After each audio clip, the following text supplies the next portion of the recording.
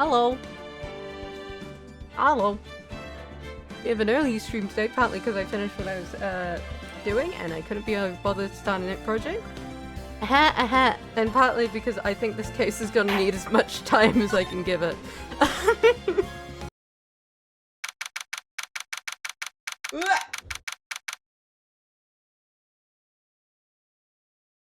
December 26th, detention center. Moo! You did it! It's a stream! Yay! You made it! Hi! Hi! Anyway, Maya's depressed.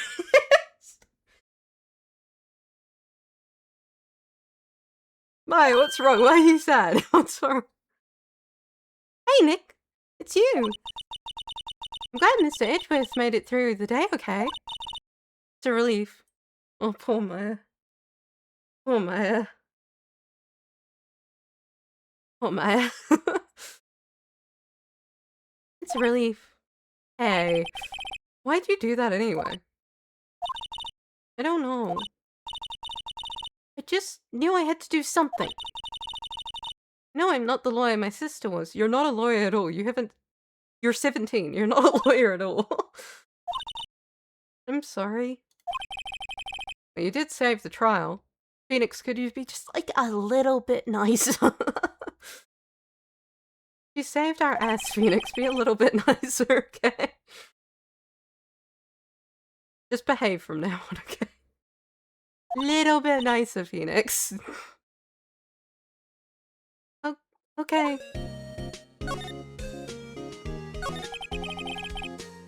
Have you been questioned yet?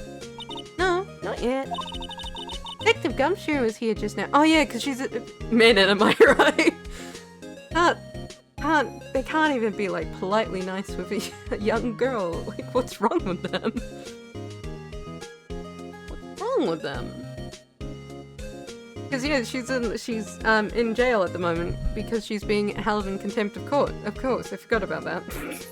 There was a little bit too much going on. I forgot about that one. He said seeing as it's your first offense, we'll let you go after questioning. Yeah. Oh, and he wanted me to get bail money ready. You can pay for me, okay? Can I? Do I have that money? How much? I don't know. I guess I'll send you a bill or something. Like it's the electricity bill. Get Maya out of jail bill. Why do I get a picture of giant bales of money every time I hear the word bail? Because it's generally a lot of money. Any luck with Maya? None.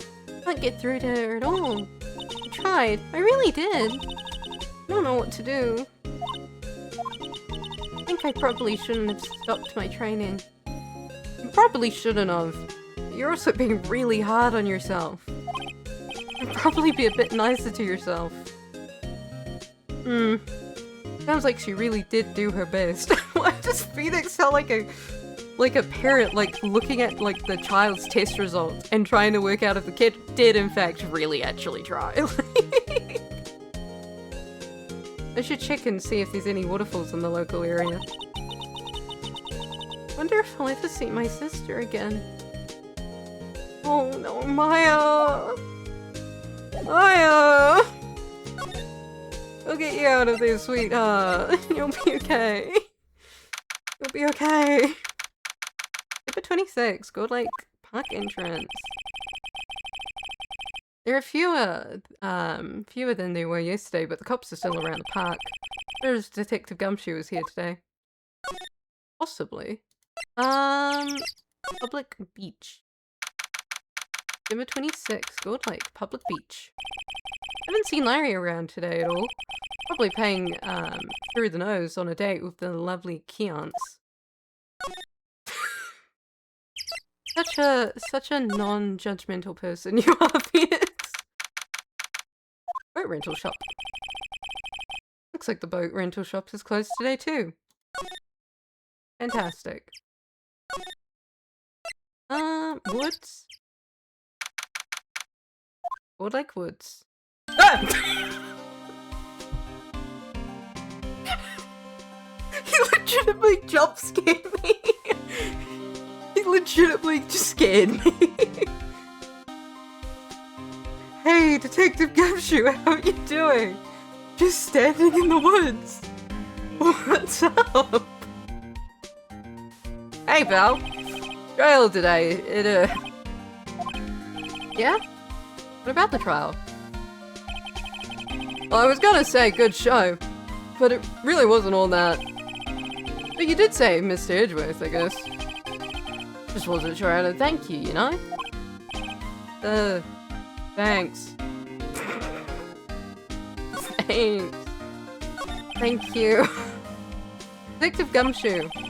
Any ideas what Von Karma is planning for tomorrow? I'm not a fan of him.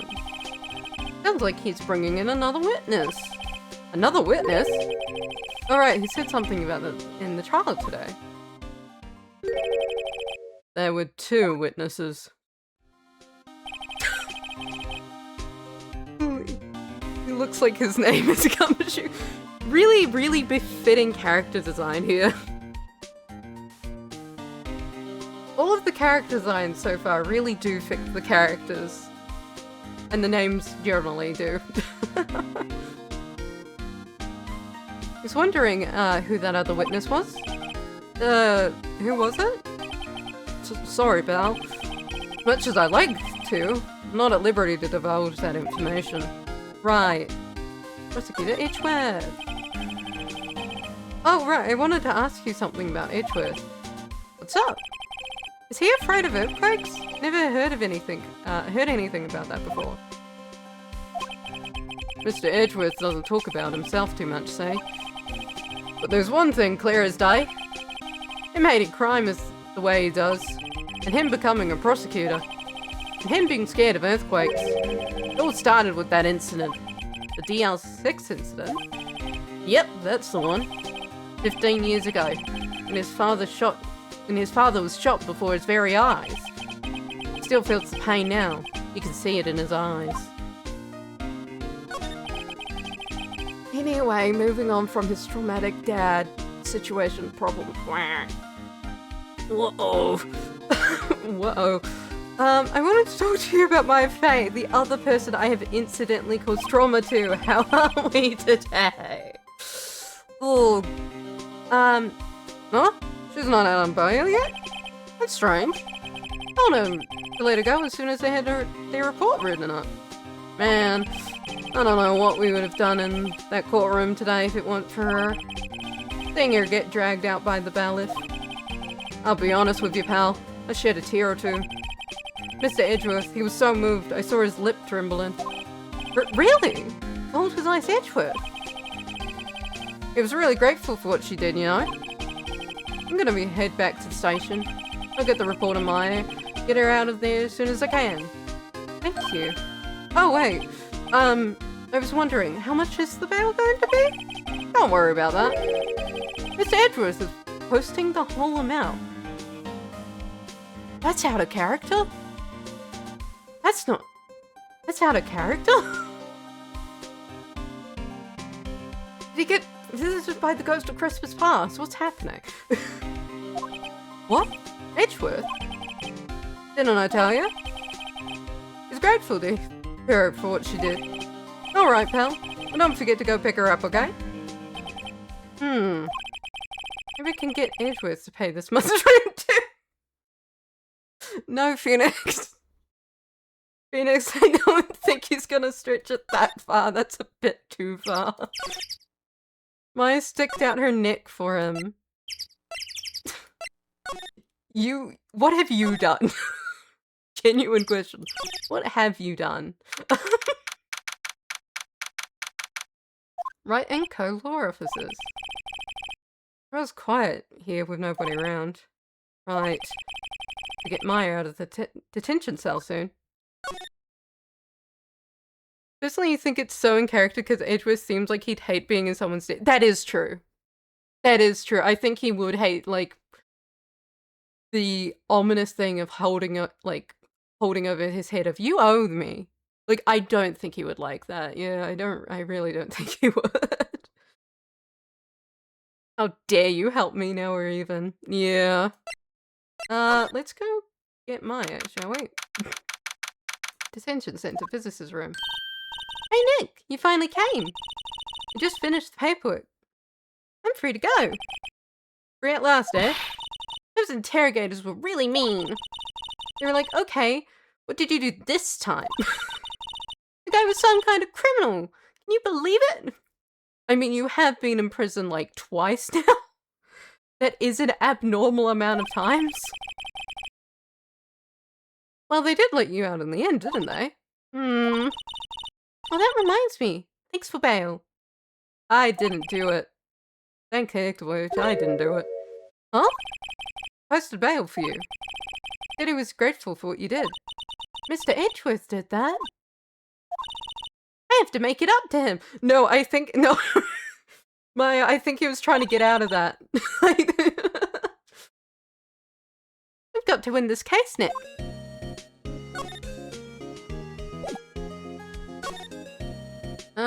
Should we go back to the law office?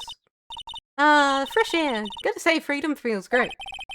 Save yourself in the courtroom tomorrow, okay? Misbehaving's much more fun. Not gonna be so much fun when Edgeworth refuses to pay your bail again. Right, I'll behave. Oh dear. Please, we can't keep having you in fucking jail. December 26th, Police Department, Criminal Affairs. Detective Gumshoe's not here. Gumshoe's at the scene of the crime again today. Huh? Oh, really? It's a live wire, that one. Got into a fight with the chief for not following protocol. Not following protocol? Yeah. Bet you wouldn't help them build a case against Edward. Yeah, I imagine so. But also, he's like, told us classified information like 10 times. Like, there aren't that many cops around today, are there? I'm probably back at the precinct working up a case against Edgeworth. Hey, y'all. Hey, it's Lotta. You really did it today. What did we do now? Yeah, I'm not complaining. See, I did a little thinking. A little self-reflection, you might say. Realised that being a witness is a mighty big responsibility. Thank you, I'm so glad you realised that after you went on the witness stand. After. Would it have killed you to realise that a little bit sooner? Just a little bit sooner. But I just went up there and started blabbering about any old thing that came to mind. What a... So you see, I want to make it up to y'all. Make it up? Today's trial. What did you think of the trial? Yeah! To be honest, I was just doing it half to say I would be a witness. Even though I didn't really see anything. I kind of convinced myself I had, though. I'm sorry, I know it caused a lot of trouble. Well, memory's a tricky, vague little thing. Yeah, I sure know that now. I'll be fine the next time I witness a I hope for your sake that doesn't happen again. Right. You mean the first time you witness a murder? I would hope no time she witnesses a murder. What about Gordy? Right. Well, I figured the trial's only stoking the flames of Gordy fever. I'll get my exclusive photos rocketed to stardom. All right, Lotta. You go, girl. Wish I could have been an investigative photographer too. Finish your spirit medium training first. You're doing too much, Maya. Lotta, what do you mean by making it up to us? Well, you see, actually I got a bit of information for you. What? That Von Karma didn't want me to say nothing about it. What information? Now we're getting to the heart of it. See, I reckon we might be able to do ourselves a little exchange. Exchange. But this was to make it up to us. That's not... No. Right? I propose a little exchange to make it up to you. No. No, that's not how that works. What? Information doesn't come cheap, my friend. Hey. What are you thinking? My, how unsophisticated these southern folks are. It's running all over your face. Let me tell you, most southerners are way more sophisticated than you. I'm just the exception.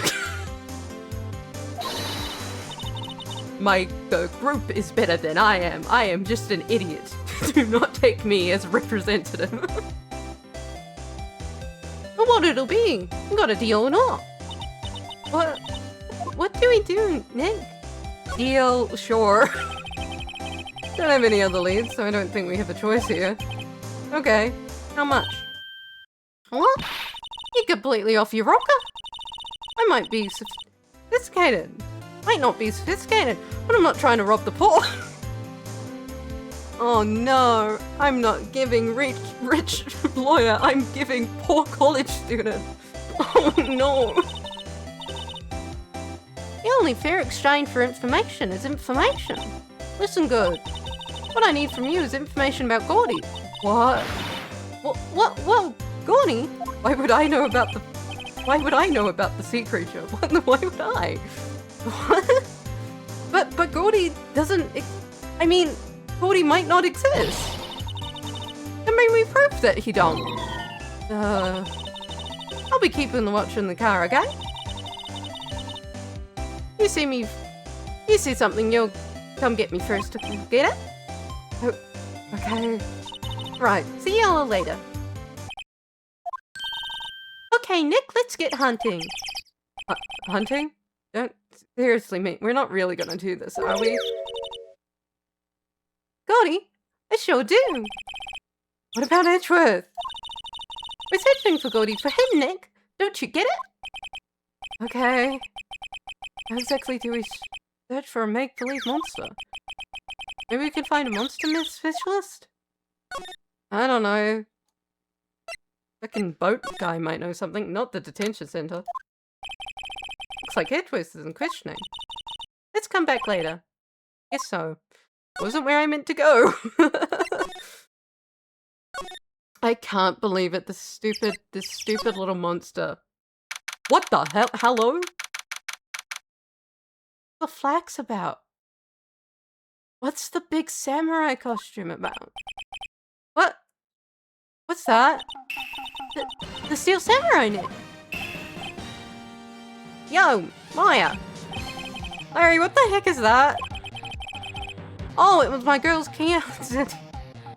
Oh no, it was the girlfriend again. Oh no, not the girlfriend again. It was all like, if you put this here, it would be really cool, like really cool. Dude, she gave it to me along with the banner. Wow. That's real impressive. She could find these for you. Well, she knows a lot of people. And that photo's finished now, so she got them free. Right. Well, he looks happy. He does look happy. Yo, Nick. What happened with Iggy? Well, we made it through the first day of court, alright? Don't know how good our prospects are from here on, though. Oh. Hey, Larry. Did you know Mr. Edgeworth's secret and weakness? He's terrified of earthquakes. He acts like a little boy. Let's all bully the traumatized man. Yay! Huh? That's weird. I don't think he was ever like that in school. No? Really? Well, you were only in the same class for a little bit. Transferred schools pretty quickly. Transferred?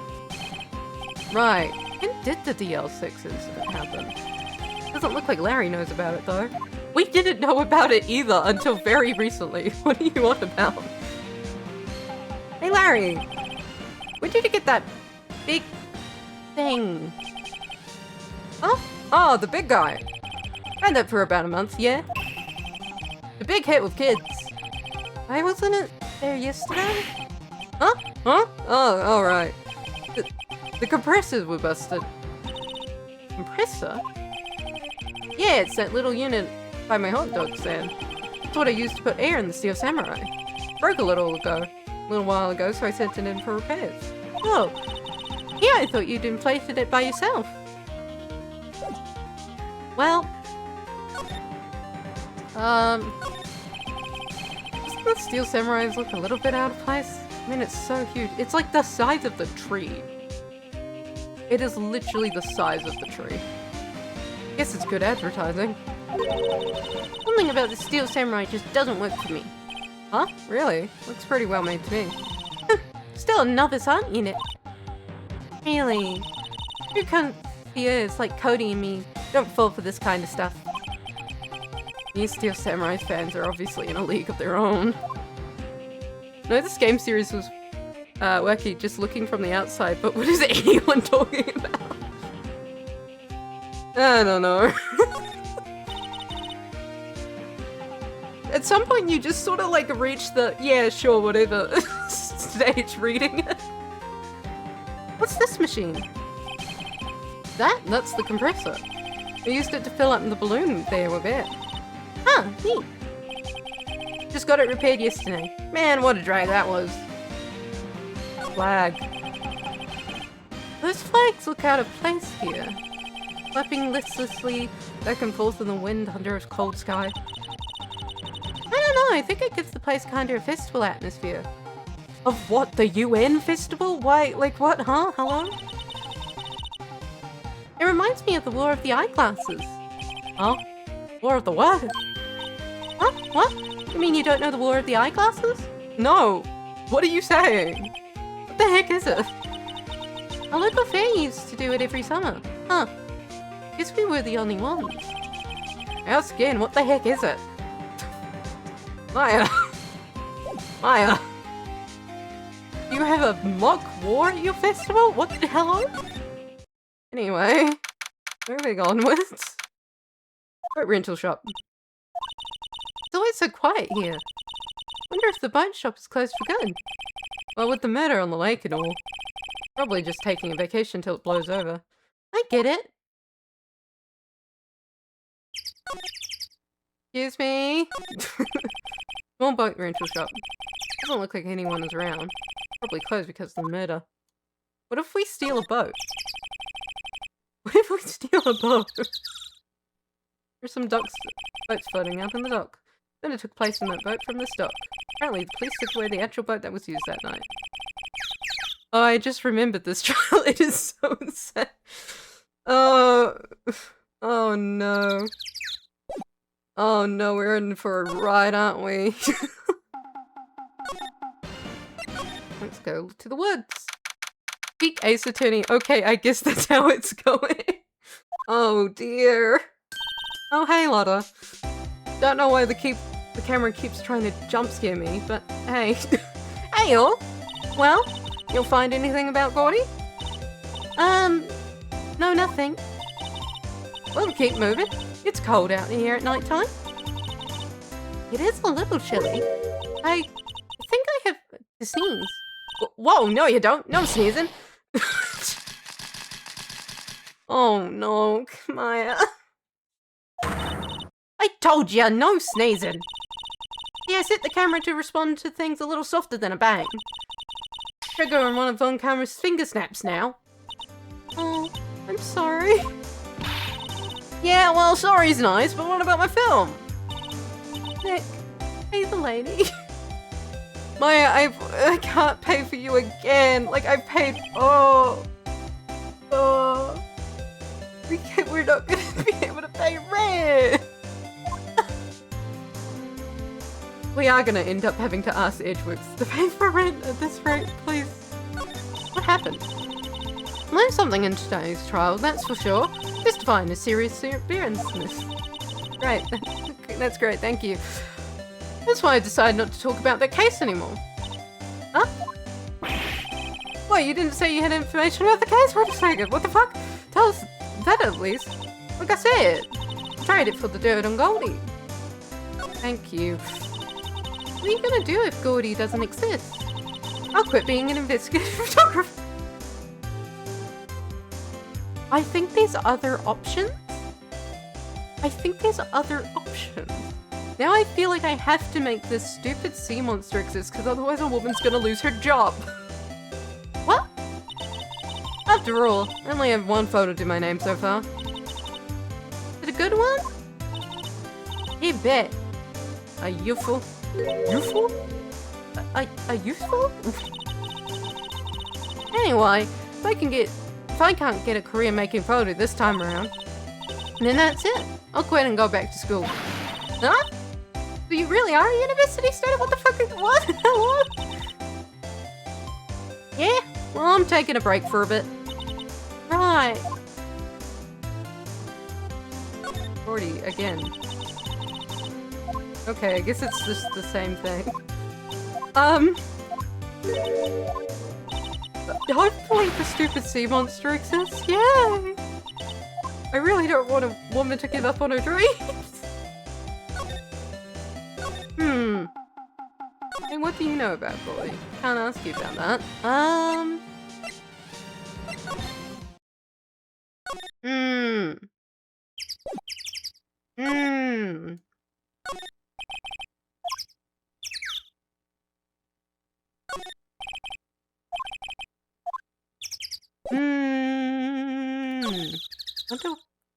Where do we go next? Where do we go? Gordy.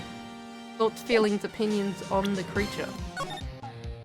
That is once again not the button I meant to press. It's the guy selling the dogs my father. Faster than I can cook them. Do you think Gordy really exists? Yeah, I think someone probably saw something else. They just thought it was Gordy.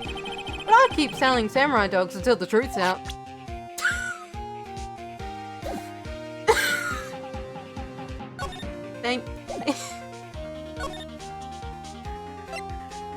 Thank you. Thank you, Mr. Butts. Moving on. Gumshoe, you're in. Hi there, Brown. What's up? You look out of sorts. I need to find a mythical creature that may or may not exist and may be an entire hoax, but I don't know. Why? You didn't go and do something that's gonna hurt Mr. Edgeworth's case again. No. What do you mean again? Well, I did give them a witness that fucked us up, so I won't. Whatever, have a seat, pal. I'm here for you if you need anything. Besides money, that is. The investigation, how's it going? How's the investigation proceeding? It's not really. I have another meeting coming up. We're supposed to talk about Mr. Edgeworth's motive.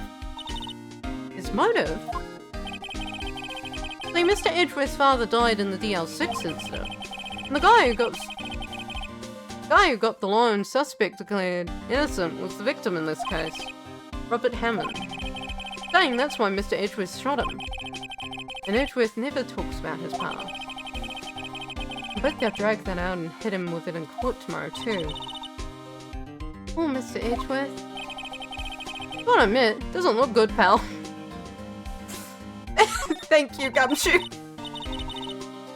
Say, detective, you know Gordy? Monster down in the Gourd Lake? Not personally, no. Well, we're looking for it. What? Are you out of your mind? You got time to go wild, monster. How about doing a little questioning for me, then? Oh, Detective Gumshoe is scaring me, Nick. Tell Detective Gumshoe about the deal with Lotto. Nick, try telling him sooner next time. Sorry. I didn't think he was gonna snap at me immediately. I see, pal. Sorry for shining at you. Okay. I, Detective Gumshoe, will be your aid in the search for Gordy. Huh? Well, you one of our newest secret weapons for finding evidence. Really? You can take whichever one you like. Secret weapons? What? Are you gonna give me a gun? What? Okay, give us the goods. Hold on now, everything's in due time. Just let me show them to you. These are our best and brightest. Introducing secret weapon, number 1, a missile! Sir, I don't think I should have a missile. Put the missile away. Missile? He's a canine police dog still in train. Oh, thank God it's a dog. Oh, it's just a dog. Missile. Missile, come here, boy. Oof. There he is. I want the dog. Give me the dog.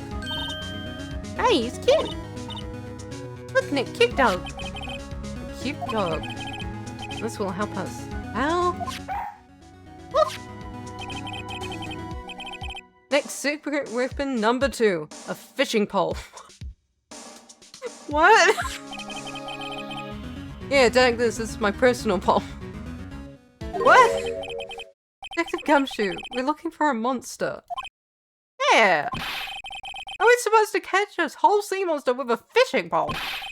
You never know until you try, pal. Okay, point taken, I guess. Okay, this next one is the last one. No, please, I'm overwhelmed by our choices. Secret weapon number 3, a metal detector. Yeah. Detective Gumshoe. We're looking for something alive. Right. How are we supposed to find that with a metal detector? Ah, you never know. Might have been eating some soda cans. Well, which will it be? Could you? If there was like a whale, could you like use a metal detector to find a whale if it ate metal? I don't know. I'm sure it's inappropriate to give out your personal pole without one. Can't be doing that, Gumshoe. Can't make up my mind, Nick. They all seem so perfect. Can't make up my mind either. Totally opposite reason. Oh well, suppose it can't hurt to borrow one of them. I am borrowing the missile. Can we borrow a missile? Sure thing, pal. I got at him. He's so cute! Oh boy. Canine missile, unit of training. Very cute with tiny eyes. Detective Gumshoe, can we borrow one of the other things? Hmm? Yeah, sure, pal. We have to take back the last one I let you in the department policy. Take your pick. I'll just keep missile for now. I don't think that's what we need. But I want to take the dog with me for a little bit. We're gonna take the little doggy on a little walkie. I don't know. Dogs can find stuff. They have noses. Hey, Nick. Hmm? Missile's been acting strangely. Dog! Missile? Oh, right, dog. That little creature of the detective. Phoenix, it's a dog. What are you on about?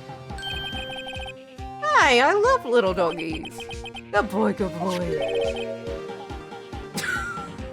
Oh God. I don't like all its teeth being drawn. What's wrong, Missile? Oh, it's like a car alarm. Missile! Missile! It sounds like a car alarm. Whoa! They in the hot dogs. I'm so sorry, Buds. I did not expect the dog to go feral and eat the dogs. I'm sorry it ate the hot dogs. I'm so sorry. The samurai dogs. Wow, you had every single one. I'm sorry, Larry. Sorry, don't break my bills, Nick. It's gonna have to this time. Sorry. Anyway, toy rental shop. Okay. What does Lotta think about dogs?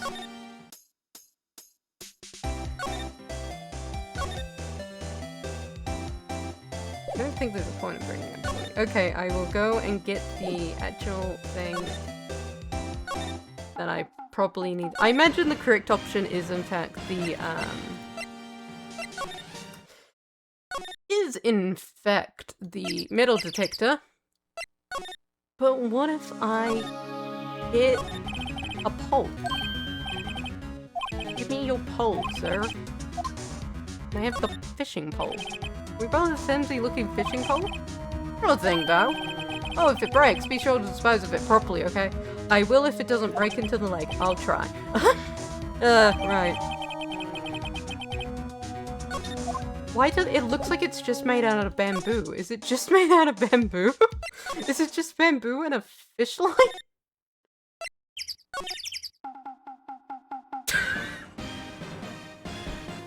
Oh, he's not impressed. Oh, he's not impressed. What are you doing there? Wow, Gold Lake is really big. Yeah. Hey Nick, why is it called Gold Lake? Oh, a long time ago they used to grow gourds around here. Whoa, no way! Sure is because it looked like a gourd when viewed from above. You know, like an hourglass shape? Well, it is shaped like a gourd actually, but that's just a coincidence. Oh, okay.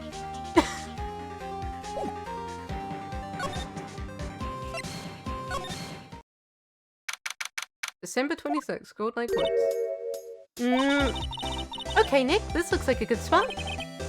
Good spot for what? Time to do some fishing. Serious. What are you gonna use for bait? Oh, yeah. Oh, what? Figured something like this would happen. Should have brought Missile along with us too. At least then we'd have bait. Phoenix. I am not putting the dog on the fish pole. I am not doing that. What is wrong with you, Phoenix Wright? Nick! How could you? Kidding, I'm kidding. Some jokes are better left untold. She hit me.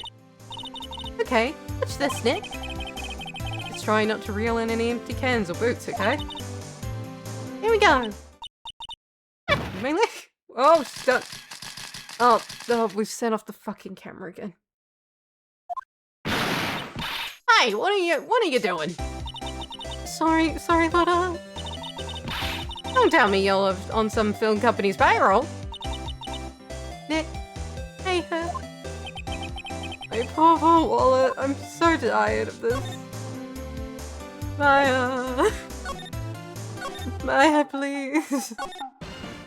How are you doing, Larry? Yeah, I think it's... Let's go get the real thing. Enough fun. Enough fun. Back to the real thing. Can I have the actual metal detector? Can you borrow that metal detector? Sure thing, pal. Not sure what we're gonna find with this. Remember, you're hunting for a monster. Anything is possible. Anything. I mean, to be honest, it could be like a metal apparatus that like floats through the water, to be honest, which means we could find it. I got a Steam achievement. Wow. Okay. Public beach time. Hey, Larry.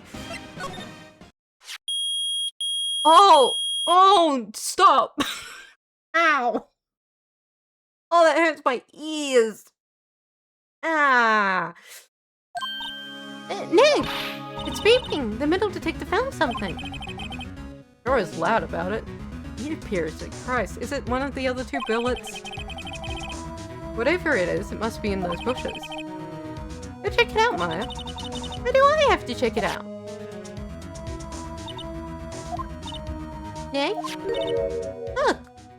It's an air canister? With flags? What the flags? What are the flags doing there? Huh? An air tank? Huh. Valve looks broken. Thought it was Gordy. Maya, first of all, why would Gordy be in the bushes? What? Second of all, why would the metal detector react to a sea monster? Oh. Huh? Something wrapped around this air tank. It looks like a string of flags? Well, we might as well take it with us now we found it. Heavy. Air tank of dubious value retrieved. Click on it is... Oh. Oh, no. I just had a horrible idea and I hope it's not true. I hope this... Oh, no. Anyway.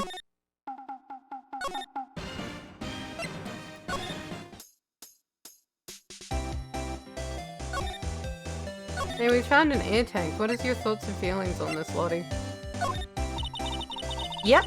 I'd have to say I know exactly squat about that. And please, like to know it's not what this is. We tried.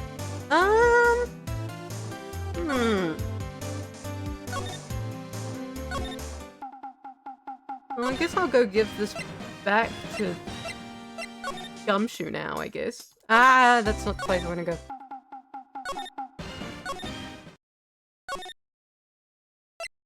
Criminal Affairs Department. December 26th. Police Department, Criminal Affairs. Detective Gumshoe isn't here. Now that you mention it, he didn't say that he had a meeting to go to. That's right. Let's come back later. You want your fucking meta detector back? Okay. Okie dokie. Okie dokie.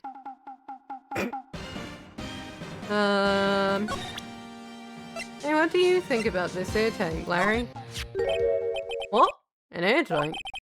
What about it? Larry, I wanted to ask you about this tank. Have you seen it before? Have you seen this before? What? Me? No, never. You're a terrible liar, Larry. Yeah, I could go diving in the middle of winter. Something about the way his eyes twitched when I showed him the tank. I think I'd better pursue this line of questioning a little further.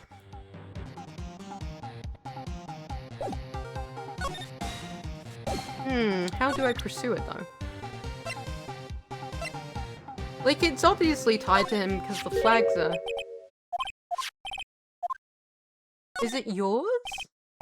Hey, is this air tank yours? Why would I have something like that? Look, see how there's a string of flags around the tank valve?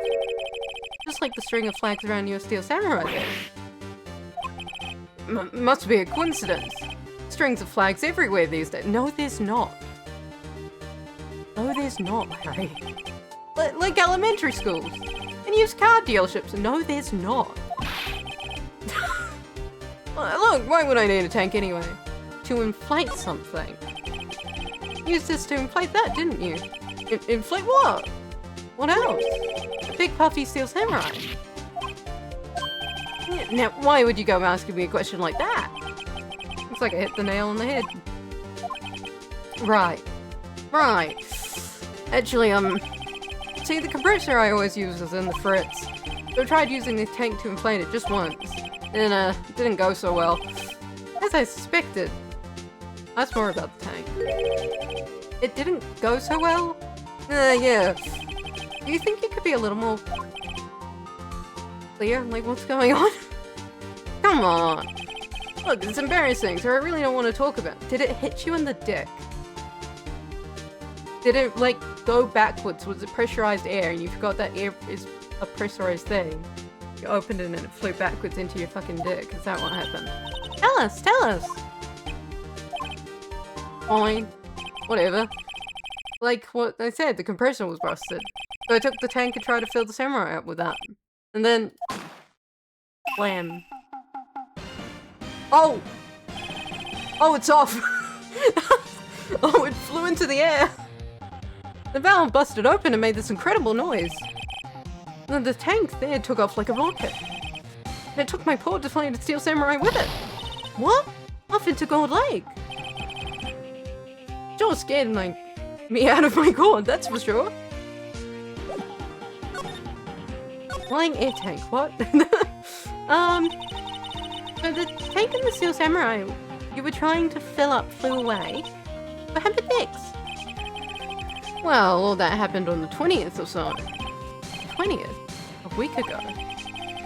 Now, as far as I could see, the tank went flying out into the lake. So I went out every night in a boat looking for it. I mean, Coyotes gave me the Steel Samurai after all. When did you find it? Just the night before last. Why do you look so nervous?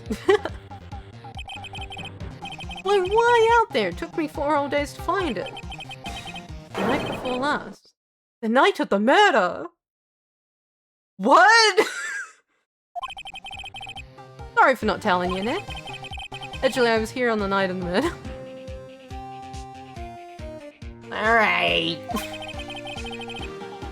You say I went home before midnight? So you didn't know about what happened? No. It's too bad. Not all bad. Solved one mystery at least. Mystery? Maybe we should go tell her.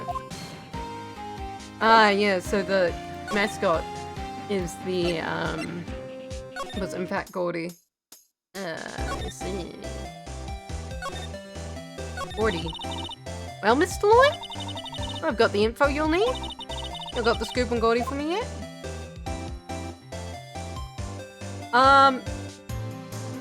Gordy doesn't exist? Lotta, there is no such thing as Gordy. What?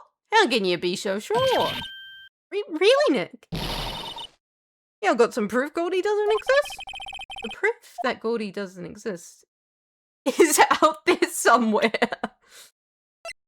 I have it. Is here? Of course I have proof. My lawyer works his badge will make a claim without proof to back it up. It's the proof that Gordy doesn't exist. It can. Take that! Larry's air tank? What are you doing with an air tank? This is Gordy. Excuse me? What exactly are you saying, Nick? There's a stand near here, a hot dog stand. There's a giant inflatable samurai doll there. About a week ago, an idiot who happens to be a friend of mine tried to sell it. He used this air tank, and when the valve flew, the tank flew into the lake.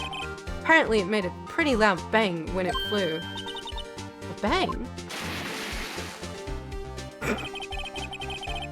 The tank, along with the steel deflated samurai, fell into the lake. At the same time, the couple was taking a photograph of the lake. This photo. Wait, so you're saying that Gordy is really the Steel Samurai? I'm so sorry, Lotta. I didn't want to... I'm so sorry. You could write about it. You might not be a photographer. You could be just a normal journalist. Well, that's a fine way to ruin a gal's dreams. I'm so sorry, Lotta. I'm sorry, Lotta. No, it's okay. You win. I'll give you your info like I promised. Oh, Lotta. Can I have the info anyway? So, tell me this information you have. Promise is a promise, I guess. I overheard the cops around here were saying something about a witness tomorrow. They say he's the caretaker of the boat rental place on the path up there. A boat rental? Is someone there? I mean, it looks so deserted. Just an old boy living by himself. You should go check it out. Thanks, Lotta. We will. Let's get cracking, Nick. Hold on. Something else? Yeah. Night on the murder. Camera clicked twice, you know. Yes, I do know. I was wondering about what was happening there. Wait, so you have another photo? Well, yeah, but there's nothing in it at all. Just the lake. Figured it wouldn't be much use as evidence, so I kept it to myself. Oh, it might not be all helpful at all, but yeah, take it. 11:50 p.m. Bye now. You'll take care. Time for me to pack up and leave. I'm sorry, Lotta. Oh, Lotta. It's all Larry's fault. Larry didn't know it was gonna be him. Larry didn't know this could happen. Not his fault he doesn't understand physics. Legend still lives on, I guess. A legend? Yeah. Legend of Larry. Similar to all who know him for any length of time. When something smells, usually the butts. Someone should whip that butts into shape. I think he's a lost cause, Maya. Hey, Larry. Anyway, boat time. Number 26, boat rental shop. Hey, Nick. This is the boat shop that Lotta was talking about. You're right. Doesn't seem to be anyone around at all. Let's go check it out anyway. I am going to break and enter. Let me into the building. More boat rental shop. Doesn't look like anyone is around. Probably closed because of the meta. I don't know what exactly I'm meant to do here. I have looked around. I have looked. Wee woo wee woo.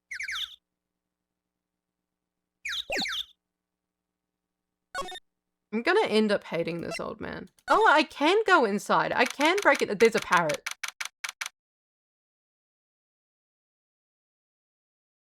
Why is there a parrot?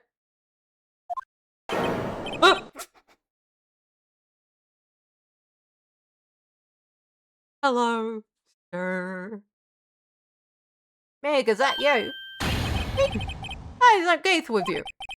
How have you two been? Don't worry, sick. Nick, you handle this. I think I'll leave this one up to you, Maya. Meg! Yes? I ain't made up your mind, have you? My mind? I run the pasta shop when I'm gone. Pasta? Go to hear it. Like your old man Brown. When kids left the house, I didn't know what to think. How am I supposed to keep this place running an old man like me? Polly, the kids are home. You guys are so funny. Hello. Hello. Nick? What's that? Alright. One on that perch. It's fucking huge when you think about it in like comparison to everything else. I've not encountered a real life parrot, but our real life parrot's this big. This seems comically large. Why is it so large? Hey! Yes! I'll leave the wet noodle in your capable hands, Sonny. Nick? What's the wet noodle? The name of the shop, probably? Based on the available evidence, I say it's the name of the pasta shop. It's a relief, isn't it, Polly? Hello. Yep. Oh, there he goes. He fell asleep. I guess he's relieved. Wait, wake him up. Fish. Oh, there's a lot of very fish in Gold Lake, aren't there? Something's funny, Nick. All these fish are saltwater fish. I mean, man could just like fish. I don't know. Wow, he has a television in here too. Fishing pole. This fishing pole looks expensive. Crackers. Look, Nick, he has an electric blanket on his table. Looks warm. It's a great idea. We should do that in the office. You can sit down with our clients, snug and warm, and drink cocoa. I don't think that's the vibe. What about... And what? Talk about murders? Oh, you're a party pooper, Nick. We could just talk about tax evasion or something. Like, I don't know. Financial crime. Looks like a kitchen unit. It's pretty clean. Funny, he doesn't look like the type who'd keep things tidy like that. Clean, huh? What the fuck is this? Getting Nick? It's running a pasta shop here. I would not call that back plate clean. Hello, parrot. Wow, what an amazing parrot that is. Good morning. Hello. It annoyed me.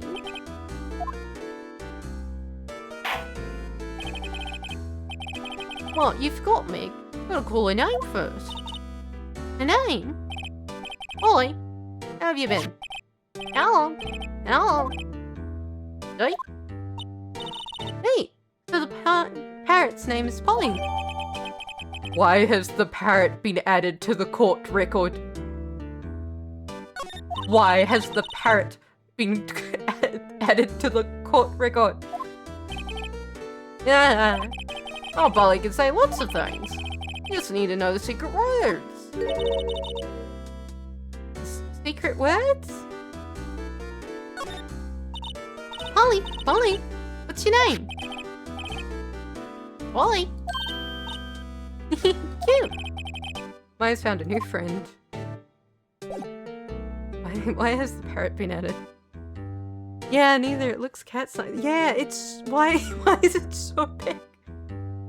Why is it so fucking huge? I'm sorry to wake you up, sir. Pasta shop. Yep. It was a wet noodle. Live on when I'm gone. Father started it, you know. So that makes it third generation. Me.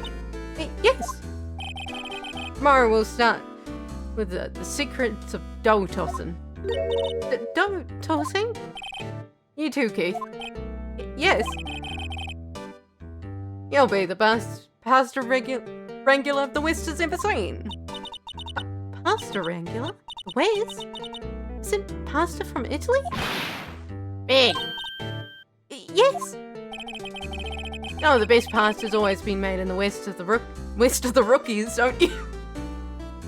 No? Right, of course, everyone knows that. Nick? How long do we have to keep up Orland's family this ride? The old man must know something about the murder. Not leaving until we find out what that is. The boat rental shop.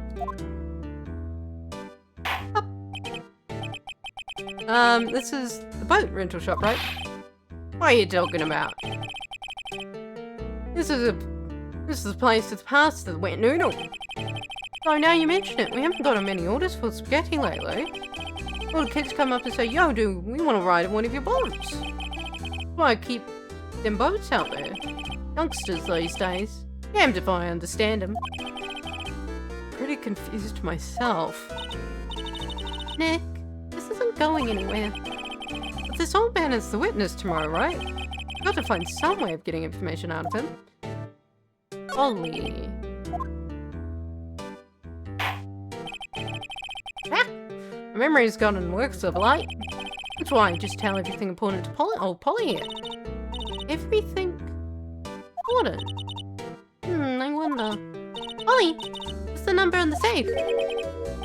1228.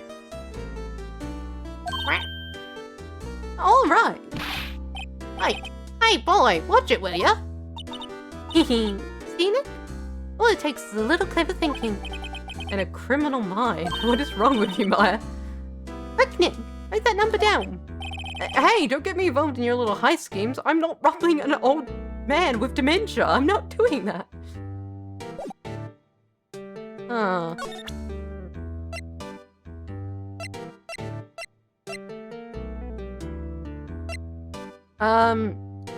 Ollie.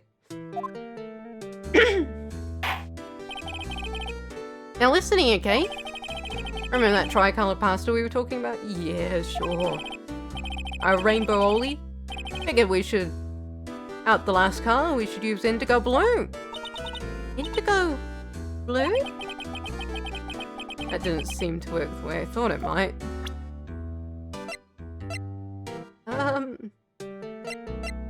Metal detector, man. Now listen here, Kate. Remember the okay.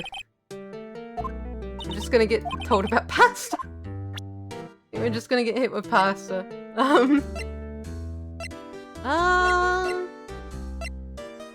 Done.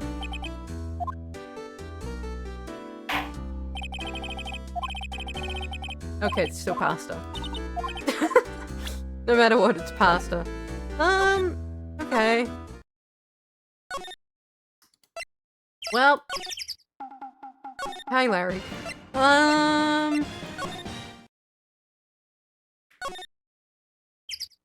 Oh, she's gone.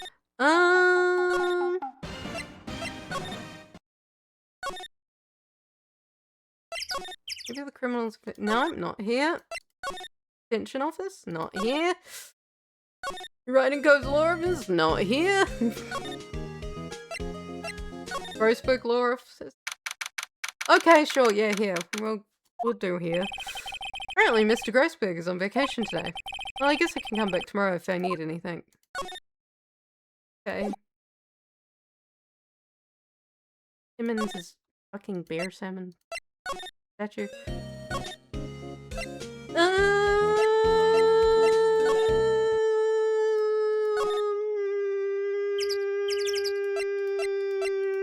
Where are we going?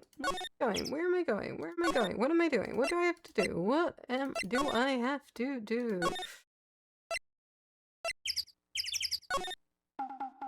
Hey Larry, what's your thoughts on this parrot?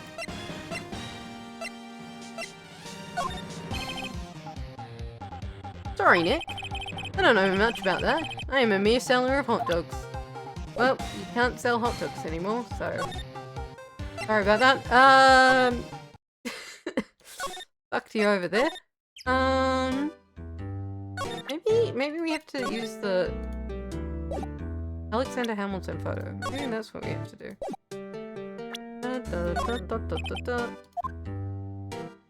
Please do not talk to me about pasta here.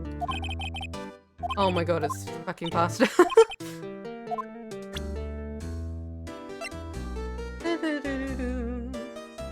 Maybe it's all pasta. Maybe I just need to think harder about pasta. Parrot.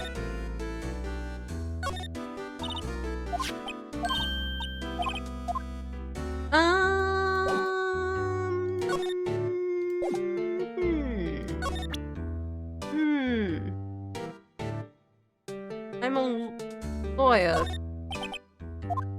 I'm a lawyer.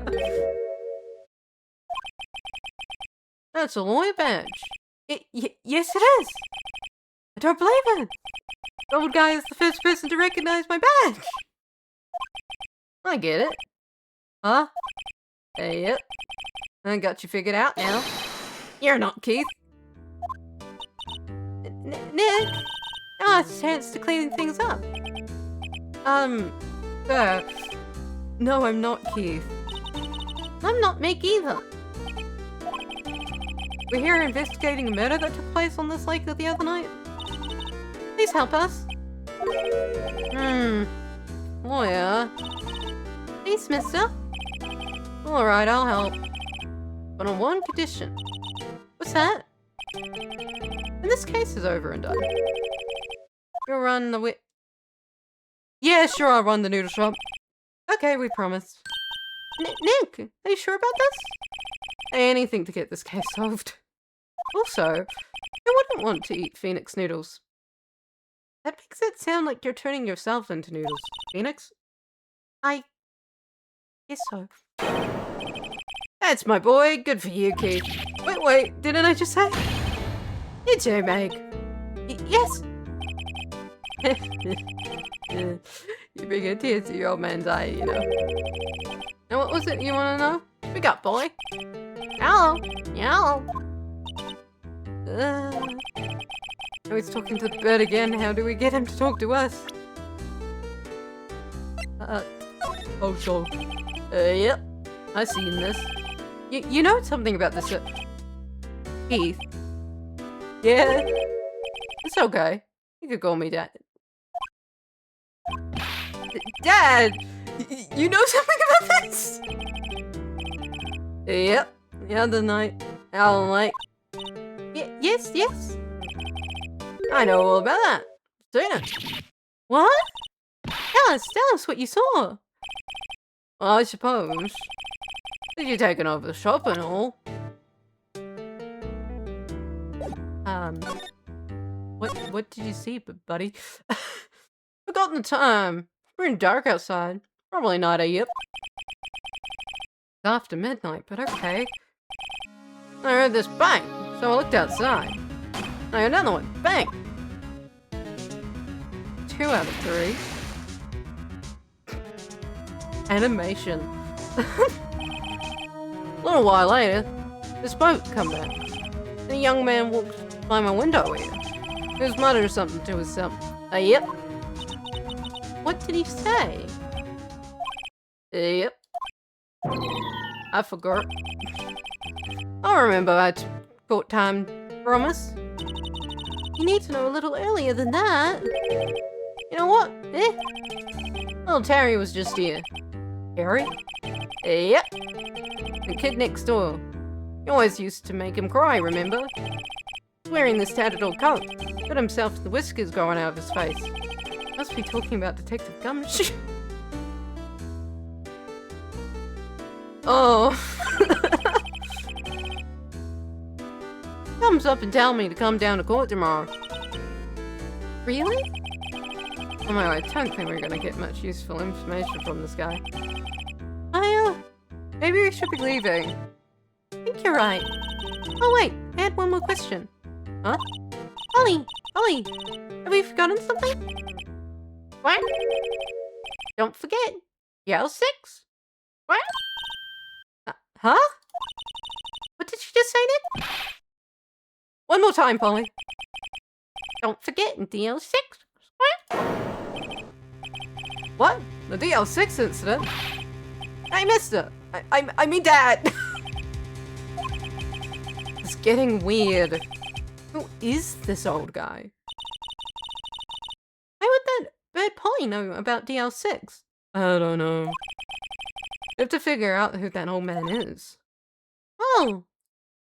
What? He locked the door from the other side. Who could that old man be? I think I need to do a little bit more research on this DL6 incident. Maybe I should ask Detective Gumshoe. Hippity, hi Larry. Hippity hoppity, back to the precinct. Precinct. Hippity hoppity. December 26. Hey Bill, long time no see. You don't look so happy. What's wrong this time? Actually, we wanted to ask you something. Yeah? Boat caretaker. You know that, boat rental shop down on Gold Lake? Oh yeah? An old man who runs it is appearing as a witness in court tomorrow, right? Oh? How'd you... Oh, so it's be top secret. Do you know who that old man is, Detective? Actually, I don't. Bit of an odd bird. Haven't been able to get a straight answer out of him.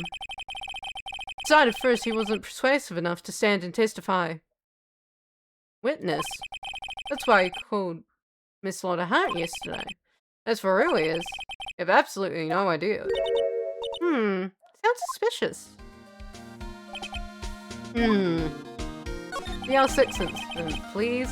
Detective Gumshoe, please help us. What's this DL6 incident about? What's happening? Huh? We need to know about the DL6 incident. That was when Edgeworth's father died. Can't help but think it has something to do with this current case. To tell the truth, I don't know much about DL6 either. Mr. Edgeworth forbade us from reading the file.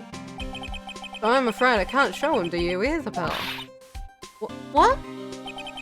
However, if you can convince me somehow that the DL6 incident is related to this case, well, I guess I'd consider opening the file up. Oh. Ah. So we have the Maya Fey photo. Which... The bird! What's that? Parrot? The old man at the boat rental shop, Parrot. Parrot knew about the incident. That incident? DL6. What? Polly! Have we forgotten something? What? Don't forget DL6. What? Huh?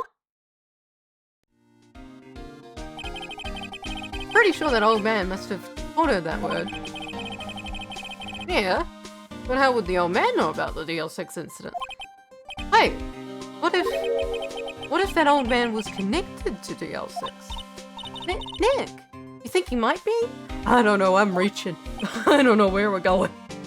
I'm on a roller coaster and I can't get off. I get you.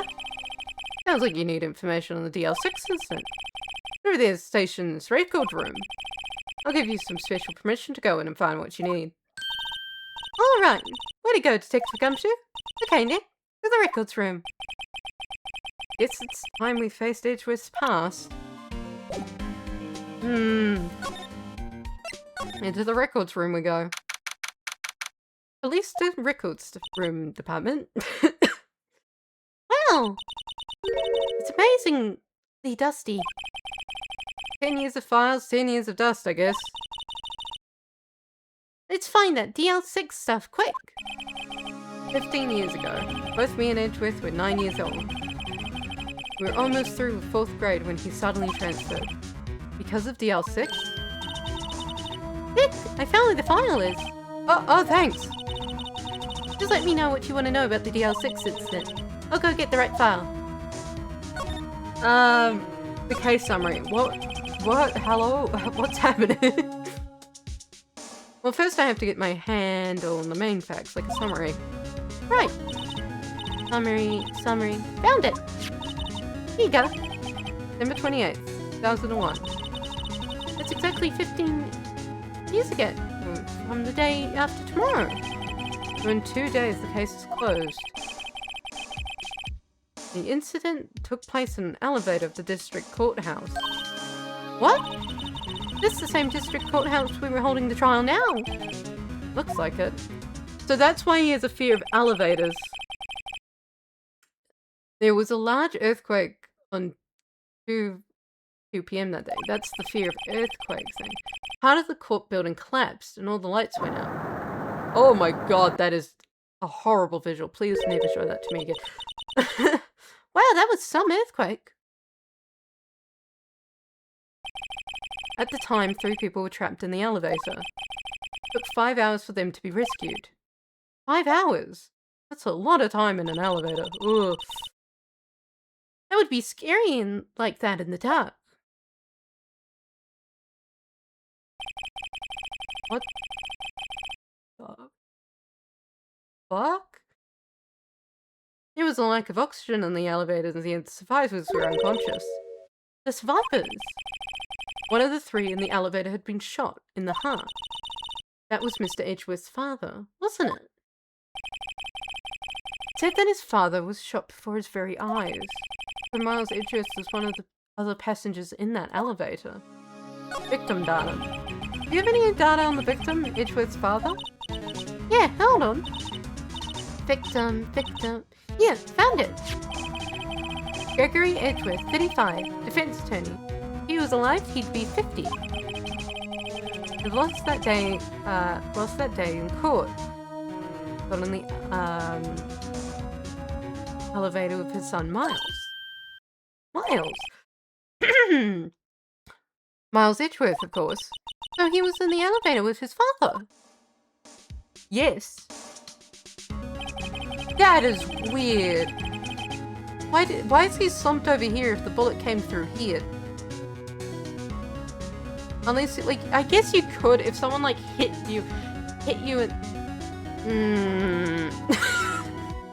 hit you in the chest, there's a chance you would rotate. But I feel like you would be more likely to just be, like... back. From the angle of the bullet and the other evidence, it could not have been a suicide. Yeah, it came in through the fucking window. Yeah. The murder weapon, a pistol, was found in the elevator.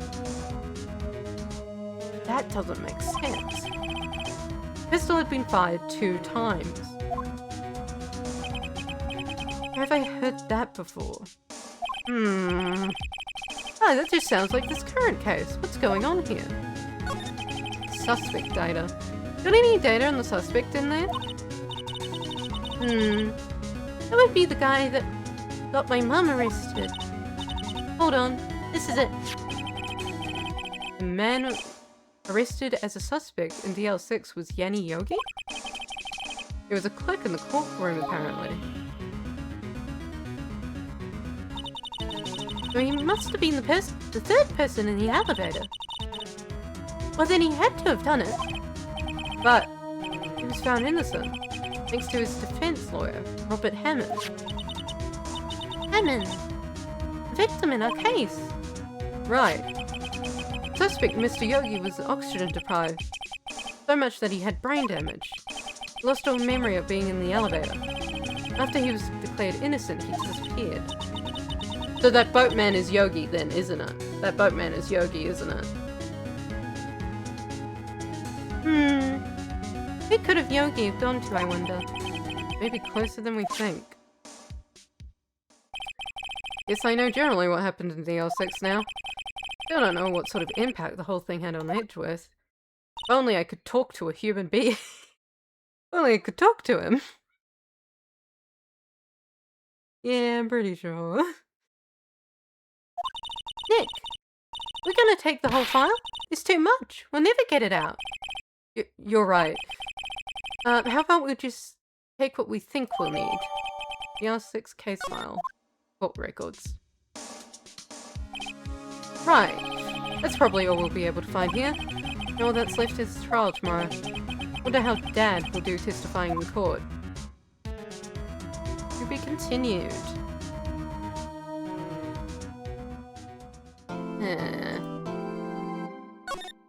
Time for a court of the century, I imagine. Gonna be a little bit of a clown fest, I think.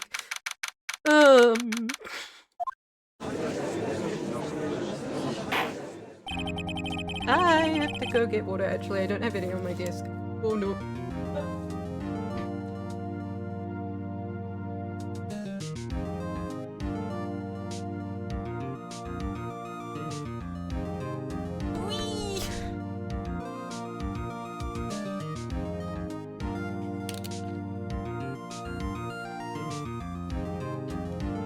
Water.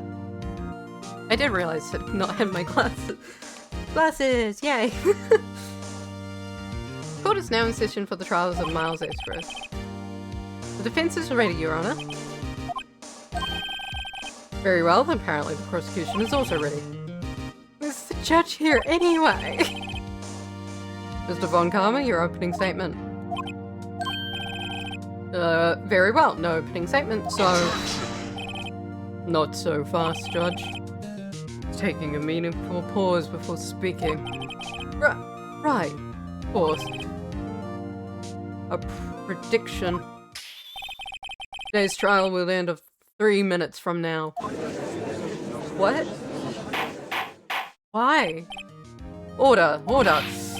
Mr. Von Karma, what is the meaning of that statement just now? Blah! Must you question everything? Will all be over in 3 minutes. We have no time to waste. Call my witness now. Right. Call my witness, my decisive witness to the stand. That mysterious boat shop owner.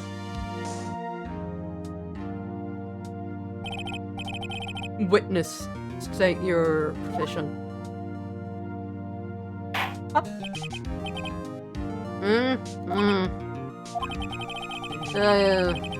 Proprietor of the restaurant Wet Noodle at Gourd Lake. Also rent boats.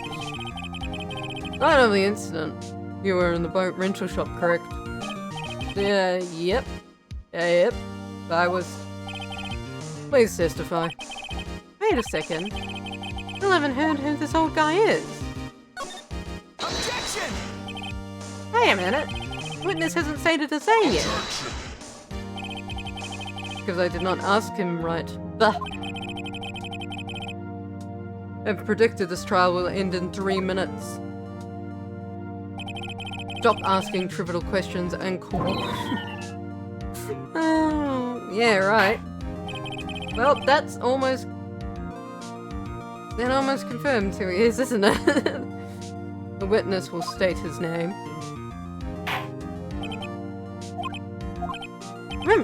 Well, not really sure yet. What do you mean? My, memory. Your Honor, the witness does not remember anything beyond the last several years. Ergo, he cannot recall his last name. Can't recall, you say?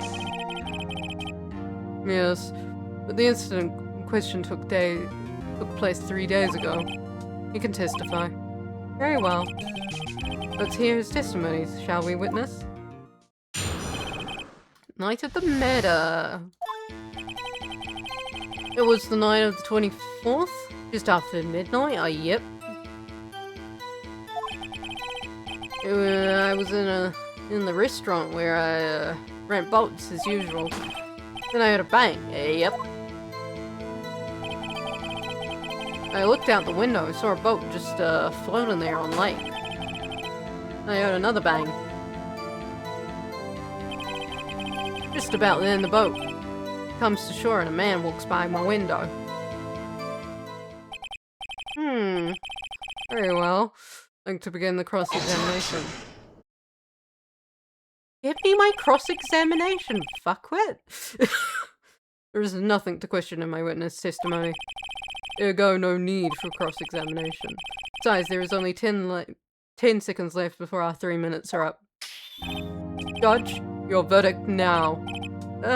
Yes. Mr. Wright? Give me! What are you saying? Of course I'll cross-examine the witness. Very well. You may begin. Oh! Excuse me? Mr. Von Karma. 3 minutes just passed. I see. Well, then, let's take our time. May cross-examine the witness. Oh no. 24th, just after midnight. Yep. Just after midnight, you say? Yep. Just around then. Are you sure? Pretty sure, yep. When I talked to you yesterday, you were rather vague about the time. I'm surprised you seem so sure about it today. Objection. I asked him and he remembered. Isn't that right? Oh, he's asleep. Don't glare at me like that. I remember it clearly. I did. Yep. You see? Continue. In the restaurant where I rent boats as usual. Is there anyone who can verify that? Well, I guess Polly could. That's not good enough for the court of law. Mr. Wright, exactly what's not good enough? Your Honor, Polly is a parrot. A parrot? Don't be so hard on the girl, Keith boy. Keith? Prosecution concedes that we cannot prove the witness was in the shop. Witness, please continue. And a bang. Yep. And where did the bang seem to come from? Up. From the lake, I figured. Are you certain? Yep. Good. Continue. It does not seem certain, actually. Was there someone in the boat? It was pretty far out there, so we couldn't see clearly. I figured there was 2 men there. Out there, yep. You just like... Yeah, that feels like 2 men over there. But you couldn't see them clearly. Yep. At the time, that is. At the time? Then I heard another bang. So you heard 2 gunshots total. Yep. That's what Lotus said in her testimony yesterday. Just about when the boat comes back to shore and a man walks by from my window. What man? Who man? By your window? Yep, my window. Right outside the window of my little shack. And could you see the man's face? Well, the fog was pretty darn thick, but he was right there in front of me. I saw him. This is a rather important detail. Please add it to your testimony. Why is he tisking me? I have a bad feeling about this. That man was the defendant. He was saying, can't believe he's dead. Are you sure? Uh-oh. Dad! Dead, sir, in the case. He said, I can't believe he's dead. This is what can I do? Oh. Witness, are you sure that the person you saw was Miles Edgeworth? It was him, that Edgeworth boy. Oh, down he goes. Hey, shouldn't we call an ambulance? Like an old man just fainted. No? Okay. This sounds like decisive evidence indeed. See no room for doubt. On karma. Lured me into cross-examining so he could set me up for foul. Stop fucking testing me. Nick, I don't like the way things are going here. Everyone in the courtroom is glaring at us. Better act quick. This trial's gonna be over. Objection!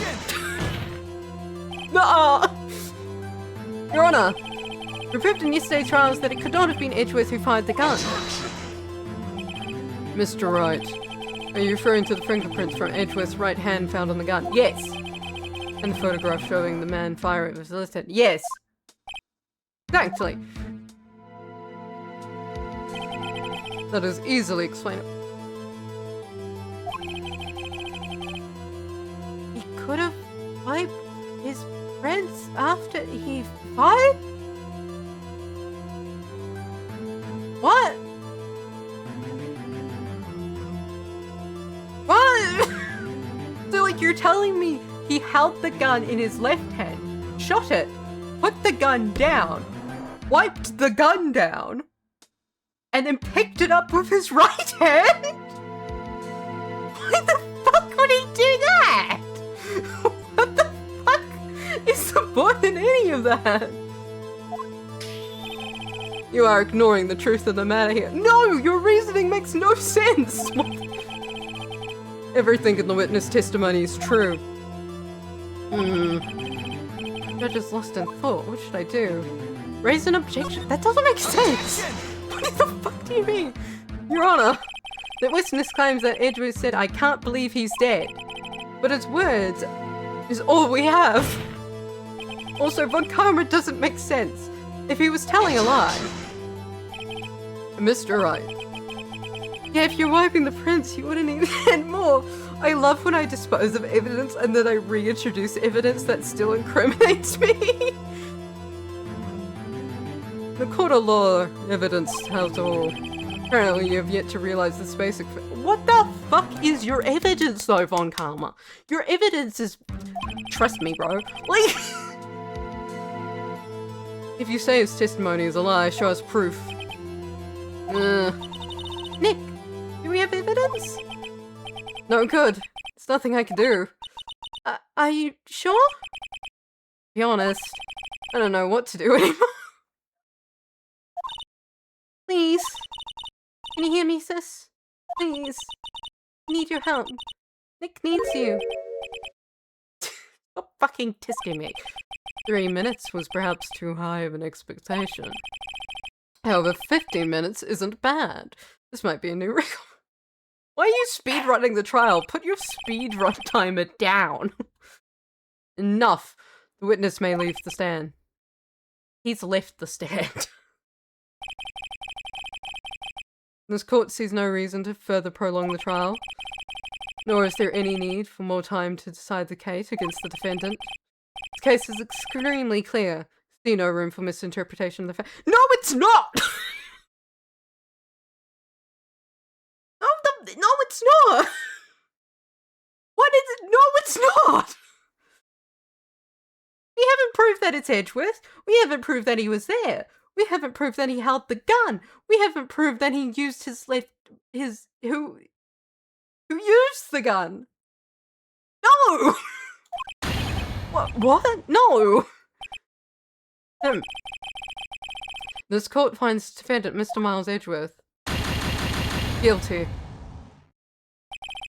The accused will surrender to the court immediately. Be held pending trial in the High Court with the months from today's date. That is all. This court is adjourned.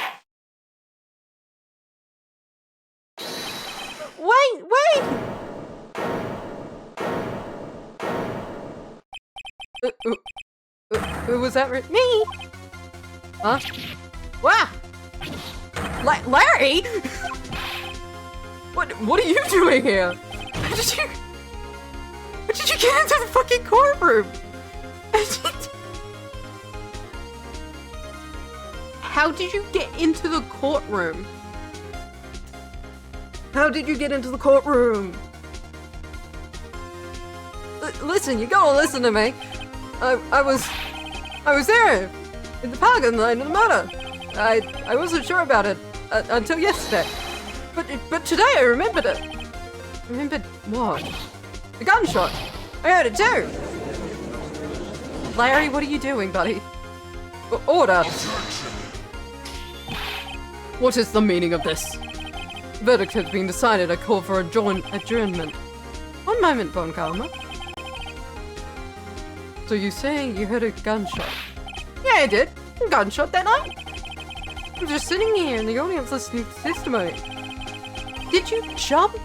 Where did you come from? Like, there's not like an audience section in court. Where did you come from?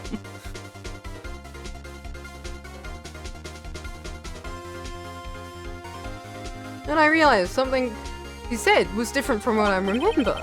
Anyhow, I can't just sit here and let you call AG a murderer. It's just not right. I'll testify. Let me testify. Let me testify. Order! Order! Well, this is the first time something has happened like this in my court. I'm not quite sure how to proceed. Judge, you've already given your decision. Trial is over. Nick, this is it. Larry's given us one final chance at this. She's right. Only if it wasn't Larry. Bakers can't be tuners if Phoenix, pick up your fucking slack. Make things even worse. Mr. Edgeworth, it's just declared guilty, Nick. Doesn't get any worse. You're right. Okay. Your Honor, there's another witness. It is our duty to hear him speak. Right here, right now. A waste of time. Verdict cannot be overturned. Allow me to speak my opinion. In all court proceeding, it is our duty to prevent an inaccurate verdict. Is it now? You sure haven't been acting like that. In order to make sure there is no mistakes being made, every witness should be heard. What is this? I withdraw my previous verdict of guilty. Yay! Yippee! Mr. Von Karma, I order you to call this new witness to testify. Ah! Ah. Well, I'm like glad that the judge, at the very least, is on our side. I'm glad he's not corrupt. Now, what? The court will adjourn for 5-minute recess. Boy, boy. After that, we will hear this new witness. Court is adjourned.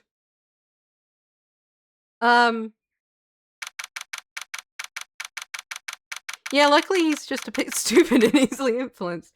Luckily, it will take a dim light bulb over a fucking corruption case any day.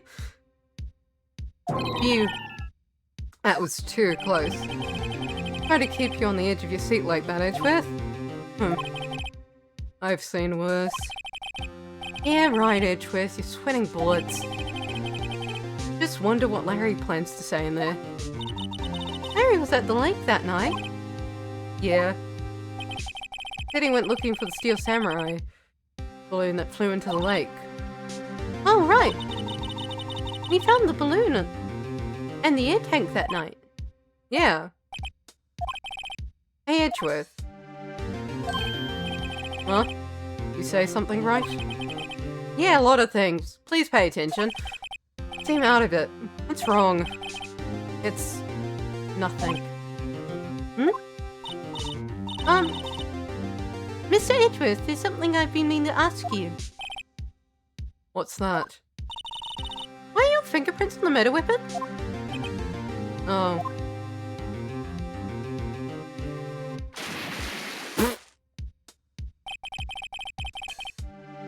When he fell into the lake, it went into a daze. Couldn't understand what had happened. Couldn't think straight. Then I saw the pistol lying on the floor of the boat in front of me. Picked it up without thinking. Sorry, the fucking face in this illustration gets me every time. He's like, what the fuck is that? What's happened?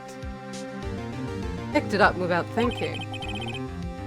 Didn't have a reason, really. I see. Right. Yeah. Might be our chance. Our chance? When karma has only run perfect trials. Perfect trials? Perfectly prepared witnesses, perfectly complete evidence. That's the secret to his success. This is the first time he's ever had to deal with something unexpected. As to let someone hasn't even talked to testify before the court. And that someone is Larry. What are you getting at? It's likely his testimony will be full of holes, right? That's right, Nick. No 10-minute trial this time. We'll milk this one for all it's worth. Hey, it was 15 minutes. 10. Everything's on Larry now.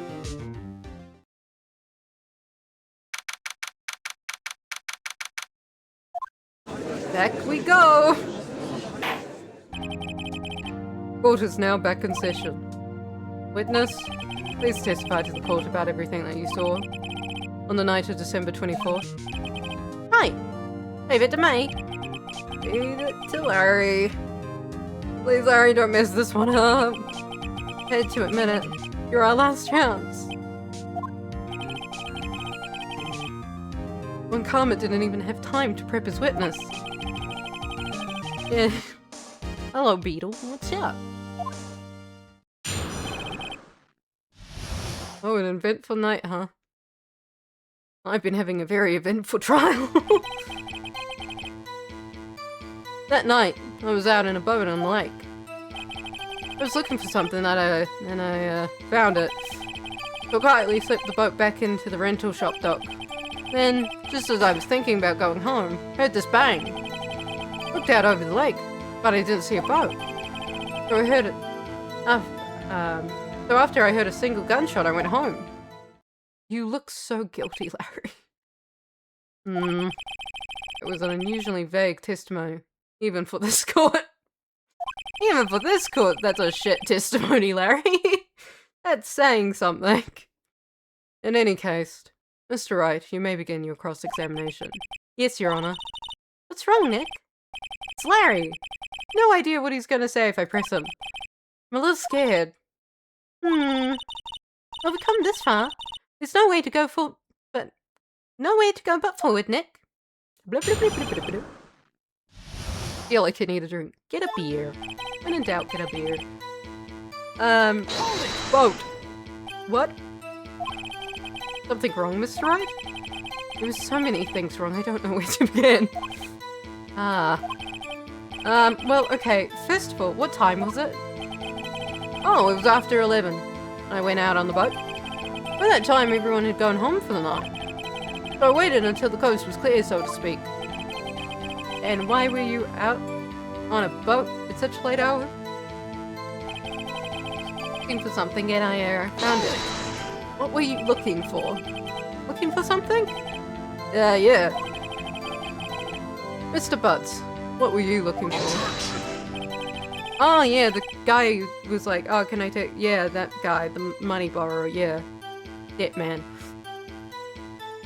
What the witness was searching for is irrelevant.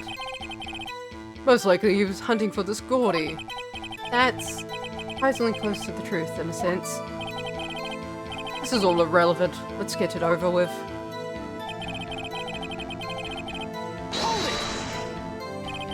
Around what time was that? Well, let's see. Figured it was out searching for about an hour. This is around 12. Yeah. You're not sure? Hey, don't give me that face. You're not some sort of human sundial, okay? People use watches these days, Larry. We let them go today and they went ballistic. Hope everything worked out though.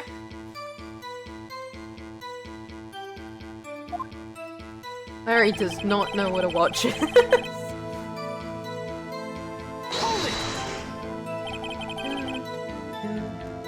Where did that sound come from? Yeah, well, I wasn't too sure about that.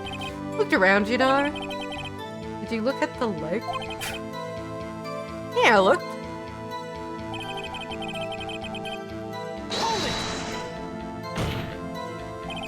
Wasn't there a boat on the lake? Order! Order! Well, Mr. Butts? Whoa!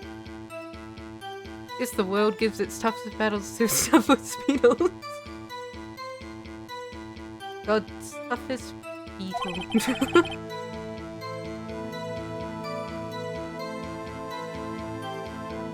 Everyone just calm down, okay? I mean, it was real foggy that night. Not sure whether it was a boat out there or not. Oh, okay, no problem.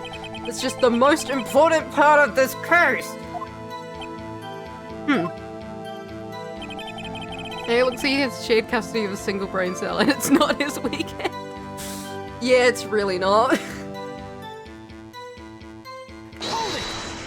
I don't know if it's ever his... I don't know if he ever gets the custody of the brain cell, to be honest. So, you only heard one bang, correct? Yeah. Oh. Well, Nick? Pretty wishy-washy testimony, wasn't it? Guess I should just start working on the contradictions. Sorry. Wish I could be more helpful. Wish I could call my sister. You're doing plenty, Maya. You're doing great. Doing great. Fantastic. Doing fantastic.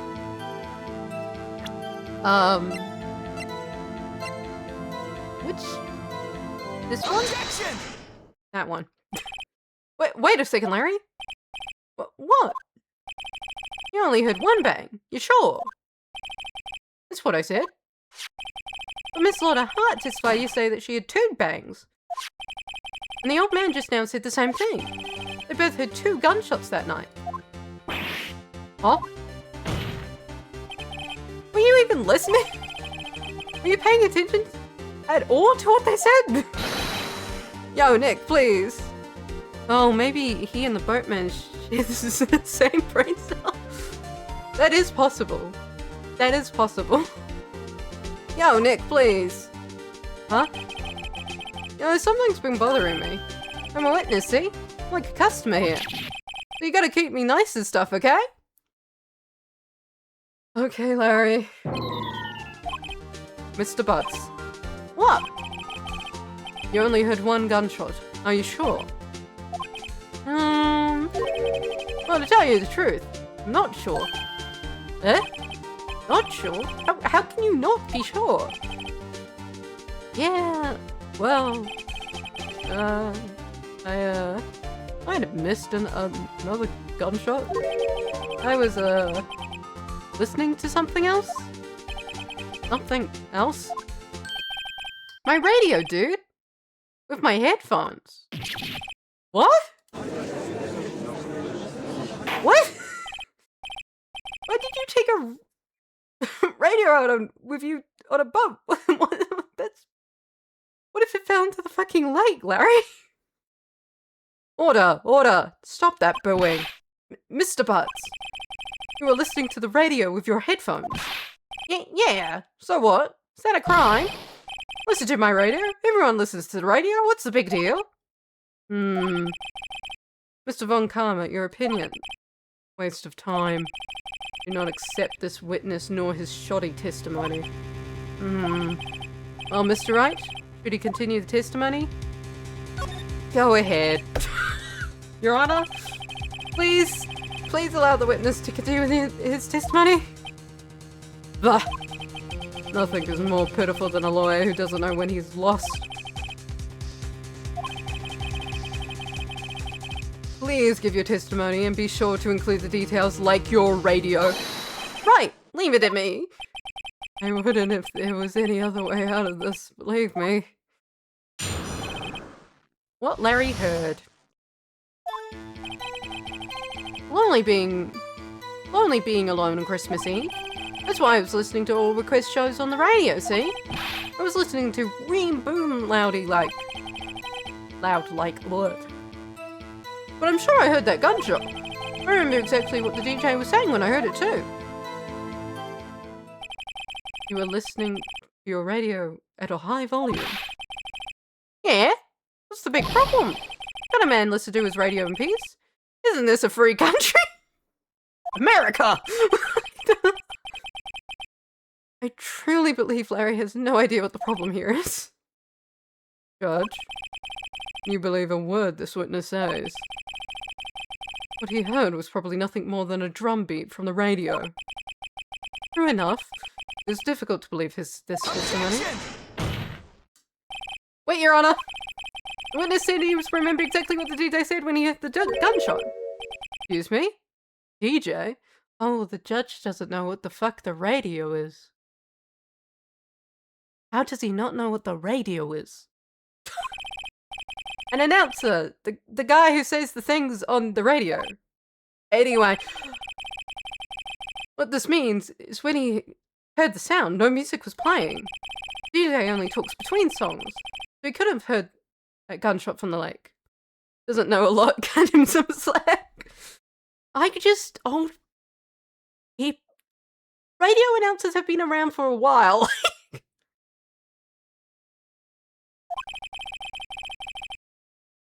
I'd like to hear the cross-examination of the witness, Your Honor. Very well, Mr. Roach. I can't believe I'm continuing this charade. What the fuck am I doing? Why were you alone on Christmas Eve? So you turned that on the radio? Right. Just wanted to hear someone's voice, you know? No, it's like out there alone. Christmas Eve. Alone. Shouldn't have said anything. I was listening to an old request show on the radio, see? Do you by any chance remember the name of the program you were listening to? This has nothing to do with the case, Your Honor. Objection sustained. The witness was listening to the radio. That is all we need to know. Now, Mr. Butts, how loud was your radio set to that night? Listening to it real booming loud like... Real booming loud? Yeah, you know. And you had headphones on? Yep. I wouldn't think you could hear anything going on outside at all. But sure I heard that gunshot. Can you prove that? No, of course you can't. No, I can't prove it. I remember the moment real clear. I mean, while I was talking about it, it came back real clear to me, you know? No. What was the DJ saying? What did she say? Why are we assuming gender? Mr. Wright, please cease these pointless questions. What possible good knowing what radio DJ said do us what? Indeed, Mr. Von Karma has a point. Allow the question only if you see a reason why we should care. We should care! It's very important! We should care, Your Honor. Of course we should. Why? Well, how do you know if we don't ask? Fine, very well. Mr. Bunce, please testify to the court. What was the radio announcer saying when you heard the gunshot? Just when she said, "Hey, it's almost Christmas. I heard the gunshot." If it was almost Christmas, that means it wasn't Christmas. Are you sure? Of course I am. Get this receipt.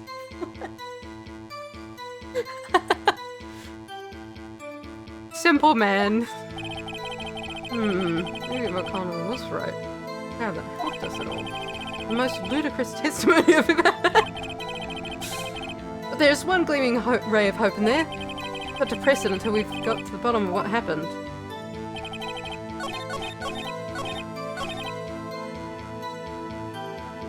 Hmm.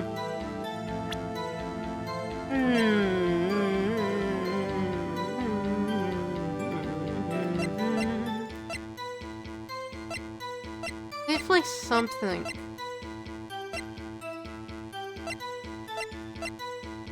Objection! I'm gonna get shot. I'm gonna get shot. I got shot. Fuck.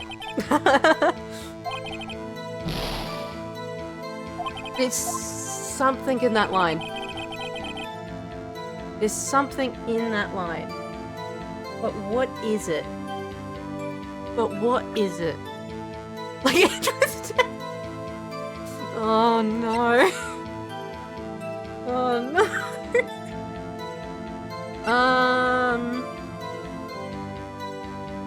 Is it this? Objection! Yeah, it's that. Okay. Larry, are you absolutely sure what you're saying is correct? Huh? With the face, you look scary, dude. Hey, if you're trying to scare me, you better know I don't scare that easily. Something the matter, Mr. Wright? Your Honor, did you hear what the witness just said? Jesus said, hey, it's almost Christmas when he heard the gunshot. Indeed, and it's almost Christmas means that it wasn't Christmas. Do you realize what this means? When he heard the gunshot, it was still Christmas Eve. That would seem to be the case, yes? He should have heard the gunshot after midnight. This photograph is irrefutable proof of that fact. See what time the photo was taken when the gun was triggered on Miss Hart's camera. 12/25. 15. 15 minutes after midnight on Christmas Day. This is a clear contradiction, Your Honor. Order! Order! What does this mean? Two prior witnesses heard the gunshots after midnight, but this witness says he heard a gunshot before midnight. Judge, the answer is simple. Current witness is plainly mistaken. Just look at him. Suspicious. What? Well, Mr. Wright, what do you think about Vince Sparks' game? He's right. There's two gunshots. One was fired before, and one was fired after midnight. He heard the gunshot before midnight. Intriguing. I'm assuming you have evidence of this wild claim. Show me evidence that there was a gunshot before midnight. Where the fuck is it? Where the fuck is the other thing? Second photo. Look at this photograph. This was taken by our witness yesterday, Miss Lotto Hart, with her automatic camera. Timestamp of the photo reads December 24th, 11:50 p.m. Oh? But there's nothing on the lake in this picture. Your Honor, the real issue here is not why nothing is shown in this photograph. It is why this photograph exists at all. What do you mean? Your Honor, this photograph was taken by an automatic camera. That camera was set to go off in response to loud noises. Aha! Correct. There was a loud noise in the lake at 11:50 p.m, which is why this photograph was taken.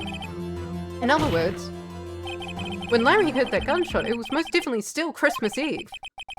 Indeed, it would seem that is the case. Then where does that leave us?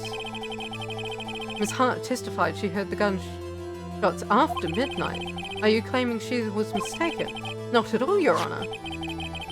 It is in fact the camera also triggered at 15 minutes after midnight. Your Honor, that night there was two shits of gunshots, with a 25-minute pause between them. Why would this be? Don't be fooled, Judge. Camera was set to respond to loud noises. Yes? There is no proof that the loud noise at 11:50 was a gunshot. Why, the witness could have sneezed, triggering the camera. Hey! The nose was clear that night, man. Clear! Well, Mr. Wright, no turning back now. Can you prove that the loud noise at 11:50 p.m. was indeed a gunshot? Please show the court evidence if you have any. I can? Do I know what piece of evidence? No. Is it the gun? Because it was fired 3 times and no one's addressed that. Or is it the camera itself? Is it the gun? Is it the camera? Is it the gun? Is it the camera?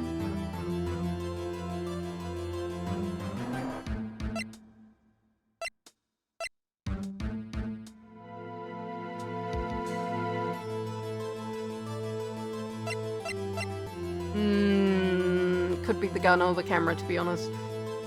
Gun. Can't tell if you're asking rhetorically. I am partly asking rhetorically. I am partly actually trying to work that out.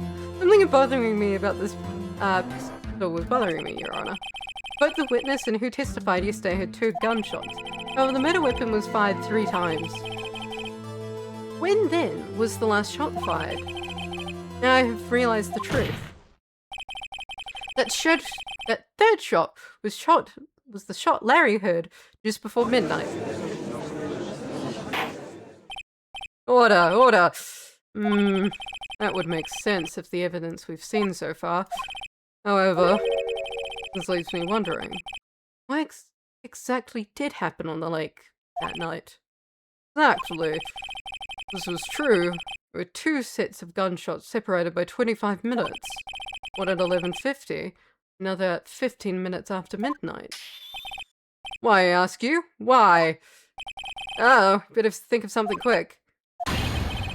Wait a second! Gunshots separated by 25 minutes?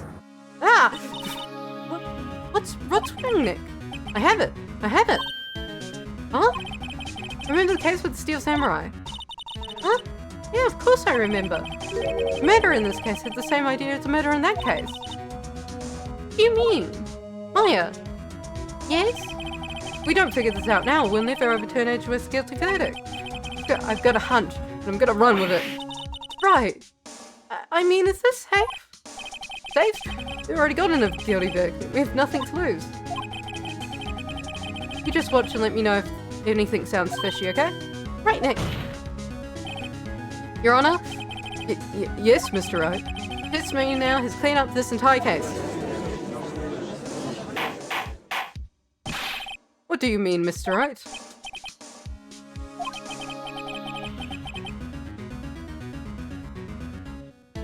So you finally realized the truth. There can be no other murderer here than Miss Miles Edgeworth himself. No! Wrong, Von Karma. Man was shot that night, but it wasn't Edgeworth who did that shooting. Listen, rookie. Take a deep breath and consider the facts. Time of the murder, 1 boat was on that lake. It was shown by this witness photograph. The defendants Edgeworth and the victim Robert Hammond were on the boat.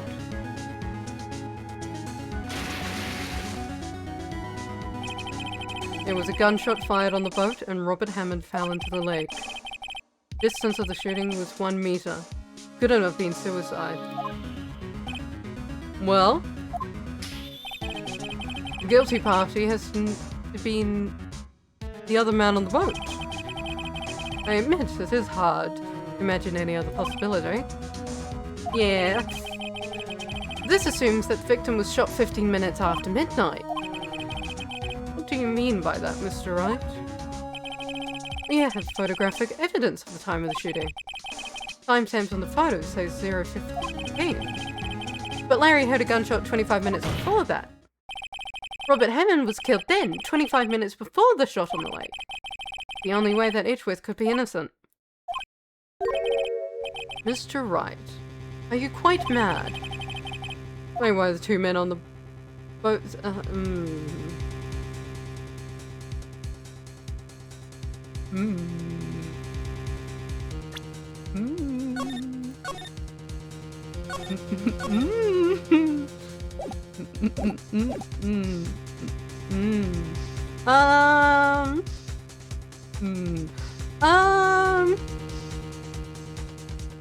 Murderer and Hammond.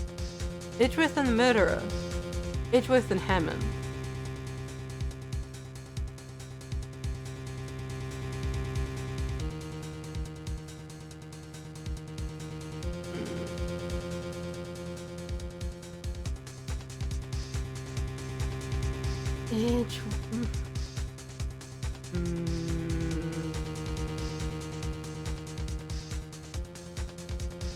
Edgeworth was on the boat.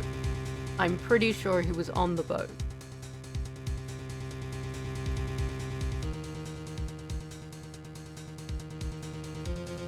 Pretty sure he was on the boat. Which means... This is a trick question?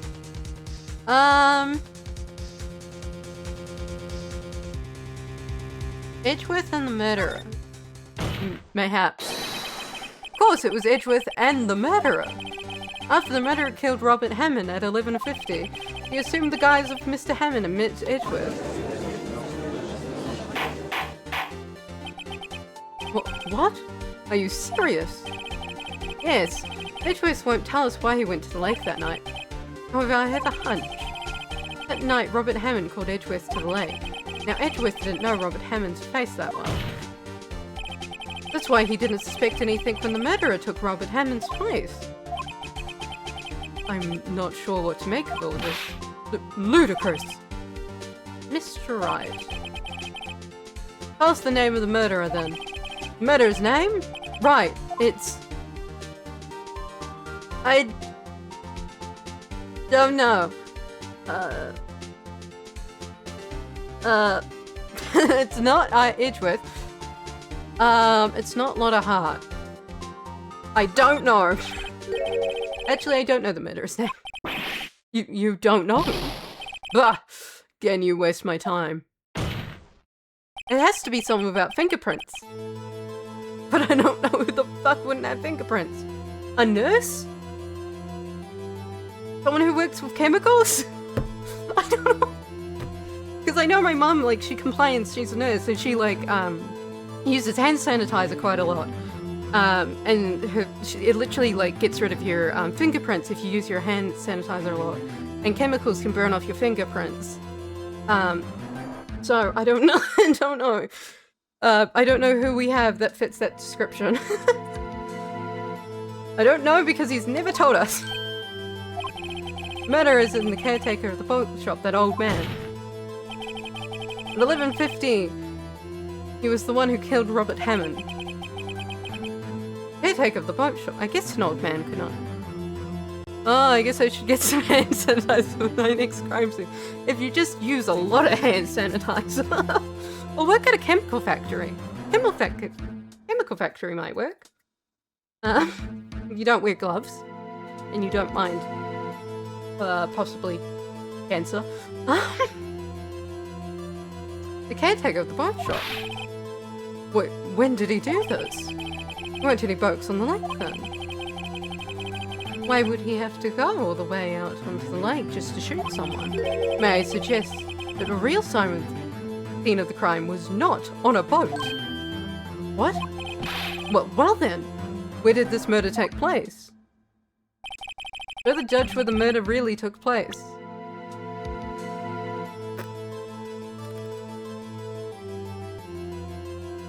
That's a great question, buddy.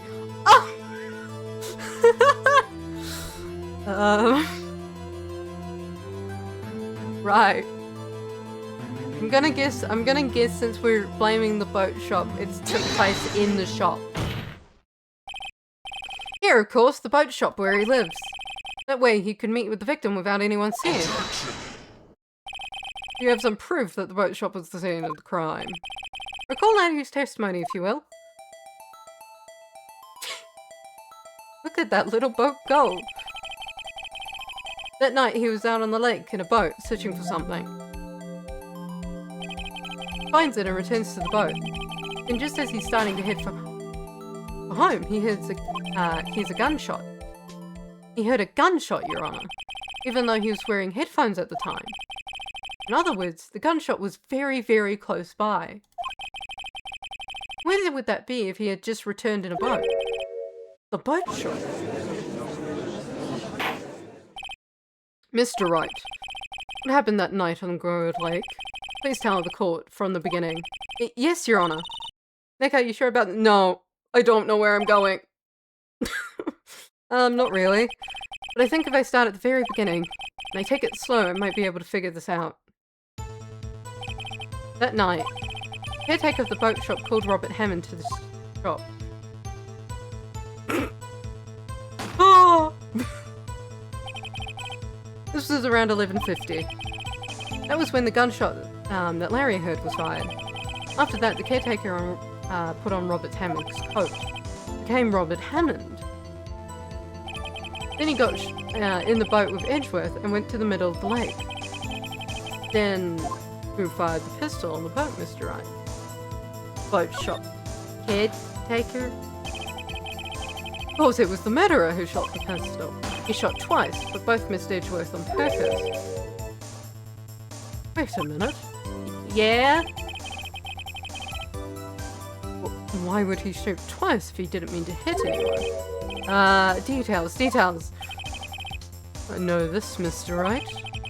The moment you run out of explanations, it's the moment you lose. Tell us why the murderer had to fire twice. To create a witness. I believe he shot twice to create a witness, Your Honor. Create a witness? The murderer lifts his pistol and fires one shot, then ensures that anyone who heard the shot would look at the lake. Indeed, Miss Hart did exactly that after hearing the first gunshot. Next, the murderer waits a bit and fires again. Then... whee! Then he swims. The murderer jumps from the boat himself, leaving the pistol in the boat behind him. I see. To someone looking from the edge of the lake, it would appear that one of the men on the boat has shot the other. The murderer didn't know about the automatic camera, of course. That's why he shot twice to draw attention to the boat. Once you realize that, everything else falls into place. Boat shop caretaker swam back to his shop. Then he put Mr. Hammond's wet coat back on the body. Threw the body into the lake. This is what happened, Your Honor. These are the events that transpired that night on Gourd Lake.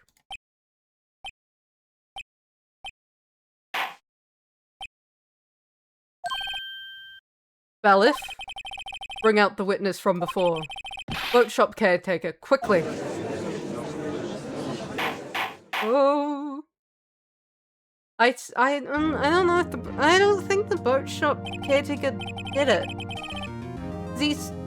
Unless he's like one of those like weird old people who are like totally out of it and then just like snap into existence again and you go, whoa. Very well, while we were waiting for the caretaker, we'd like to ask the defendant Miles Edgeworth a few questions. Mr. Edgeworth, please take the stand. So unimpressed to be here. Mr. Edgeworth, you heard what the defense has said? Yes. Well, why did you go to the lake that night? What Wright has said was mostly correct. Astonishingly so, actually. Yay! Yes. Several days ago, I received a letter. The letter was signed Robert Hammond. He asked me to come to the boat shop by the lake on midnight of Christmas Eve. He said he had something very important to discuss with me. Something important? I'm sorry. Can't say what it was. Your Honor, sir. Bailiff, we are conducting a trial here. I ask that you remain quiet. The witness has disappeared. He isn't at the bot shop either. What? What should I do? Find him quickly. Do not allow him to get away.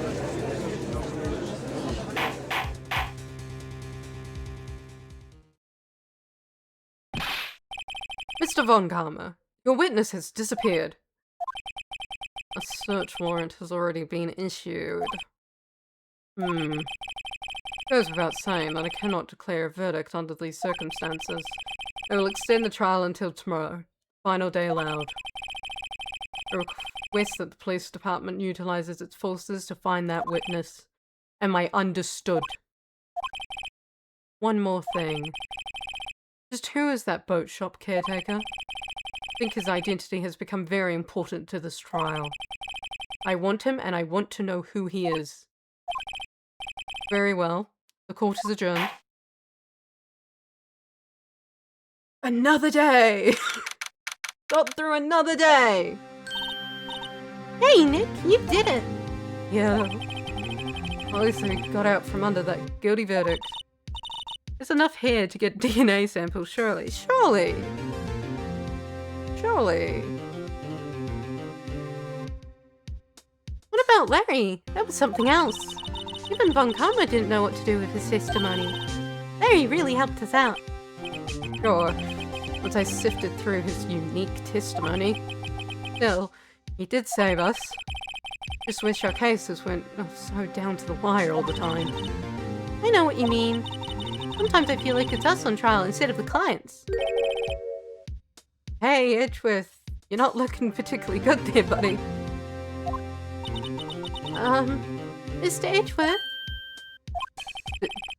Did you say something? You don't look so pained. I mean, it looks like you're probably gonna get off the hook.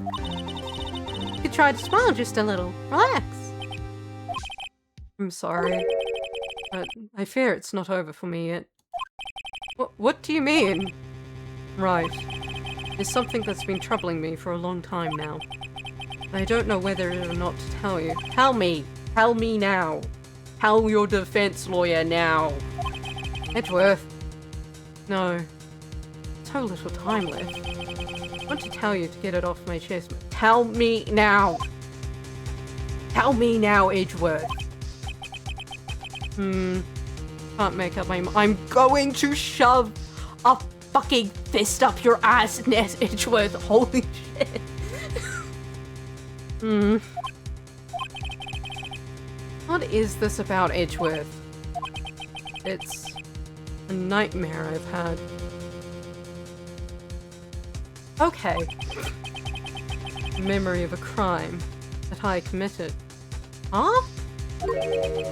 Crime you committed?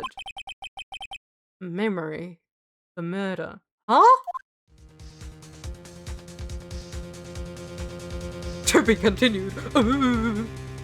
He's so right for being conflicted though. He is? But like... Oh my god, tell me. Investigation time. Moving on. Number 27. What fucking day are we on? What was Mr. Edgeworth talking about? Does he think he killed his dad? Does he think he killed his dad? Is that the nightmare that he thinks he killed his dad?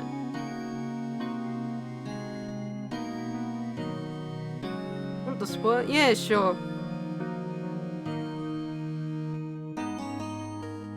Yeah, sure. I think it is that he thinks that he killed his dad. Pretty sure he actually did. Oh. Whoa.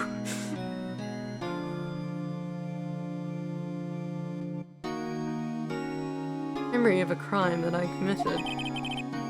Memory of a murder. Do you really think that Mr. Edgeworth killed? I don't believe it. Not Edgeworth. Some painful memory has been troubling him recently. But he'd never take someone else's life. Never! Nick. Yo, there we go! What do you think about Father's Day? And I'm swimming in the aisles, huh, Maya? So swooning? Me? Oh yes, I do remember feeling pain. Hard to remember exactly, because Von Karma is the bottom. Dude makes everything confusing. Yeah. Yeah. Right on, tell me the truth. Was it like love on first... It was like love on first sight, right? Right, Nick? Huh? Me? Well, maybe my heart skipped a beat or two. What the hell do you want from me, man?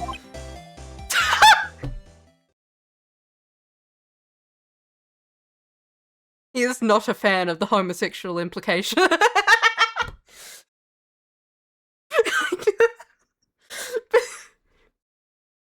Oh. Oh. Think you can do better than that. Come on, saved Edgeworth in there, dude. Edgy! You should be bowing before me. Bow before your hero. You didn't do anything. You didn't do anything at all. Larry, you really helped out in the trial today. You did! You weren't there, Larry. I'm sure Mr. Edgeworth would have been found guilty. But seriously, Nick. That broke shop caretaker guy is pretty suspicious. And Edgy ain't off the hook yet. Way to spoil the mood, Larry. Hey, I'm just a guy sitting in the audience, you know? From where I was sitting, Edgy seemed pretty edgy. Edgy seemed pretty edgy. Oh yeah, I just looked it up to refresh my memory, and Bon Karma needs to go to Super Hell. It's also the mental faculty for how insanely unstable evil he is. Oh dear. Oh dear. I mean, can you really know he's telling the truth about that night? Nick? I don't know. But what I do know is I'm gonna believe in you two until the end. Us two? Edgeworth and who else? You mean me, right? Yeah, he means me, right, Nick? Yeah, you, Larry. Not me? But why you, Larry? Huh? Oh, actually, yeah. Why me, Nick? Enough with the silent treatment. Edgeworth. Nick, why do you trust Mr. Edgeworth so much? I mean, he's changed recently, true. But when we first met him, he was kind of a jerk, don't you think? Didn't know him back then. Back when he wanted to become a defense attorney. Ooh, backstory time. Wait. Is that when you two were classmates? Yeah. In grade school. They saved me, Miles. Larry. Saved me, and I'll never forget it. That's why I became a defense attorney, you know? What? Hey, Larry, what are you talking about? Huh? Sorry, kind of forgot. Okay, Nick, out with it. Gonna hear the story today, and that's final. Okay. Quite a long story, so hang in there. Very end of 3rd grade. I was on trial. Class trial. A class trial? In Danganronpa? Hello? Class trial. You remember, Larry? Spring, end of 3rd grade. King in our class got his lunch money stolen. Lunch money? Our school was really small. Every month, kids would bring an envelope with money for lunch from home. Your school was really small, but you still had a fucking lunch program. Okay, buddy. Okay, buddy. Huh, I see. Anyway, this kid's envelope disappeared. There's $38 still inside. A lot of money. Oh, yeah, now you mention it, I do remember that. I see why you'd forget, though. You were out of school that day. Anyway, the envelope had been stolen during PE class. Coming down with a cold, so I skipped PE that day. I was the only one not in class. So, they thought that you did it? Yeah. Kids in class said I should be put on trial. Trial? And the next day we held a classroom trial with me as the defendant. Isn't this just group bullying? Isn't this just teacher allowed bullying? I didn't do it. Guilty. He did it. Guilty. It was you. Give the money back. You're such a meanie. No one play with him. Just admit you did it. You can't hide the truth. Tell us the truth. We're not gonna play with you anymore. Yeah, no more borrowing later. You're gonna be allowed on the replay later. Give me back the 50 cents I lent you. Hey, did you rob at the bank the other day? Now, Phoenix, you know you shouldn't steal people's money. It's not right. In the end, even though the teacher thought I'd done it, go over and apologize, Phoenix. Okay, but something unironically happened at my, like this happened. What the fuck? What's wrong with your primary school, man? I didn't know what was happening. So sad. I couldn't stop crying. Everyone was staring at me like I'd done it. I had to apologize. Went where the boy whose money had been stolen was sitting. That's when it happened. Shouldn't have to apologize. The only thing that belongs in this trial is evidence. Nothing else has place. You got fucking pinned as bullying. Fortunately, though, the kid who stole it was an idiot and tried to go staring across the road with it. He really wanted the $2 lollies, huh?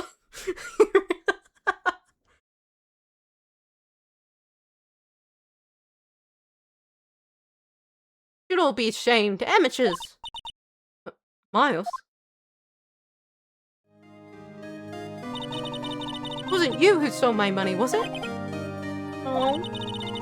And you shouldn't apologize. Everyone's been shouting you did it, but has shown any proof. That's why, Your Honor, this boy is innocent. But Miles, it was your money that was stolen. Yeah, he did it. He's the one. You don't need proof. Make him say he's sorry. Why don't you all just shut up? Always how it is. Everyone ganging up and picking on one person. No, a 10-year-old has the casual 200 for candy talk.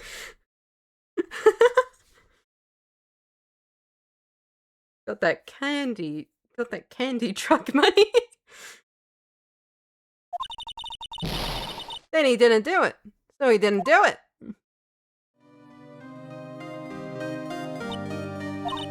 Very well.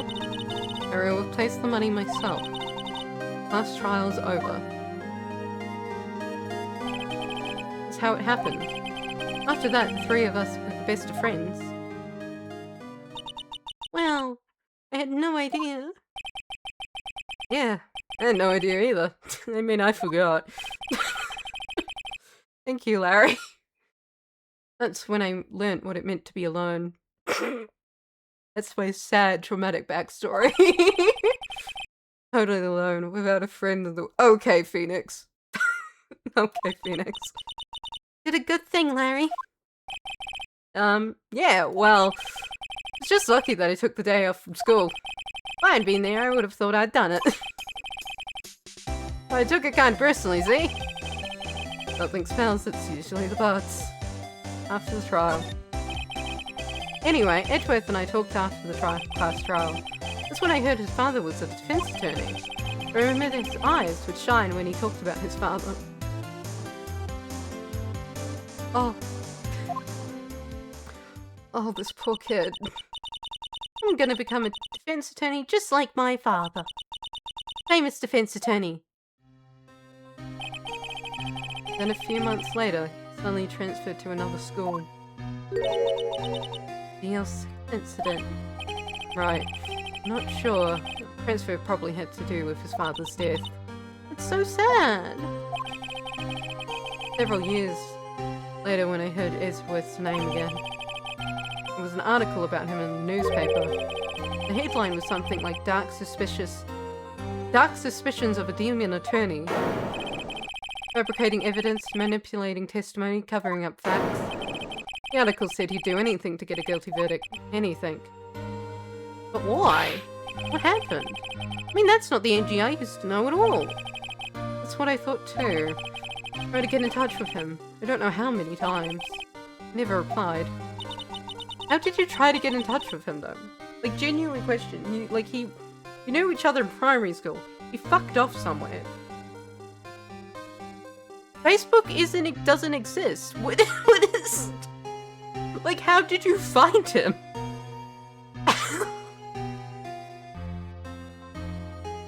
How did you find him? Like, did you look in, like, the phone book? Like, you went to the yellow pages and went, Edgeworth. Like, what? Messenger pigeon, maybe? Oh, my pigeon. Well, Von Calm is... Oh, I'm shaking my head. I fucking hate that man. Guess he didn't want to see his old friends. Couldn't just drop it though. Wanted to meet him, to learn why he had become who he had become. That's when I decided. Wait, you don't mean... That's why! That's why you became a defense attorney. I mean, Edgeworth!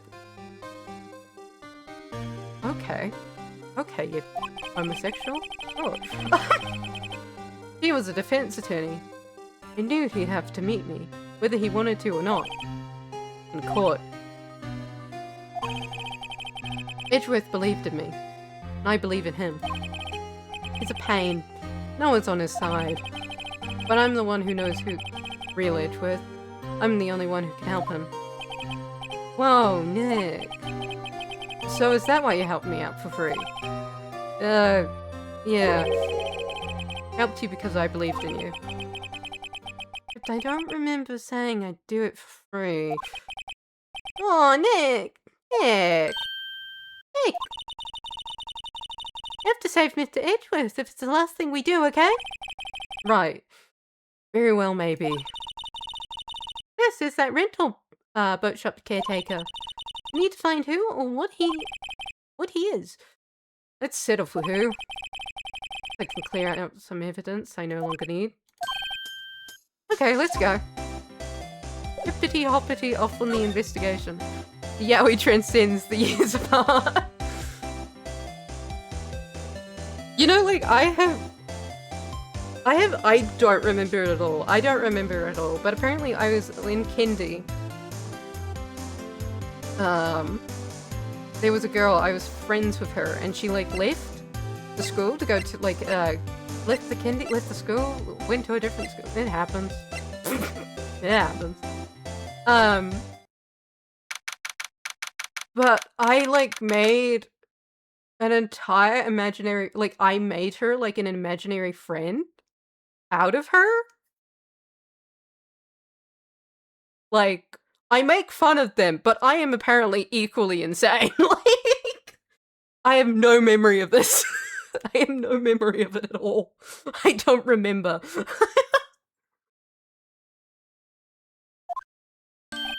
I am not in the right standing to make fun of this gay man. I am no better. Hey, Bill. Long time no see. Oh, I bet your parents were completely retarded. I could say. Yeah. Yeah, they were chill. Apparently their reaction to it was mostly just like, huh. Huh. Why'd she like that? Why'd she do that? Why'd she like that though? Oh, Detective Gumshoe! There's one today, eh? Got so worked up I snagged my tie now. Sorry about that. What, we like, did he, that's what? He like ripped it off? He was like, rah! No problem, Val. Thanks to you, we now know who really did it. I mean the boat shop caretaker. Look, I'll make you a promise. I'll have that scoundrel in custody by the trial time tomorrow. Come what may. It's my duty to protect you as a police officer. Now I'm off to catch me a criminal. Okay, goodbye. Detective Gumshoe sure is active today. Oh, one other thing. No one could go into the woods today. The woods? Lotta was camping. The woods are off limits. Camping. And apparently a park ranger found out. Got pretty mad. No one could go in for a while. Guess Lotta's in a lot of trouble. Anyway, we'll be seeing you tomorrow. Bye! I guess we just go to the beach. Beach, let's go get away. Say, what you gonna say? Huh? The eyesore is missing. Eyesore? Looks like the hot dog stand is closed too. Guess Larry's too busy worrying about Mr. Edgeworth to show up for work.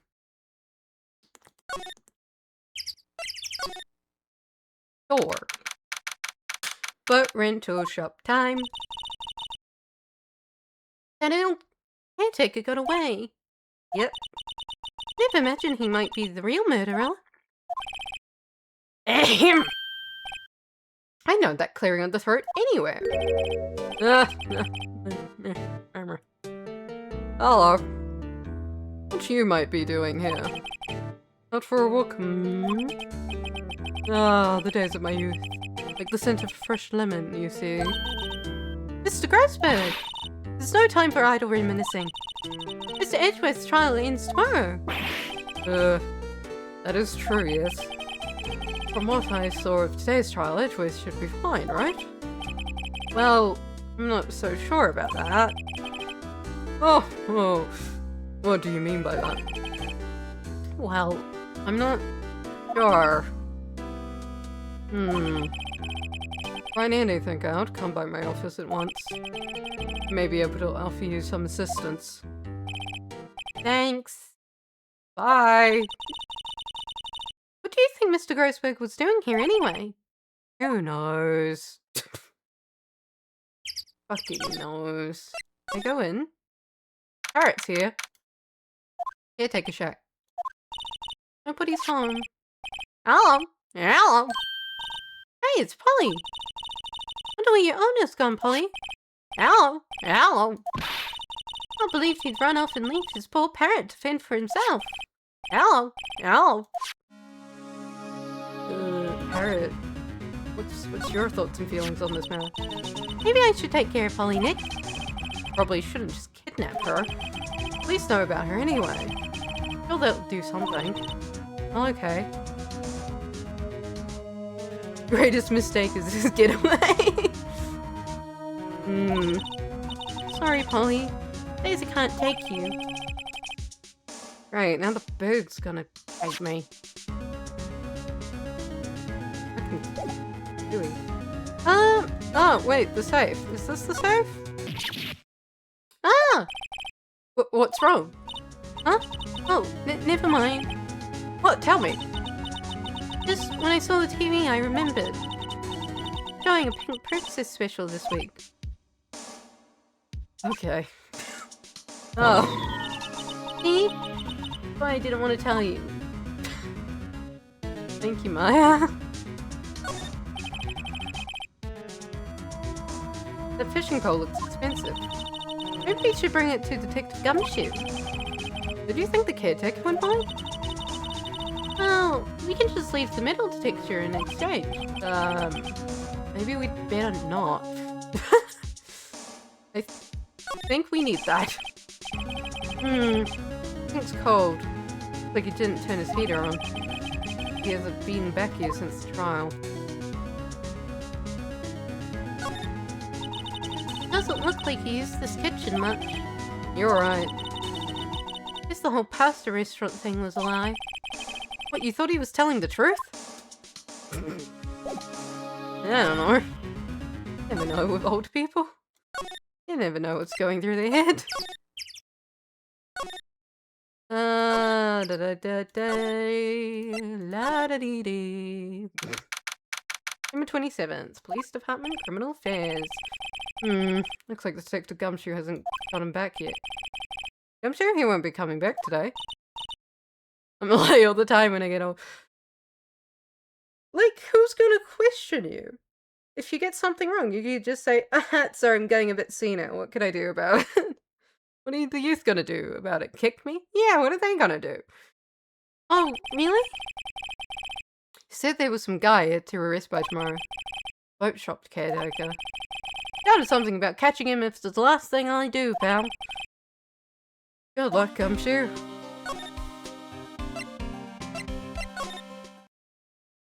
Hey! Hey! You look grim as always. Mr. Edgeworth, I heard the story about the class trial. Class trial? What do you mean? Why does nobody remember this event? You don't remember? No, I don't. Your lunch money was stolen, wasn't it? In the 3rd grade? Lunch money? Oh, oh right, yes, I seem to remember something like that. Nick, I think you're the only one who really remembers. Probably only really mattered to me anyway. Mr. Edgeworth, didn't you know? The trial was the reason Nick became a defense attorney. Ridiculous. Gee, thanks. That's sad. Does sound like the kind of thing you'd do. You haven't changed one bit, have you, right? So simple. With fault, even. Well, maybe, yeah, but I think you've changed too much, Edgeworth. Leave me alone. Perhaps. Why prosecute? Hey, Edgeworth, why did you become a prosecutor anyway? You used to look up to your dad. He said you wanted to be a defense attorney, right? Don't let myself deny reality like you. What do you mean? My father was taken from me, and you want me to defend criminals? I'm sorry, right? But I'm not that good of a person. one suspect was apprehended in your father's murder, right? Yes. Man trapped in the elevator with my father. Name was Yanni Yogi. Had to be the shooter. Anyway, you look at it. Yet, he was found innocent. Defense attorney got him off the hook. That would be Robert Hammond. On that day, 15 years ago. I'm gonna have that image burn into my head by the end of this trial, aren't I? Oh my god.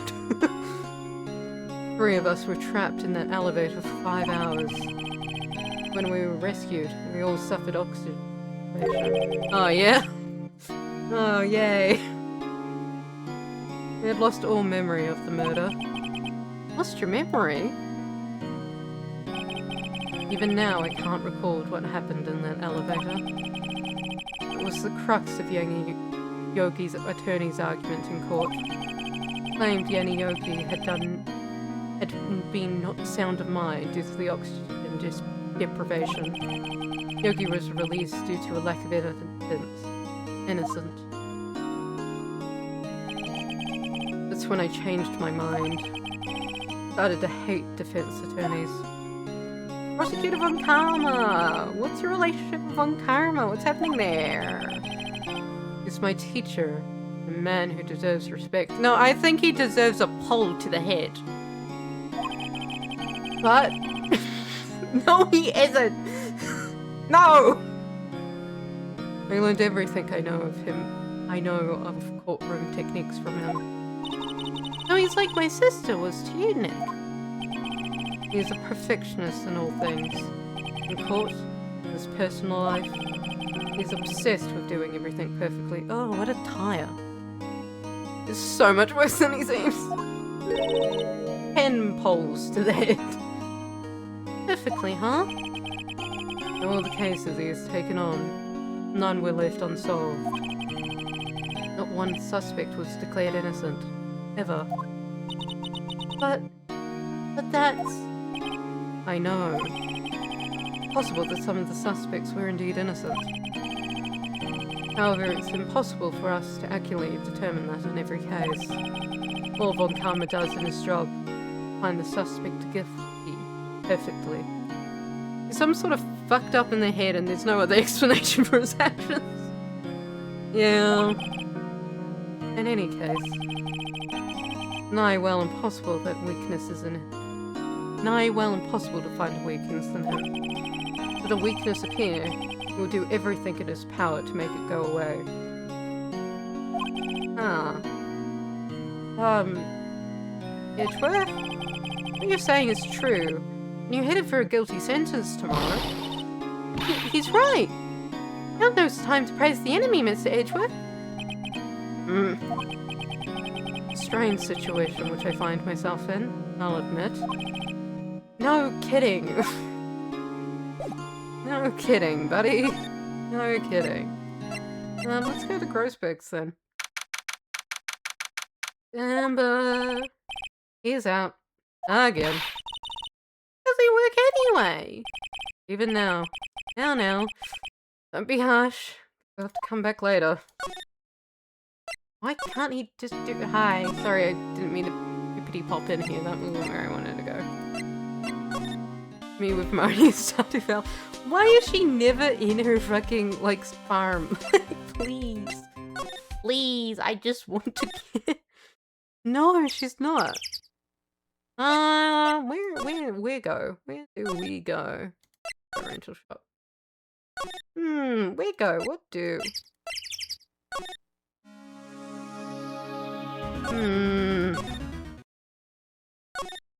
She's always looking for Lewis. Fucking hate Lewis. Partly, to be honest. I'm a big fan of the mayor.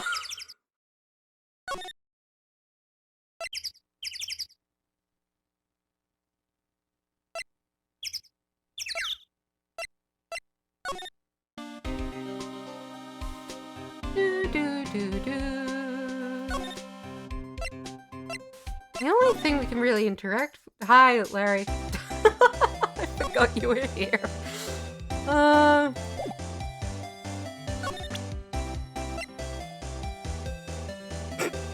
I'm not showing that to Larry. I'm not showing that to him.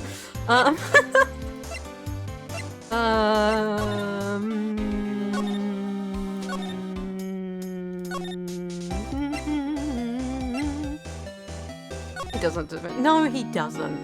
I literally don't know how he got in there. I don't know how he did that. I really don't. Hey, you want a photo of your dead dad?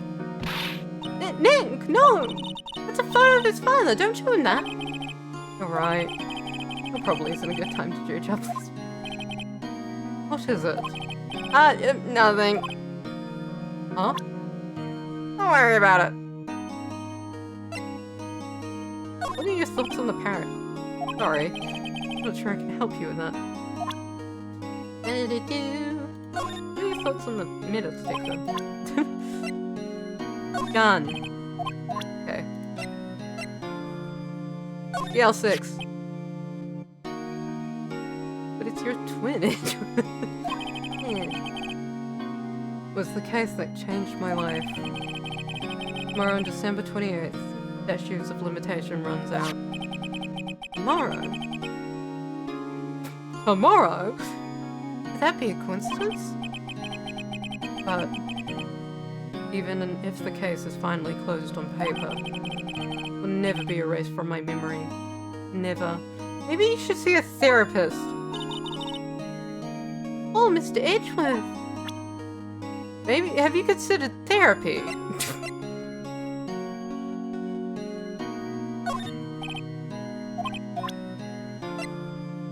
Have you considered therapy?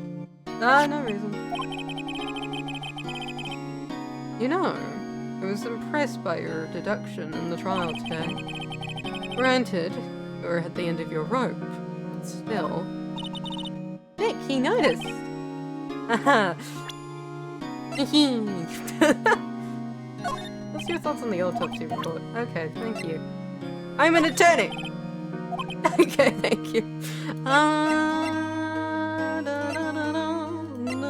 Why do we have the metal detector on us?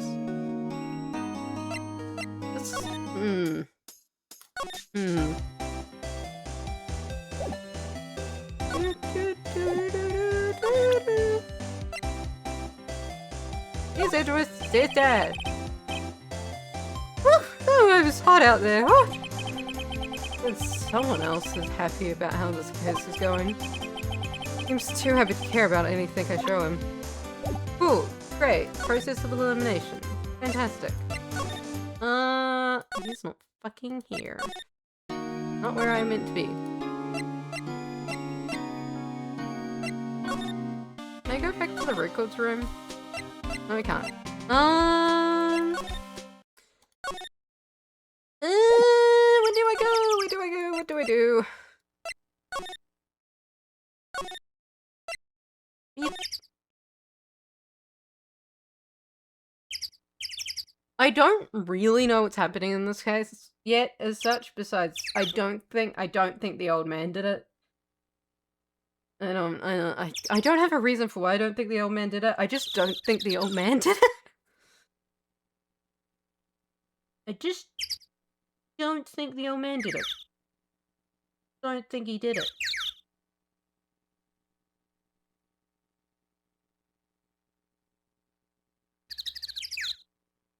Beep, beep, beep, beep. Beep, beep, beep, beep, beep, beep. There's a safe somewhere. Where is it?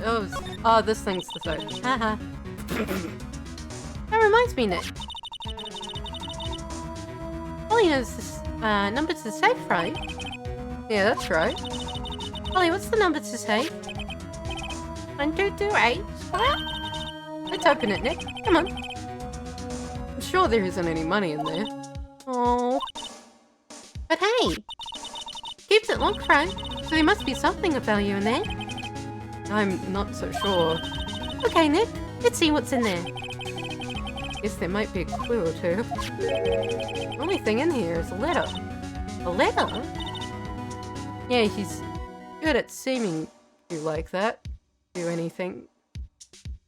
Requires streamlined thought. Oh, boring. There's no name or signature on this though. Handwritten in a very precise, clear letters.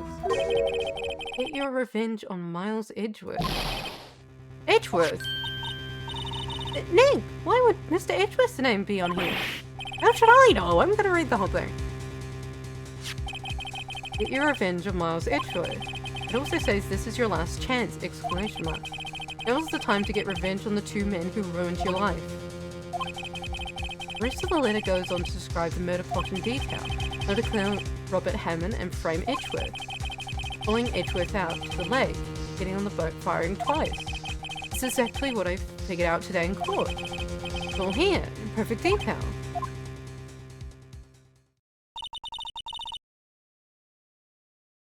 Did Von Karma plan a murder?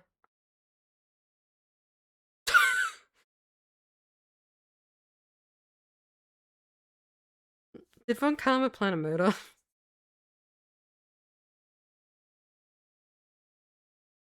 What do you think this means, Nick?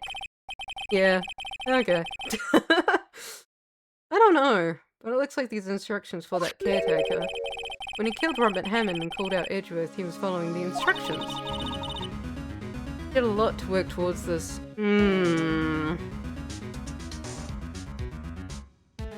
But who could have written that letter? And what does it mean to get revenge of Miles Edgeworth? Look, I don't know, okay? One thing's for certain. This letter is an amazing clue.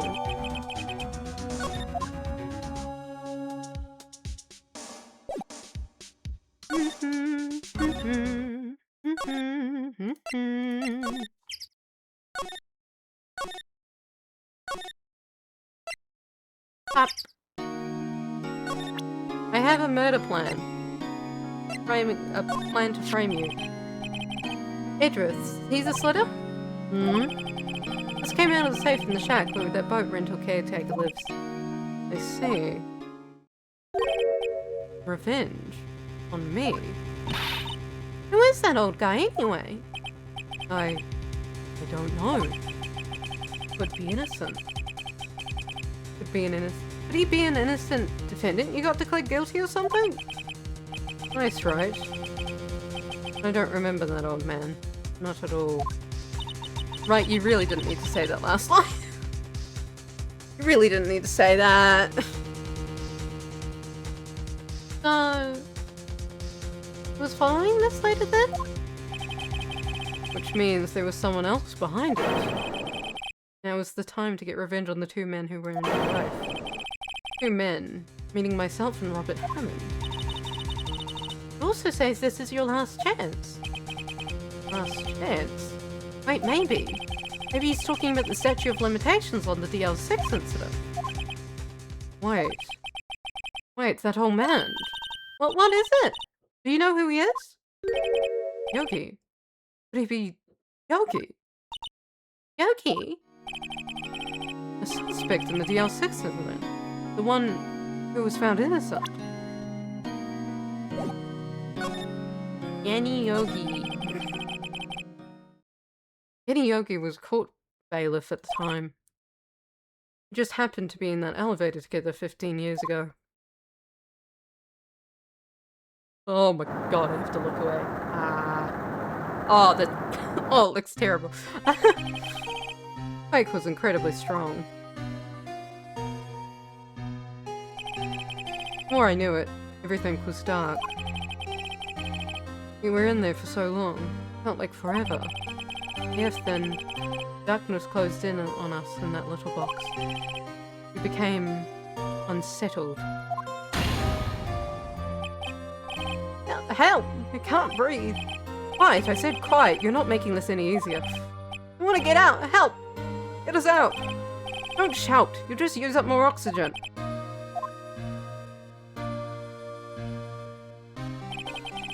All I remember. When I came to, I was in a hospital bed, staring at the ceiling.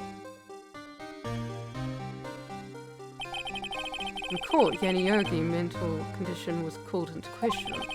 He claimed the oxygen deprivation and stress had caused temporary insanity. In the end, the claim passed the court, and Yogi was found innocent. But why would that ruin his life? I guess he did, like, to some degree, just get turned around and get told, like, you're insane. Yeah. Yeah. Huh? But isn't that strange? This letter tells him to get revenge on Edgeworth. Why would he want to take revenge out on you?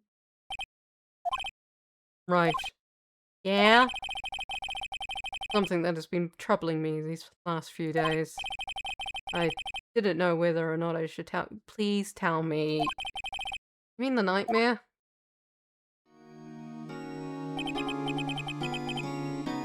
A nightmare I've had. Memory of a crime that I committed. Crime you committed? Memory of murder. I think the time has come to tell all. The nightmare. For the last 15 years, I've had almost the same dream almost every night. Oh. Oh, that's horrid. Wake up in a fearful sweat every time. Therapy! Please, I beg of you, go to therapy! What kind of dream? A dream about my father's killing in the dark. Help! Can't breathe. Quiet, I said quiet. You're not making it any easier. I want to get out! Help! Get us out! Don't shout, you'll just use up more oxygen. I can't breathe. You're using up my air. What? Stop breathing in my air. I'll stop you. What? What are you? Stop breathing my air. No, father. It's attacking father. Then I see the pistol lying by my feet. I don't know if it was evidence from that day in court or the bailiffs, but in a daze I pick up the pistol. Throw the gun. Throw the gun. Get away. Get away from my father.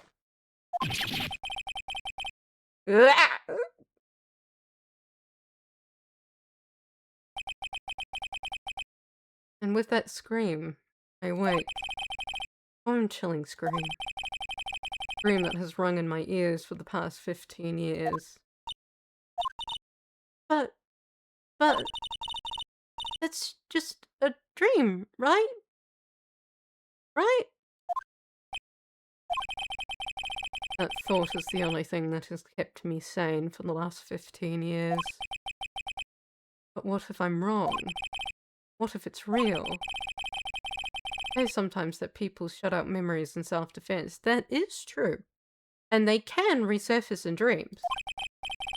Maybe it was I who killed my father. What? I mean, you didn't kill him on purpose. You threw a gun. You were an idiot and threw a gun. Which caused the gun to misfire. So, I mean, that gun should have had safety on it, to be honest. Bad gun safety, frankly.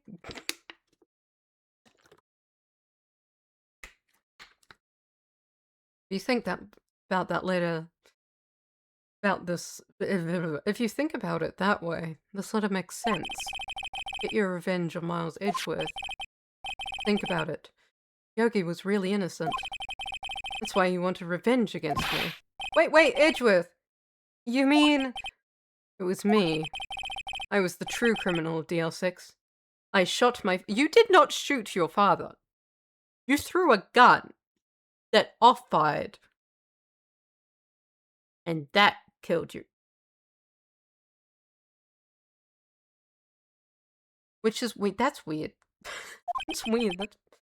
This is bad. What are we gonna do, Nick? Can we do? I don't know. I don't think there's anything we can do. It or not. There's someone else who knows a lot about the L6 incident. Maybe. There is, Nick! There is someone else who knows about DL6. Fucking lawyer. Plays up here. Mr. Grassberg. Oh, hello there. What's wrong? You look troubled. No kidding, I can't believe you're not. My. Calm down and tell me what happened, It's Mr. Edgeworth.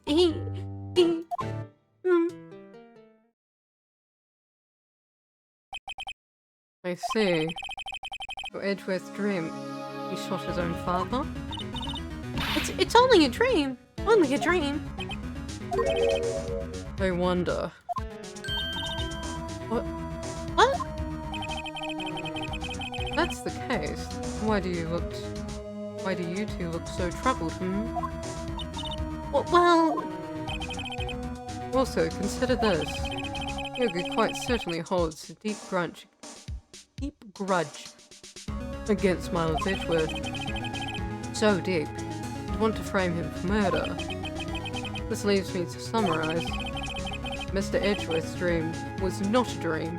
It was real. As you imagined. Miles Edgeworth threw the pistol to save his father. The pistol fired, and the deed was done. Wasn't there 2 gunshots? Where's the other gun? God.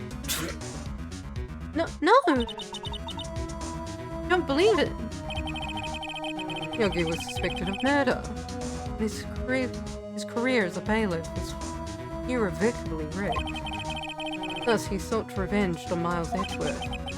This was his last chance, of course, with the statute of limitations so close. Revenge! Revenge! Revenger! Gregory Edgeworth. What do you know about Edgeworth's father? He was a defense attorney without peer. Sounds trite, but it's true. Well, he may have had one peer now, that I think about it. Your mentor, Mia Fey. My sister? Gregory Edgeworth was disapproving of Mr. Von Karma's techniques. That's no surprise. Von Karma is an extreme man, forged testimonies, evidence. Forged testimonies and evidence are nothing to him. The result has been a perfect win in court. Imagine if the audience hits were just in all caps. Just like really obvious, like flashing colors, like wee. He was an honest man, but after his wife's death, Gregory sought absolution towards the world. And he lost. Died in despair, as it were. I see. Spirit medium. When Gregory Edgeworth was killed, the police called on a spirit medium. That was your mother, Misty Fey.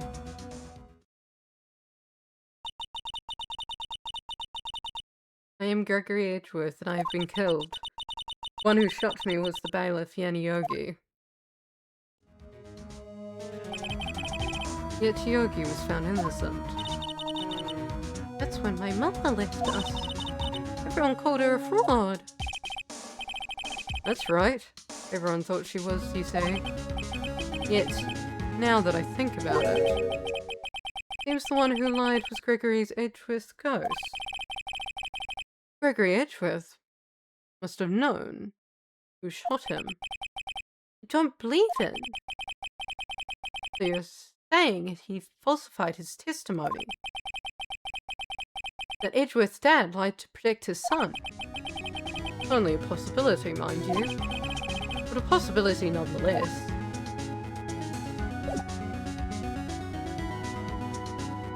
I mean, it's also, there's very much like, if we're thinking about this realistically, there's also very much the case that in his last moments of being awake and conscious, there was a man trying to strangle him. And he went, I wonder why I'm dead. Oh, it's probably the man trying to strangle me.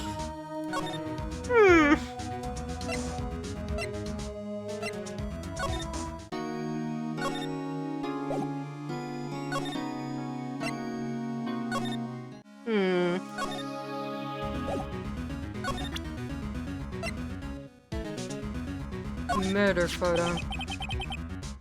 Gregory Edgeworth. He was a gifted man. His death was truly a loss.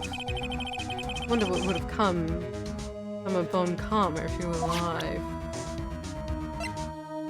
Letter.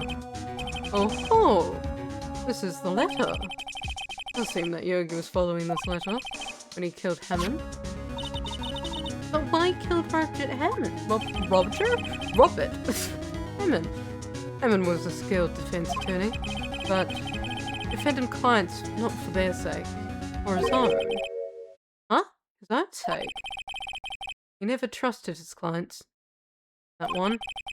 The only thing he trusted was his own ability. He got his clients found innocent, so why should that matter? Actually, my dear, it's quite different. He won that innocent verdict for no one but himself.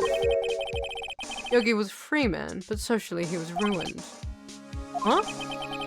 You'll understand soon enough. Am I gonna get accused of murder? Hello? What? Wait. What is it? Letter. I've seen this handwriting somewhere before, a long time ago. Whose handwriting was this? Do you have any idea who wrote this? Manfred von Karma? Could it be Manfred von Karma? Von Karma? Why would he have something to do with this? Well, I'm not sure. Von Karma. Wait, you're right, my boy! This is Von Karma's handwriting, I'm sure of it. I used to see it all the time on court reports. What? But that means The one who told Mr. Yogi to kill was... Correct. Manfred von Karma himself. What does this mean then? Why would von Karma want to frame Edgeworth? I don't know. I don't know. I don't know what's wrong with him. I don't know what's wrong with him. This is the incident that took place 15 years ago. Tomorrow will see the completion of not one, but 2 trials. All thanks to the statute of limitations. However, I'm afraid that the damage the DL6 incident has done will never be eased. Metal detector. Okay. Gun. No. Bullets. I don't think. Misty Faye. She was a beautiful woman. Really sorry about what I did. Huh? Sorry about what? I think I'll stay out of this one. Good do. In any case, it's good that one shooting isn't miles. You bet it's good! I can't believe fiendish planning that went into this murder. You almost fell right into his trap. What a creep. What a fucking creep indeed.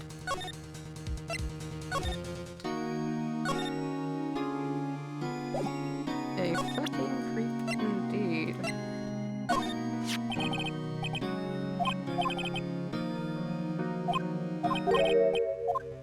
I've already done this. This isn't giving me anything new. This isn't giving me anything new. Hee hee.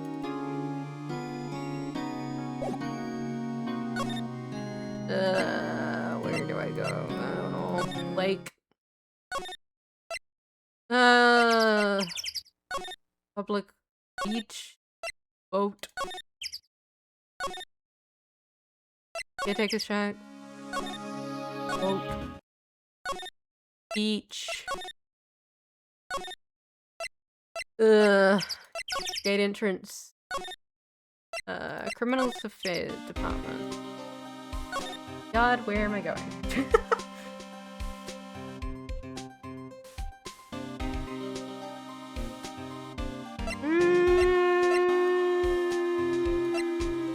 How do I get back to the office? Where am I going? I didn't actually check here. Oh yeah, there we are. If it truly was Von Karma who wrote this letter, then he would know the truth. He would know that Miles Edgeworth hadn't accidentally killed his own father. Say as much tomorrow in court, I should think. We'll press the point until the court finds Miles Edgeworth guilty. Oh no! But how could Von Karma know about Mr. Edgeworth's past like that? Even Edgeworth thought it was just a nightmare. That I do not know. Yet I do know that Von Karma is both persistent and a perfectionist. He may be seeking to satisfy a grudge against Gregory Edgeworth by hurting his son. Ugh. What do you mean? It was 15 years ago. Von Karma met Gregory Edgeworth in court. And Von Karma did win, but he didn't make it through the trial unscarred. Gregory v. Karma. What happened in the trial between Edgeworth's dad and Von Karma? Von Karma got the guilty verdict he wanted, won the trial. But Gregory Edgeworth accused Von Karma of faulty evidence. And though he lost the trial, Mr. Edgeworth's accusation stood.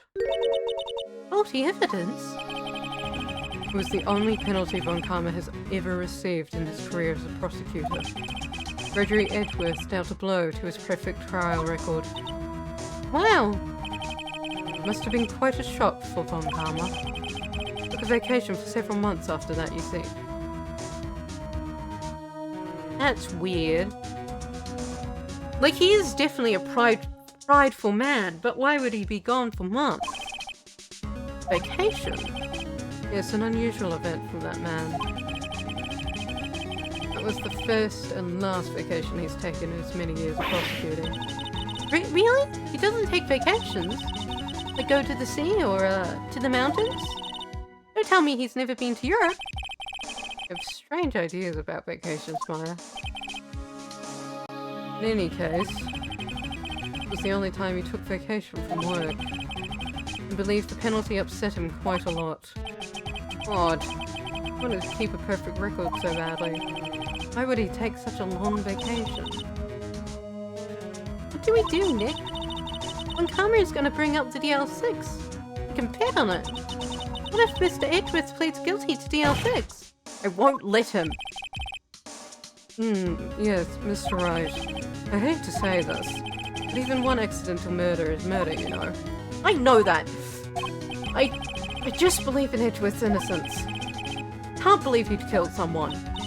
But Nick, Edgeworth himself admits it himself. His father must have lied to protect him from beyond the grave. I don't care. You know he's not guilty. Mr. Wright, if you say so, I suppose I could go check again. Police files might hold something of interest. Mr. Grossberg, thank you.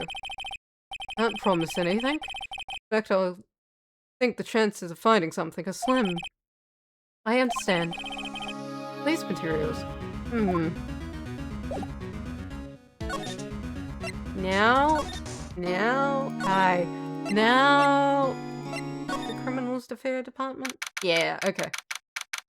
Police Department, Criminals Affairs. There's hardly anyone here. Everyone must be out looking for the old guy, Yogi. Ah, it's you. I don't think Gumshoe will be coming back today. Staying out late looking for someone. Sounds like Detective Gumshoe is pounding the pavement for real. We were wondering if we could check the records room again? Well, now I can't just have anyone wandering around in there, but... Guess Mr. Von Karma is in there now anyway. You can go in there as long as he's there. Von Karma? Yeah. He just arrived, actually. Von Karma's in the records room. Nick, let's hurry! Gotta go. Gotta go. Gotta run. Find a file. Dusty as always. They're only just in here yesterday. I'm sure they haven't had the time to clean. What's wrong, Nick? Nothing. I was just noticing that he isn't here. Von Karma.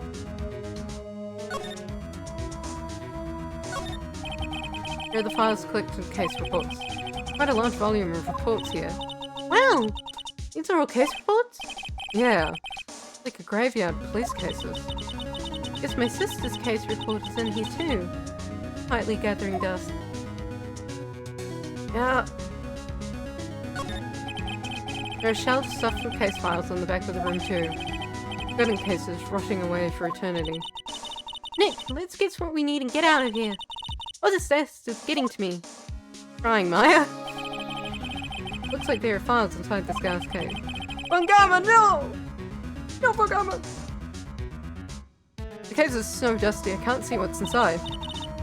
Nick, what? You must keep important case files in there. But there's one open drawer. Huh? One of the drawers here is open. Someone must have been looking at it recently. Label says, unsolved cases. Evidence. Unsolved cases? Nick! Files for DL6. Completely empty. What? What are you doing in here? Nick! Von Karma! You. How do you know my name? Huh? Have we met? What are you saying? We see each other every day, don't we? Miles Edgeworth's defense team. Defense team? I beg your pardon? See, I really remember defense attorneys. They're like bugs to me. Needless things to be crushed. See how this guy was Edgeworth's mentor. Jesus Christ, what the fuck is wrong with him? Hey Edgeworth, what are your thoughts on Edgeworth? Buddy, pal? Mr. Edgeworth is your student, right? A romanticist who can't shed that veneer of amateurism. Okay. Nice words. Just like his father, always second rate. Mr. Von Karma, you had an axe to grind with Mr. Gregory Edgeworth, didn't you? Me? Grudge against a mere defense attorney. Why? Because he dealt a blow to your otherwise perfect trial record? So you did? What I don't get is, why did you take his son under your wing afterwards? The son of your most bitter rival? That, my dear attorney, none of your business. Fuck you. Tomorrow will be the last day of the trial. It's been a while since I've had a defense attorney last this long. Still, you will lose in the end. Miles Edgeworth will admit his own guilt. His guilt of 15 years ago, you mean? You're quite the researcher. You've done your homework so well, then certainly you must understand. You must know what Miles Edgeworth will tell the court tomorrow. You were right. The Von Karma is going to bring out the DL6 in court tomorrow. Fuckwit. Fuck you. Fucking hate you. Von Karma, no! Can we have like the file back?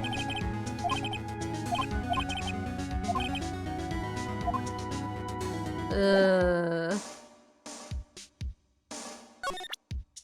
don't know if I want to give him anything. Because if I give him anything, he could just rip it up. Like, I don't want to give him anything. I'll just leave.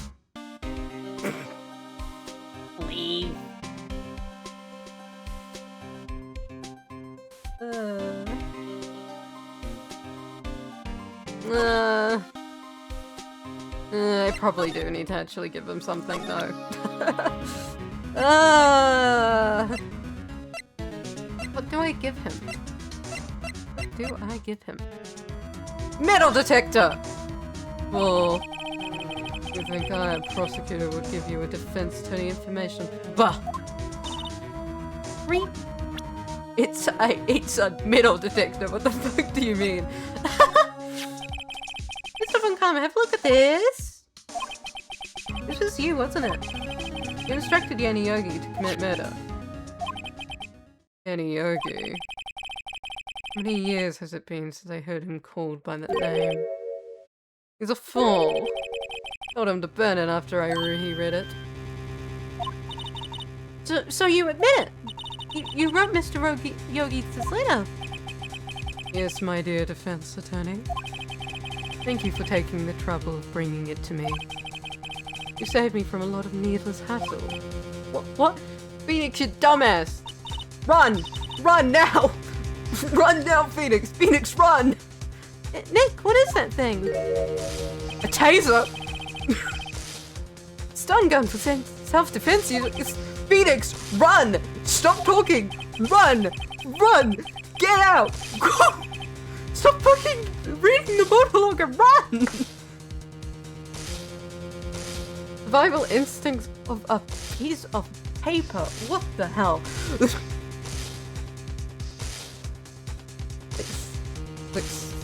600,000 volts would course through your body like a dog touching an electric fence. 600,000? Oh, don't worry. People don't die from it usually. Now give me that letter. No! No! Whoa! What are you? Nick, run! Ah! Maya!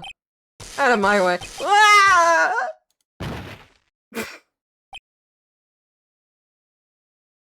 Oh, you're such a fucking useless lawyer, Phoenix. Oh, you're such a fucking bad lawyer, Phoenix. He got us. Claire's gone, of course. Montgomery, no! Part 3. Montgomery, no! You can't taser people! Took all of the DL6 evidence. All of it. Having no clues. Wait. I jumped first. Maya! Is she okay? Maya!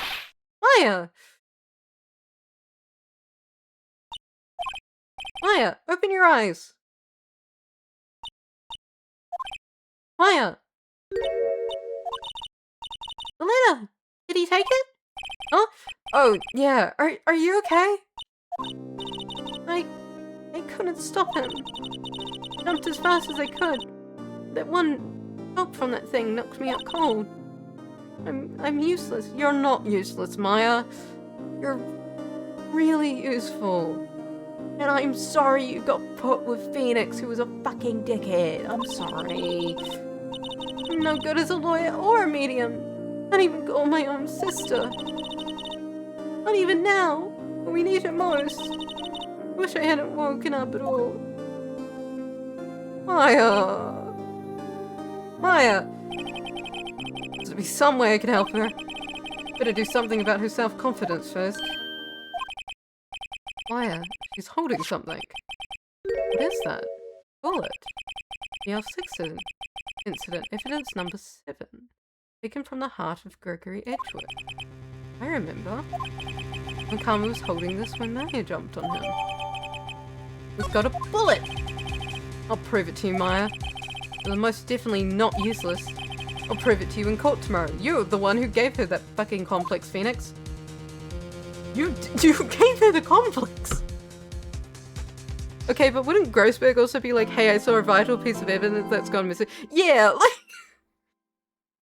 We showed multiple people, like, this letter, and it's like, huh. I wonder where it went.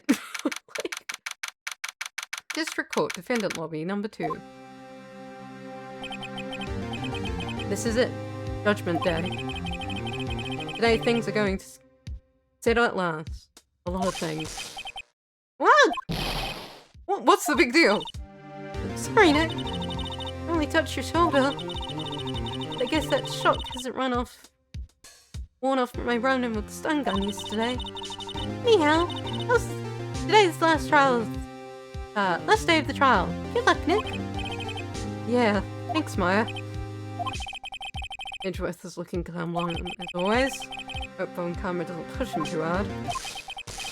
Whoa! What are you doing? Sorry, I'm sorry. Just thought I'd cheer you up with a pat on the back. Maya. Maybe we should go outside and discharge. Right. Good idea. Try not to electrocute anyone on your way out. Whoa, Val!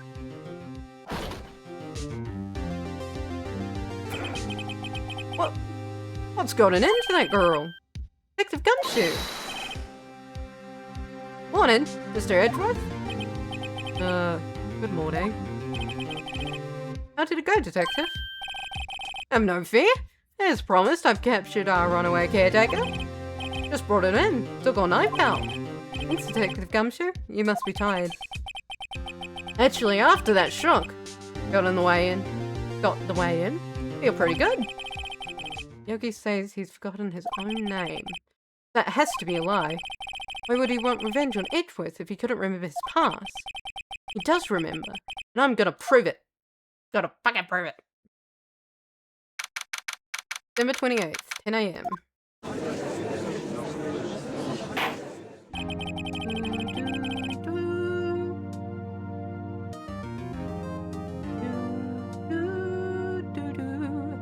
Court is now in session for the trial of Miles Edgeworth. Defense is ready, Your Honor. Prosecution is ready. Right, very well. We have reached the final day of our proceedings in this trial. I ask that prosecution submit decisive evidence. Understood. Come on, don't be awed into silence every time you say something.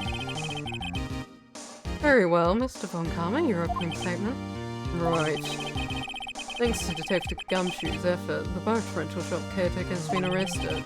In yesterday's trial, the defense asserted the caretaker was the murderer.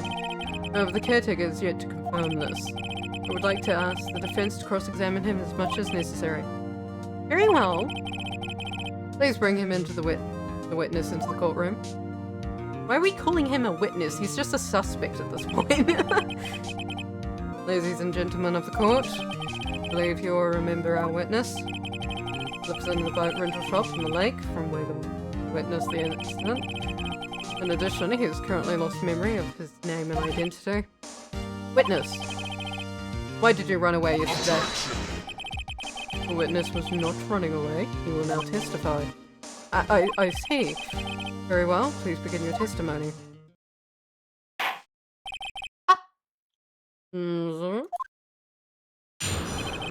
Why left court? Well, I'm really sorry. Leaving yesterday like I did. I wasn't running away or nothing. I went to buy some food for Polly, you see. Figured it got nothing to do with this incident anyhow. I mean, I need one of those motive things, right? And I don't get one. And my testimony yesterday stands as it is. Very well. In the cross-examination, shall we? Has to know his name. Yanni Yogi. You're Yanni Yogi, and I'm gonna prove it. Time to press time. Time to press, because I think I have fucking nothing. Oh, I don't have nothing. I do have things. You didn't take the metal detector I shoved up my ass. He's sufficiently more coherent this time. Isn't he? Isn't he just? Hold it!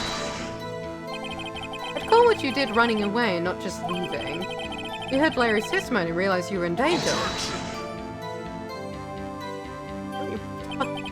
Stop. Now, Mr. Wright, there's no need to rush conclusions. As I said, the witness was not running away. Listen to the testimony. Oh, it seems relaxed. In fact, they both do, Von Karma and Yanni Yogi. Hold it!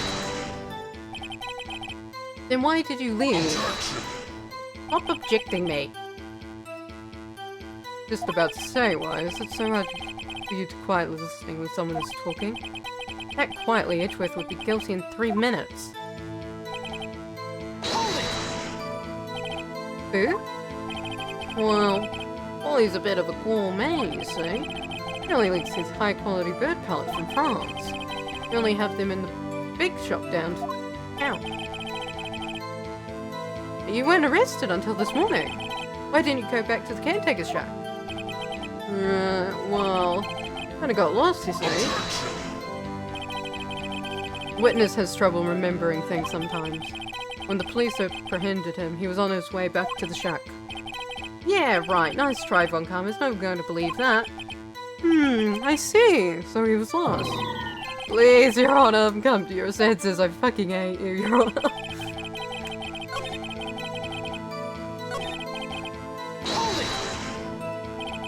You've lost most of your memory, is that correct? Yep. Seems like it. Then how do you know that you didn't have anything to do with this incident? Or maybe you're lying about not having your memory, Yeah, I know exactly who you are. The witness has testified quite clearly that he has no memory of who he is. You claim he's lying, then show the court proof. How am I supposed to prove what's going on here in that old clogger's head? It's impossible. Glad you've come to your senses, Mr. Wright. Very well, witness, please continue. Press on everything.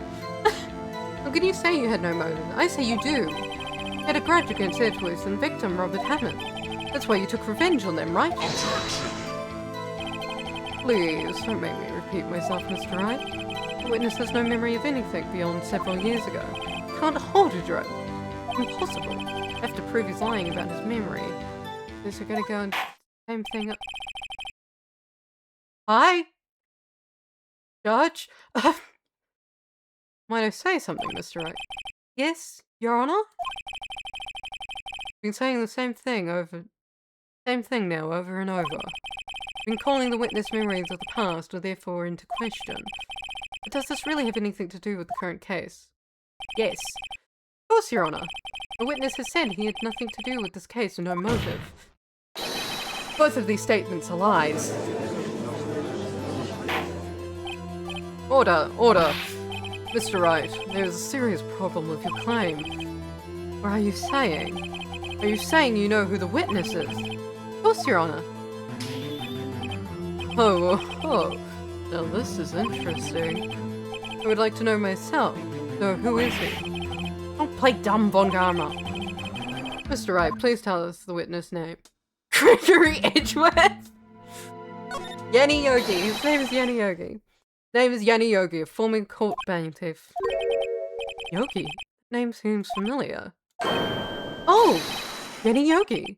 From the DL6 incident. I guess the judge would have heard of it. Such a famous case. But what does this mean? Your Honor, this man is Mr. Yogi, then he has a clear motive. Edgeworth, a fucking god. Yeah, like why? Of course of course it is. Fucking tisking off the face of the earth. Jumping to conclusions again, Mr. Wright. This man, the witness, Yanni Yogi, fascinating. However, what do you propose to prove this to the court? I can't. This is a court of law, you may recall. You need proof. Allow me to repeat once more what the witness has lost his memory. This is it. You have to do this now. You can't prove he's Yogi right here, right now. You've got nowhere else to go. Nick, how are you going to prove it? How can you prove that he's Yanni Yogi? Okay, it's actually quite simple. Your Honor, please take this man's fingerprints, and we'll compare them to the fingerprints in the file for Yanni Yogi 15 years ago. I see, that makes sense. Don't you fucking tisk me? Huh? I'm so very, very sorry, Mr. Wright. Why? The witness has no finger...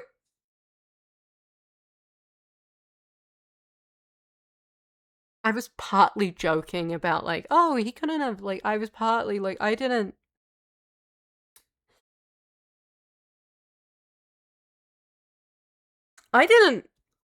Like, I know I said earlier, oh, like, chemicals can remove the thing. I was partly joking. I really didn't, I don't.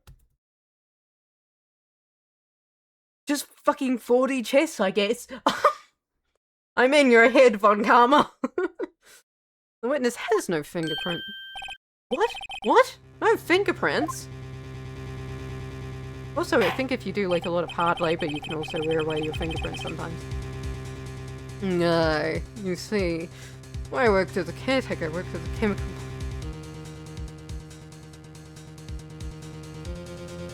How did I call the chemical plant worker thing? How did I do that? How did I do that? One comment, his vacation will take this chance to find me, trust me. I bet his fucking head, I'll work it out. Ah. And my fingers working with the stuff there, yep. What? Yogi, you sneak. You burned your fingerprints off to hide your past. Well, if the witness has no fingerprints, this we will not be able to prove his identity. No. Well, what will you do, Mr. Wright? Seems the case has been decided, no? No! I know what happened. I know everything. I just can't prove it. No, can't let it end like this. Can't lose. This will be another way. There is no one who can testify who this witness is. No one. Nick, what are we gonna do? Didn't even consider that he might have erased his fingerprints. No, because you normally wouldn't. What do I do? Well, Mr. Wright, perhaps you'd like to cross-examine his parrot for a little comic relief? Yeah, very funny. You're a sore winner, Von Karma. Wait a second. Cross-examine his parrot? What is it, Nick? No, you're not going to. Your Honor! The defense would like to take Mr. Von Karma up on this proposal. Take Von Karma up? On my proposal? Exactly, Your Honor. I would like to cross-examine the witness' pet parrot. Order! Well, what do you think, Mr. Von Karma? You need even ask? This is a farce. I object. Objection! Wait a second. You were the one who suggested I cross-examine the parrot, Von Karma. I have a right to do as you suggested. Well, you're so desperate, then please be my guest. Of course, should you go through with this, if it comes of it, then I hope you're ready for the consequences. Nick, this is crazy! Well, you want to go through with your little game? Yes, I'm doing it! I'm cross-examining the fucking parrot! Let the parrot take the stand. I will cross-examine her, Your Honor. This is the most ridiculous thing I have ever heard. Karma's rigged every person's testimony, every piece of evidence, except the parrot. She's my last chance. At least I think so.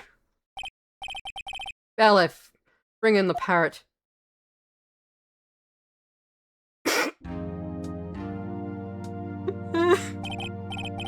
That's quite a bird. Please tell us your name. Name. Witness is ignoring me. Must hurt to be ignored by a bird. Very well, witness. Who's your owner? Please testify for us. Witness testimony. Who is your owner? Hello. Hello.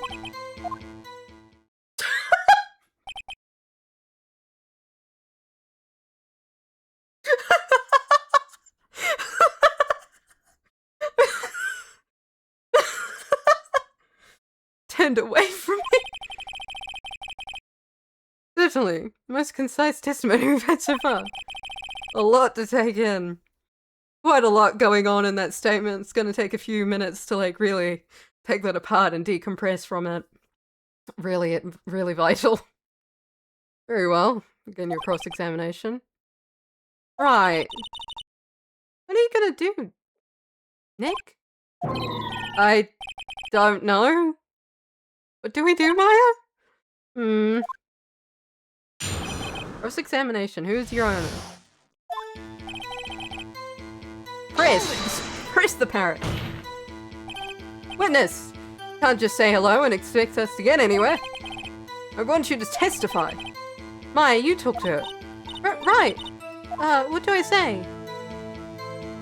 Have you forgotten something? I recall 2 days ago.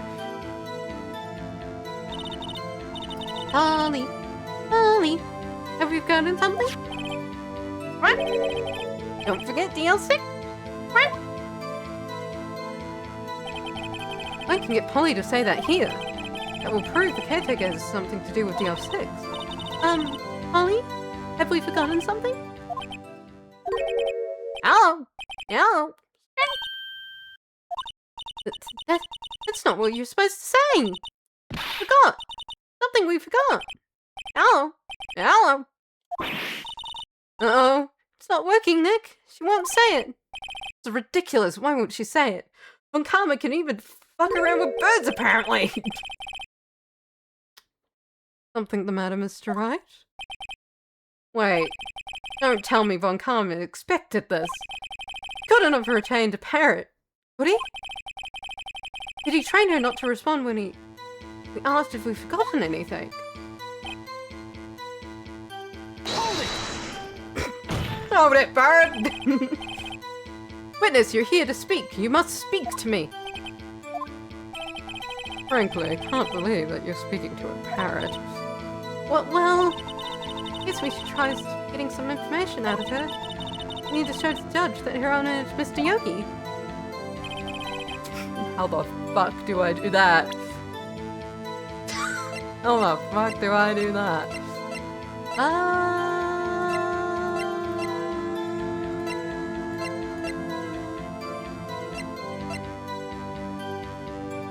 It's just a fucking parrot. What am I doing?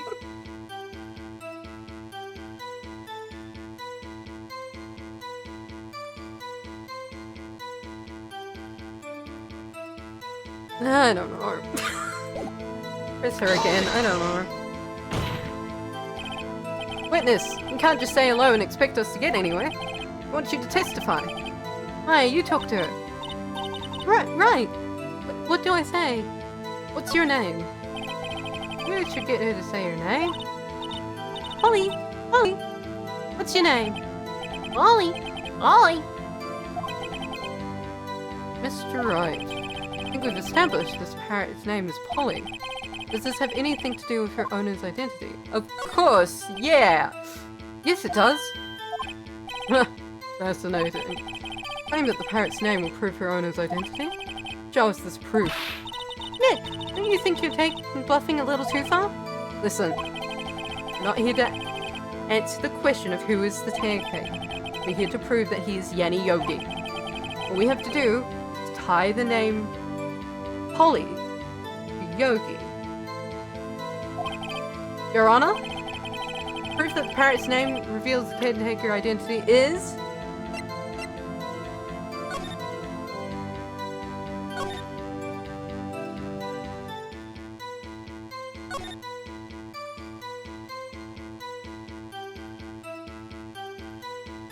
There we are. There's the name, Polly. DL6 case file? Quite a large file you have there. Which page is this proof on, then? Show us or stop wasting our time. Very well, Mr. Wright. Please show us the page. Where in this file is this information connected to the parrot's victim data.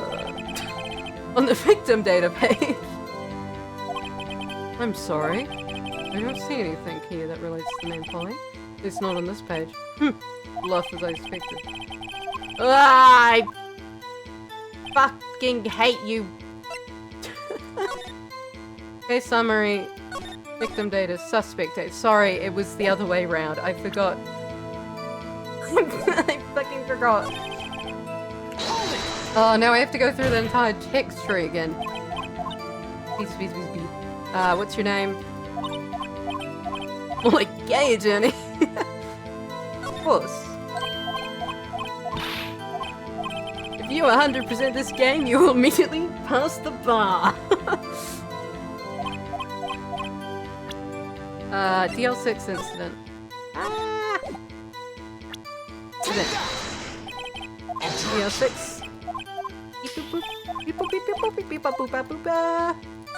Suspect data. On the suspect data page. This page was all the information about Yanni Yogi. Right after he was arrested, his fiancée committed suicide, see? Indeed. Let's say that, yes. God, I wish. What was his fiancée's name? Holly Jenkins. Holly. Exactly, Your Honor. He wanted to remember the name of his fiancée who committed suicide. That's why he's named his parrot after her. I see. Yes, that is plausible. Bah! Mere coincidence, that's all. My granddaughter has a dog she calls Phoenix. Gonna play all the games? I plan to. Gonna take a little while, but we're gonna get there. Hopefully. Well, Mr. Phoenix Wright, does this make you my daughter's fiancé? She's only 7 years old. Indeed. Wait. He's like 50. Had a kid? When you were 42? That's late. That's real late. 10 years old!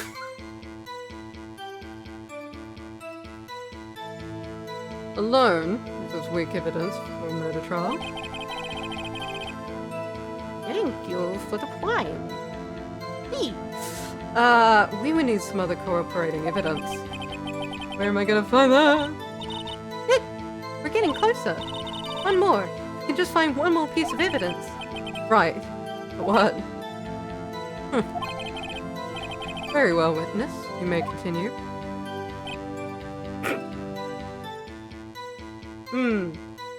I see. Well, the great hooey!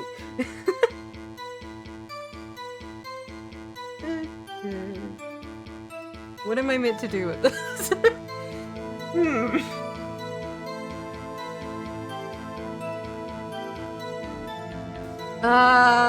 We have one last question we can ask Maya. We have that one last question we can ask Maya. What's the safe number?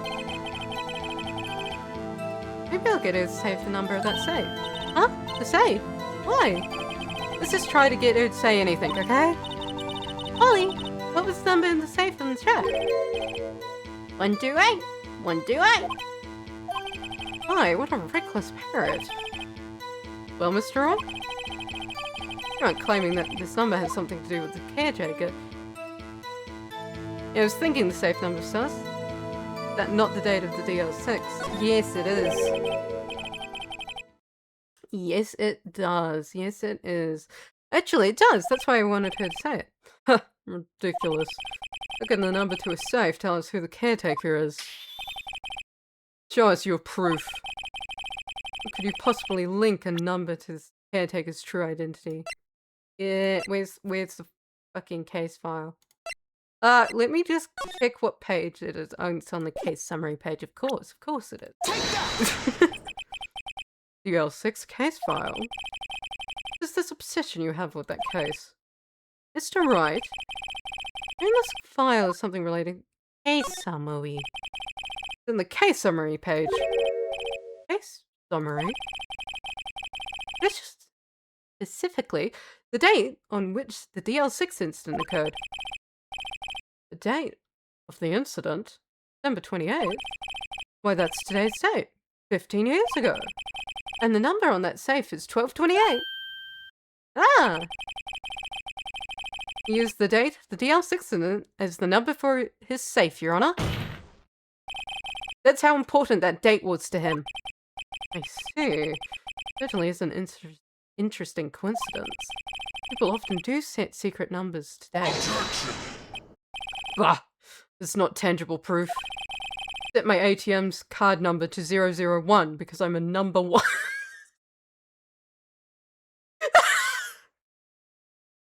You should change that, vodka. Didn't admit it in a trial. This has nothing to do with a date. Nothing. That's enough. I think we've reached our conclusion here. A mere coincidence, that's all. True, that is a possibility. However, two coincidences at the same time seems more like a pattern to me. What are you saying? Summon the caretaker of the bookshop. Immediately. Yippee! Witness. Tell us your name. Wait. Witness. He doesn't remember. No, it's okay. Oh, he's upright. He is full straight posture. He is, whoa. I've accomplished what I wanted to do. I'm done. Hey, he looks totally different. This is the real Yogi, I think. Finally. Been acting feeble to hide its true identity. Acting for 15 years. Well. It's been so long since I've seen this case. It is a really old case, to be honest. Let me ask you again. Please state your name for the court. My name, Yanni Yogi. 15 years ago, I was served as a bailiff in this court. Bailiff? I really need to look up that word. Order. Yanni Yogi. It was you who killed Robert Hammond and tried to frame Miles Edgeworth for his death? Yes, it was me. I did it. It put me on the witness stand 15 years ago. Robert Hammond said I was mentally unsound. Told me it would make me innocent, get me off the hook. So, I pretended to have brain damage. How do you pretend to have brain damage? Like, don't you, like, you have to get a medical examination, don't you, to, like, present that in a law court? I don't know. I was innocent, really, but he didn't believe me. On the trial, I lost everything. Just be super ableist about the way these courts work. They looked at a man who wasn't fully here and just said, yeah, that seems correct, seems like brain damage. Thumbs up. I lost my job, lost my fiancé, lost my social standing. And this year, 15 years later, a package arrived. A letter and a pistol. The plan was written out in careful detail. And the case can only go on for 3 days. Because they stated the case the day after the murder, right? And the case can only... Yeah.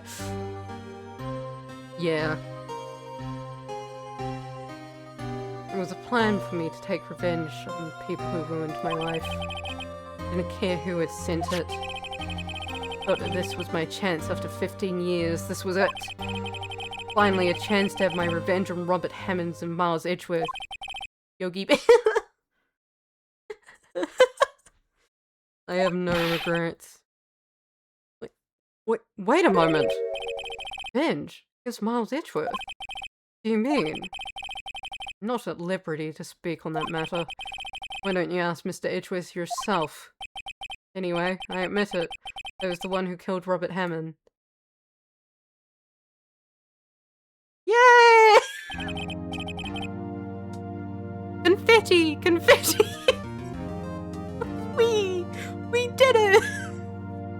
Oh dear. Von Karma. Where is Mr. Yogi? Under arrest, Your Honor. Saw no room for his error in this confession. Hi. Hello.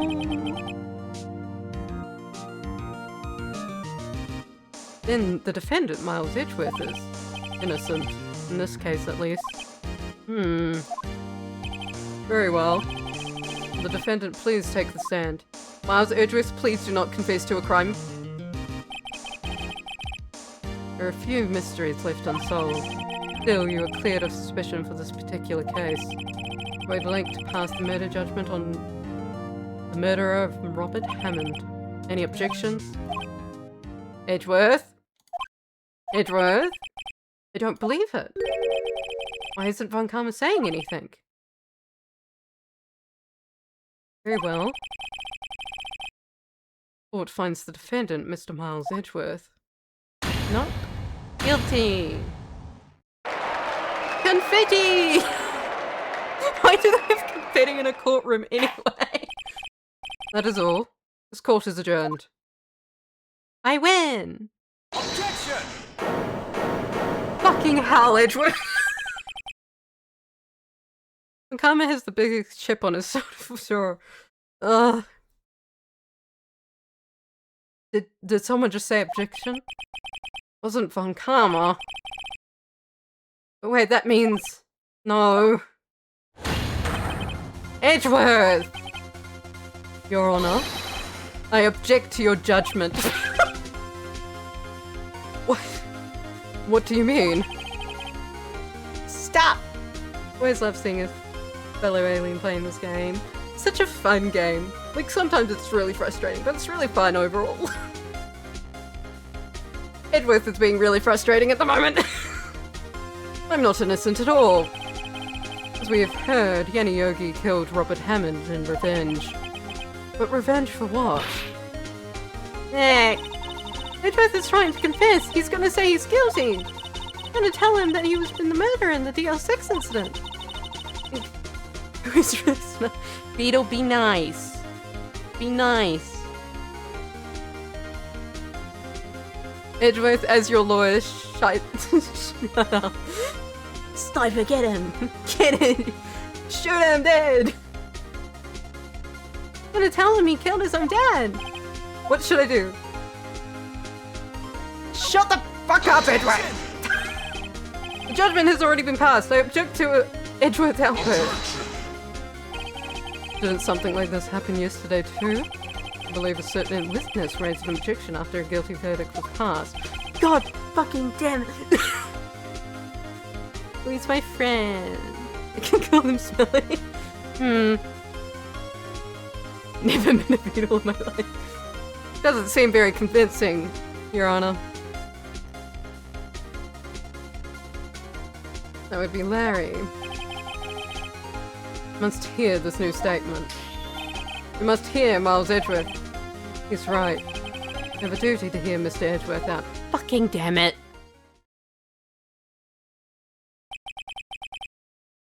Time for the insane card! Yay! 15 years. Had a reoccurring dream. Nightmare. Only a nightmare. What I told myself. And it's only a nightmare! Please shut the fuck up!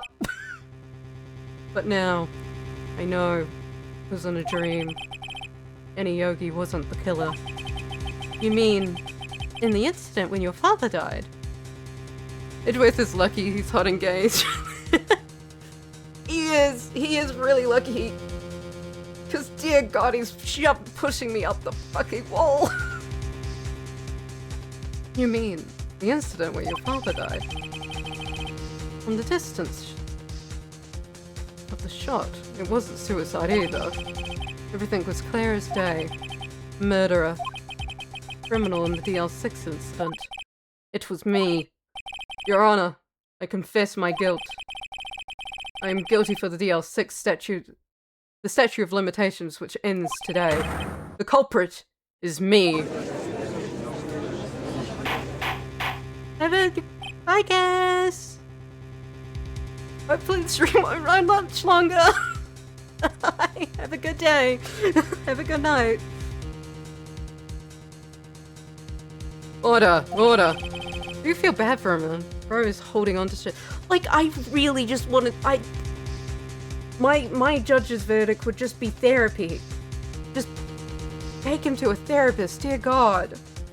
That's what he needs more than anything else, therapy. Certainly unexpected. The defendant is declared innocent and is confessing to a different crime. Crime which is statute of limitation runs out today. Not really sure how I should deal with this. He killed 3 people. He killed no one. It's technically... Bah! Obvious. We will hold a trial right here, right now. I don't think that's how law works. Try this man for a crime of 15 years ago. I don't think that's how the law works. I think I would like to take a 5-minute recess. During this time, I will consider the appropriate course of action to take. Court is adjourned. Or did he? Did he? Your Honor, if Edgeworth did it, may the lightning strike where I stand. Your Honor! God be my witness. I'm sorry, right? Yeah, you fucking better be, dickhead. I've just wasted all of your effort. Yeah, you fucking have. Sorry. You're inside, it's not gonna. Alright. Earthquake, strike where I stand. Mr. Edgeworth, just don't believe it, sir. I mean, you killed your dad? I didn't want to believe it either myself, detective. But the truth, I deserve to be punished. Murder is murder, no matter what the circumstances. This is crazy, just crazy. Nick? What are you doing? Huh? Oh, I was just reading through the court records once more. Getting my case ready. Your case? What? Huh? Isn't it obvious? Gonna prove that Miles Edgeworth is innocent. What are you talking about, pal? He just admitted to it. He confessed. And he did it. In court. I'm sorry, Edgeworth. I don't believe your nightmare. What? Just a dream? Not real. The truth is right here, in this court record. In any case, tighten your belts. The real fight is just beginning. I'll prove you're innocent. Trust me. Right. Yeah! Phoenix before his own yowie. He's now just in his he's in his pre-yowie arc. He's entering into yowie. Now then, I would like to resume our trial. Judge. Miles Edgeworth admitted his own guilt. He has confessed his crime. Let us begin by hearing his testimony. I can't marry you if you're in jail. Get the fuck out of jail. Then, you're pointless. Let their defense do their cross-examination. Statute of limitations in DL6 incident runs out today. Now, it's unconventional for me. I like to run this by the book. 'Cause you think you're gonna win. Sorry. Let's see, does the defense have any problems? I do, but no. No, Your Honor. It's just CM and Edgeworth in the new game. They are 100% on all man carried. Oh, I can't wait. I can't wait. Yippee! Gay people. Yippee! And Karma, you knew this was going to happen from the very beginning, didn't you? Very well. Will Miles Edgeworth take the stand? There's too many fucking men in this game to voice. Like, literally can't. Literally can't. Will the witness state his name and profession? Miles Edgeworth. I am a prosecuting attorney. Mr. Edgeworth, 15 years ago you mistakenly killed your father, Gregory Edgeworth. Is this correct? It is correct. Then testify about this matter to the court. When Edgeworth was telling me about his dream yesterday, I noticed something. One detail didn't quite fit. That will be the key, but only if I can get it to work. Please. Please. Witness testimony. That day, I had gone to my courtroom to observe one of my father's trials. As we went to leave, an earthquake struck, tracking us in the elevator. My father and Mr. Yogi lost their composure and began to argue. Just then, something very heavy fell at my feet.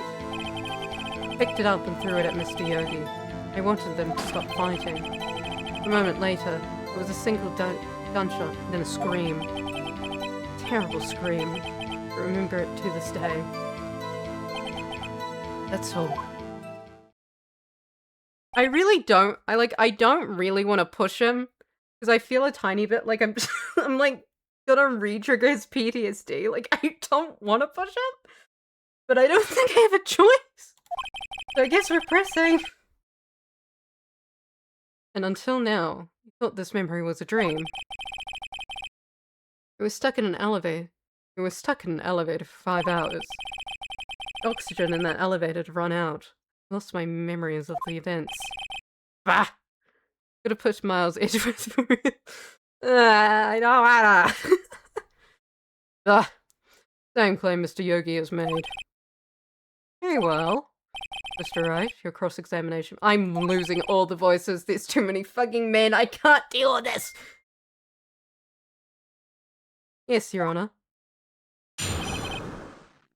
The L6 incident. What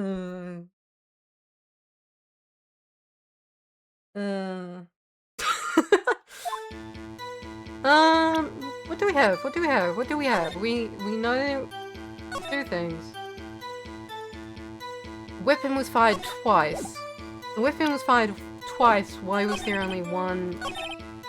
Where are we? No. Gun fired once. Yes. I think after I threw it, I lost consciousness. Since then, echoed in my head every day. Gunshot, that horrible scream. Scream? But there wasn't one gunshot, motherfucker. It was 2. Objection! Are you sure you only heard 1 gunshot? Yes, I'm sure of that. Heard the gunshot, the scream. Then everything faded. I was unconscious until the rescuers came. Here. Nuh-uh! No, Your Honor, fortunately you don't, you silly idiot. Look at the files one more time. This plainly contradicts the witness testimony. You do enjoy dragging out that file, don't you? I do, it's so much fun. Don't accept this evidence, unless you can tell us what page it's on. Which page contradicts Miles Edgeworth's testimony? Victim's data. Look at the victim's data in this file. It says quite plainly, the murder weapon was fired twice. It was 2 shots, Your Honor. Miles Edgeworth only heard 1 gunshot, yet the murder weapon was fired twice. The first shot was the accidental firing when the pistol was thrown. So who fired the remaining shot?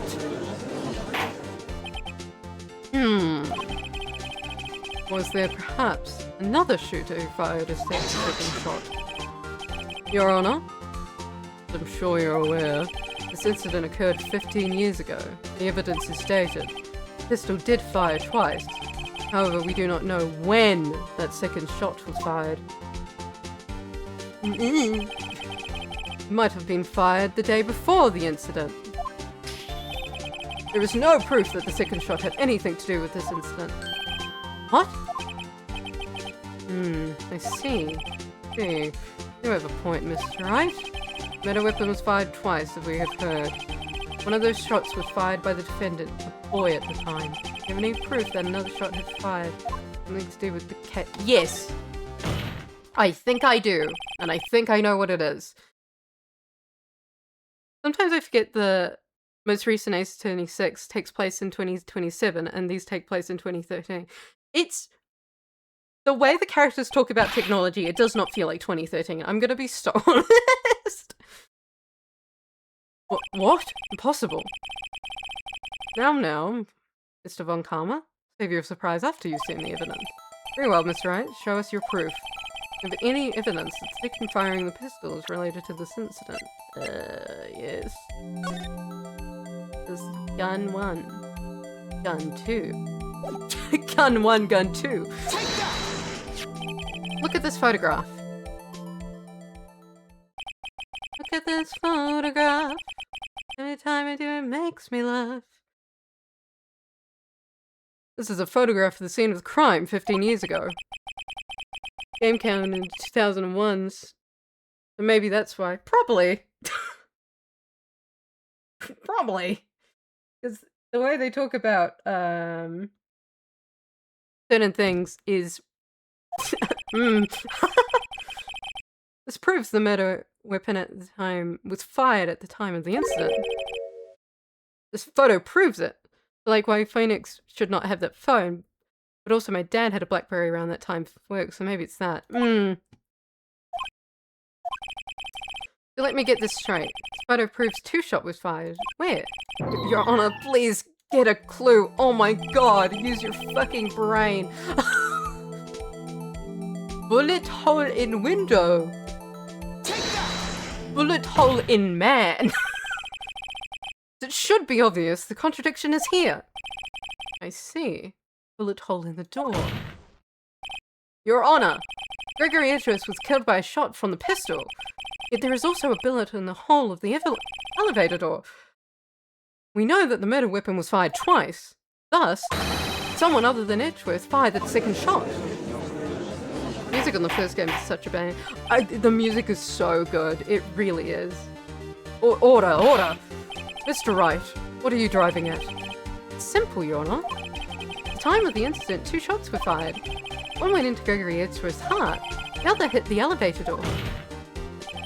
Remember that the defendant lost consciousness after the shot he fired rang out. In conclusion, you must agree that the second shot was fired by someone else. Mr. Wright. But who could that someone else be? Matter, of course. I knew I should have stepped in before your wild fantasies got out of hand. Mr. Wright. Look once more at the DL incident case file. Look closely. Try the case summary page. Case summary? That's on page 1. Look at what is written there. Not a single clue was found on the scene. The pistol had indeed been fired 2 times, then the other bullet would have been discovered on the scene. It does have a point. That second bullet has never been found. What if it's in you, Vodkarma? No, that wouldn't make sense. That wouldn't make sense. Because the second bullet does not exist.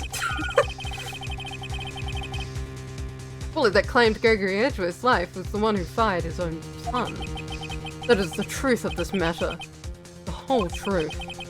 Undoubtedly something else that made that bullet hole in the door. Can't believe the second shot was fired when he was unconscious. Impressive marksmanship. He should be a child soldier with that. Order, order, we'll have order. Mr. Wright is proving one thing to us quite clearly. The murder weapon was fired twice in the time of the incident. However, Mr. George Van Karma says the second bullet was not found. It's highly unlikely that the police merely overlooked the second bullet. So all we have is the single bullet fired. I'm afraid I have to discount the defense's claim.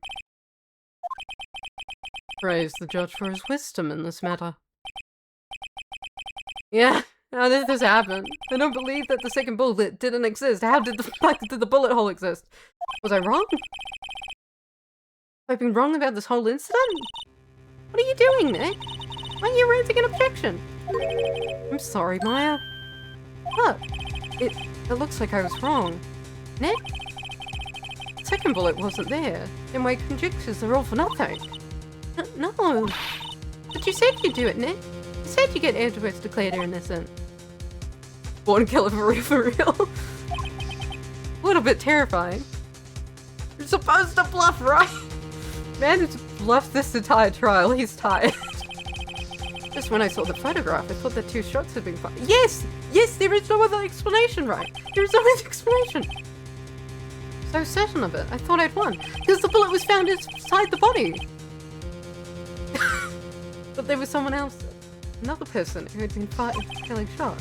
Which means he couldn't be standing against the window and then the bullet went through him. Because the bullet was found to Phoenix! I was wrong to think it could be that simple. Are you gonna do the bonus case? Maybe? We'll see. Probably not this stream though. I do have to eat food. This case has been unsolved for 15 years. Nick. Well, it seems that we've finally cleared up this incident. Only one bullet was found at the scene of the crime. The shot was fired by Miles Edgeworth. Precisely.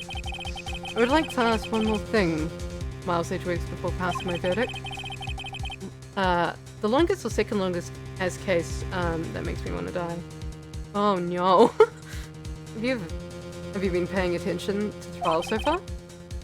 Yes, Your Honor. Do you have any objections? No. No, I do not. So you killed your father. Though that was not your intention? Yes, I did. Oh no. Accepted the guilt. Very well. Statute of limitations of the murder of Gregory Edgeworth runs out today. Therefore, I must pronounce the verdict on the defendant today, right here. Right now. Indeed. Anyone have any objections? Been here before. Just like my first day in court. So many things I know I should be saying. Mine's gone blank and I can't find the words. Just yell objection. I have an objection. Objection! No! Your Honor. I object. Ah, that's not funny. Mr. Wright, what grounds do you object? Nick? I don't know. This case is perfect. It's not. It's really not Phoenix. Think, Phoenix. Oh no. Yeah. Must exist. Sorry, that's really funny. Boo! The second bullet. What? What did you just say? Nothing. Second bullet must exist. But where? Cool job scare. Someone took it. Like FNAF. Like, what was that? Seems waiting is not going to produce us any answers from Mr. Wright. Nice. Look, it's a good chili dog. Wait, Your Honor. The second bullet. It existed. What? But we've just heard proof that it did not exist. I realize that, Your Honor. I'm really grasping here. It's just someone took it from the scene of the crime. That's what happened. But who? The murderer. The murderer? Then tell us, just who is this murderer? I'm still thinking about that one. The criminal took the second bullet? But why? Huh? First of all, how would have they found it? Not easy to find a stray bullet, Mr. Wright. There's some pressing need for the murderer to search for that bullet. The murderer had to find it. Of course there was a need. That's why they took it. Ah, possible reason could they had. Well, the reason the murderer took the bullet away from the scene with them is... bullet would be proof. Maybe they thought the bullet would be used as proof? Proof? It was a special bullet, so they took it with them. If that was the case, then they should have taken the bullet from inside Gregory as well. Huh? Why would they only take one of the 2 shots fired? Oh, right. Mr. Wright, have you really thought this through? Gonna have to... Fuck you! Ugh, this isn't going so well. The murderer didn't need it. I mean, the other bullet was in Gregory, so like, shove it out. Like, what was he meant to do? Shove his arm into a dead man and go, give me that fucking bullet? What was he meant to do?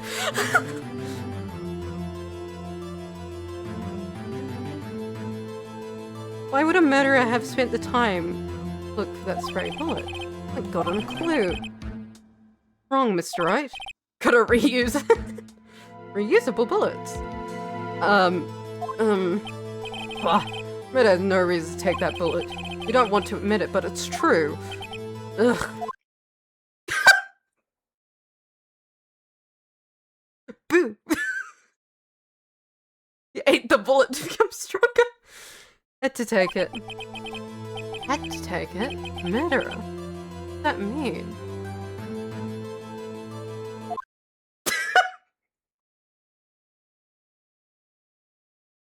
White girl goes. White girl. Thinking too normal. Think crazy. I don't know why that makes me laugh every time. It just reminds me of like fucking FNAF. Like, boop. I don't know why the bullet was taken. Think why the bullet had to be taken.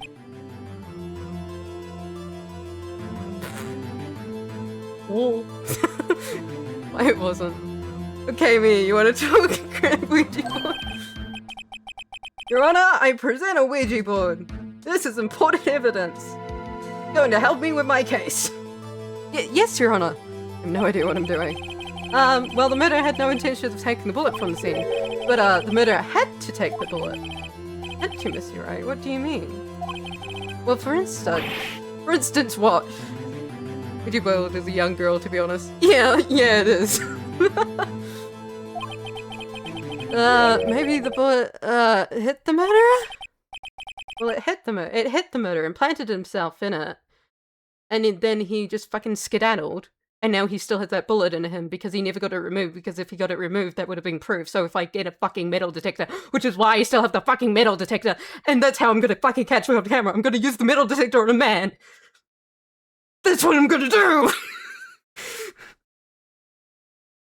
I don't know why, like... Hit him! I'm gonna throw a metal detector at a man. Just saying, for instance. I mean, if it hit you, you wouldn't have to take it with you, would you? Not like you could perform surgery right there. You know? Wait a second. Just talking off the top of my head, but what if that's really what happened? Let me get this straight. At the time of the murderer himself was shot. I mean, he's right. Like, yeah. And they left with the second bullet still inside them? Thus leaving the only one bullet at the scene of the crime? Yes. Guess that's how it would work, yes? There's one problem with that.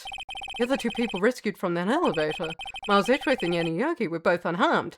Because the bullet was fired outside the elevator, which is why you have that hole in the elevator. It went through the elevator. Miles threw the fucking gun. It misfired out the elevator window. Von Karma was walking past, because the case that just happened was the case that intervened with both of them, and pew! And he got hit accidentally. I don't fucking know, man. And what? He's gonna go to the hospital? They got shot around the same time and the guy died? Yeah. Let me get this straight, Your Honor. You will get this gay. That would mean the murderer came from outside. Yeah. Yeah, it would.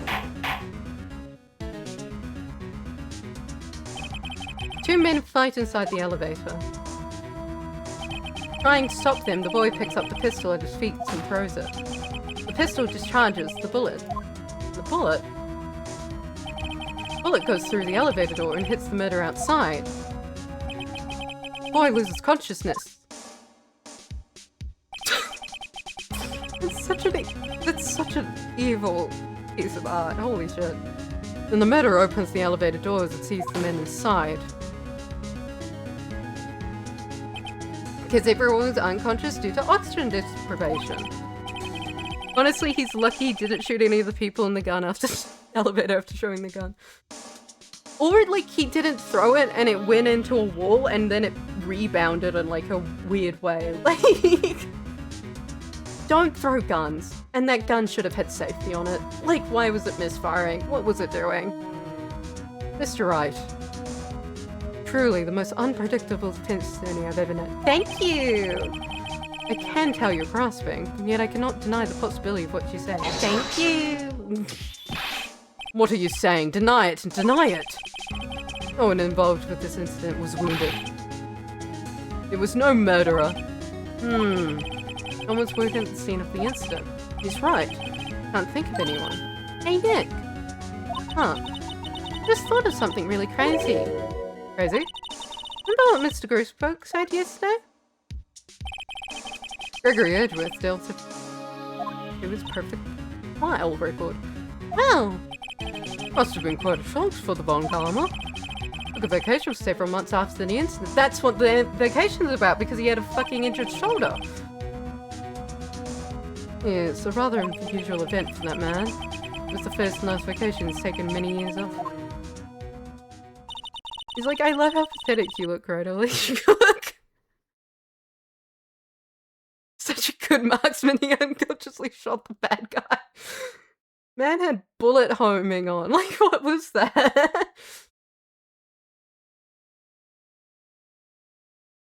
What if Von Karma didn't take the vacation because of shock, but took it because he was injured?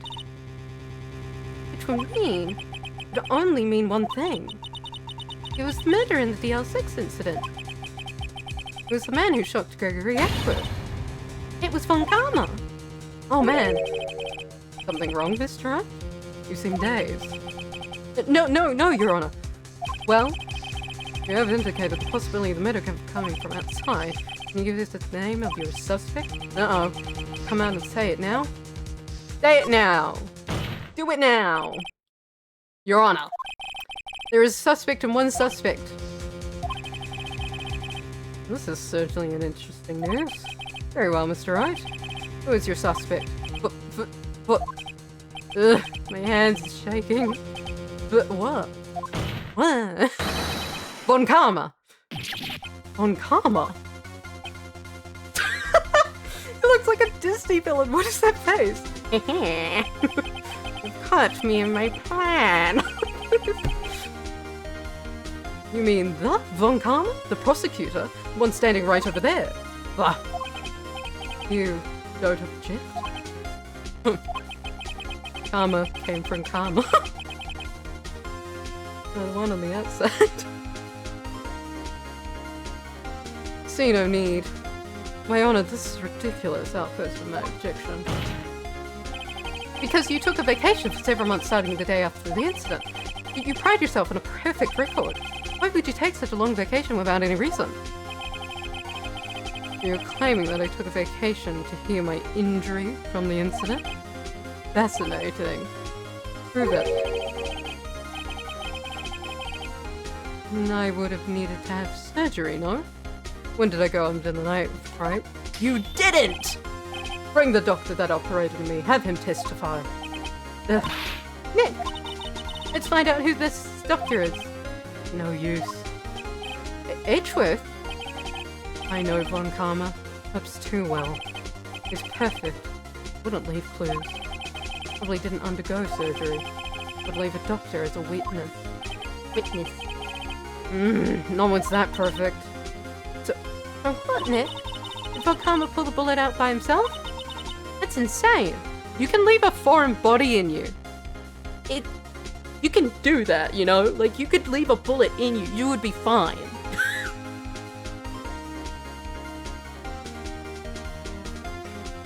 Insane. No, he couldn't have. Don't just pull out bullets out of yourself. Well, you can. Is it recommended? No. But you could. Wait. What does that mean? The bullet has to be somewhere. But where? Well, Mr. Wright, can you produce evidence to prove I was shot? Evidence! Motherfucker! Alright, Von Karma, I'll prove it. And I'll even use evidence. I know how you like it so much. What? The evidence that's proved Von Karma— metal detector! Von Karma is perfect. He wouldn't risk surgery, leaving an evidence trail. So then I ask, where is that bullet now? I think it is unlikely that Von Karma performed surgery on himself. You don't mean? I do. There is a possibility that the bullet is still inside Von Karma. Hit him over the head of him. Hit him! Is it even possible? All these years? Yeah, people live with metal in their eyes for years. Like, what do you mean? Is it possible? These are... Like, just check. Has he had an MRI? No? Then yeah, he could have had it. If he had an MRI, he would have been in excruciating pain because a bullet would have been ripped out of his fucking shoulder. Maybe that's what we should do. Is that what we should do? Is that what we should do? Should we put him in an MRI scene and see if the fucking bullet gets ripped painfully out of his fucking shoulder? Sorry. There's one way to find out. We could use this metal detector. Well, Von Karma? Gonna run this over you and see what we find. Tough but fair. Why are you grasping your shoulder there, Von Karma? I refuse. You refuse. Refusing this means you acknowledge that the bullet is still inside you. I mean, it's not gonna rip you out of it or anything. You could just, like, do it, man. Order! Order! Order! Your Honor, the defense requests that we are allowed to use the metal detector. Judge, full of suspension of this trial. This is an invasion of privacy. Statute of limitations run out on this case today. Do it today. It was you who said we end it right here, right now.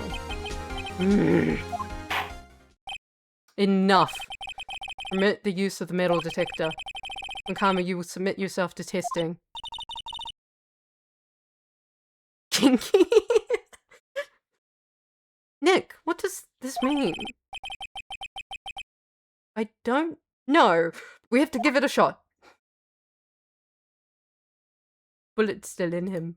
Bullet time. Oh, fuck. Ah. Oh, that's a horrible noise. It reacted. Something's inside his right shoulder. A bullet. It's such a horrible noise. I don't know why they were like, what's the worst noise we could put in as the metal detector sound? I know. Dog whistle. You. It was you. I was afraid this would happen. And so I remained silent. Huh? Indeed, there is a bullet in my shoulder. However, nothing to do with this incident.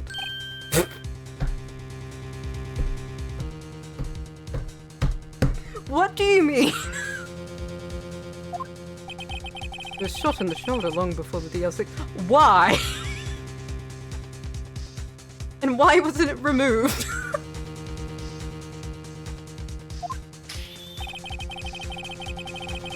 Claim that the bullet in my shoulder has no relation to DL6. Get that X-ray machine out real quick. Get that X-ray machine out. Put him in an X-ray machine. You'll see the markings. Proof? I have no obligation to prove anything. Mr. Wright, who must prove something here. Not I. Mr. Wright? Well, can you prove it? Can you prove that the bullet in Von Karma's shoulder was from DL6? Of course he can't. Don't have any DL6 evidence there. That's because he took it out on the record rooms yesterday. Stop that. No proof. You cannot convict me of any crime. Oh, sorry, Mr. Wright. Nuh-uh. No, I'm the one who's sorry, Mr. Von Karma. What? You were close. One day away from freedom. But you see, I have proof. But what? Who would have thought you would try to go for your own grave trying to convict Edgeworth and link that bullet to your shoulder to the L6 incident? Gonna be Mr. Right or Mr. Wrong? It's the other bullet! That's... a bullet? Where did you get that? This is the bullet used in the DL6 incident. It was taken from the heart of the victim, Mr. Gregory Edgeworth. The bullet is preserved quite nicely, with all the ballistic markings attached. Ballistic markings? I'm gonna meet Mr. Right every time. You may recall the term. It came up in the first trial 2 days ago. Ballistic markings are the fingerprints of a weapon. All bullets fired from the gun are marked with that weapon's unique pattern. By examining the markings, we can tell which weapon fired the bullet. Quite accurate. We have 2 bullets in our possession. One bullet removed from Gregory Edgeworth's heart, the other in Mr. Von Karma. Bullet is buried in your shoulder. You can analyze both bullets, then if the markings matched, you would know that both bullets had been fired from the same gun. Very same pistol, in other words, the murder weapon that had killed Gregory Edgeworth. Mr. Von Karma, you will let us remove that bullet from your shoulder. We'll compare the ballistic markings to those on the bullet. Surgery time! To solve this case once and for all. Well, Mr. Von Karma? Oh, there he goes. There he goes. There he goes. There he goes. That scream. Heard that scream before. Wait, I know. It's this fucking scene again. Help! Help, I can't breathe! Quiet, I said quiet. You're not making this any easier. Stop breathing my air! I'll stop you! Stop breathing my air! Get away! Get away from my father! Bang!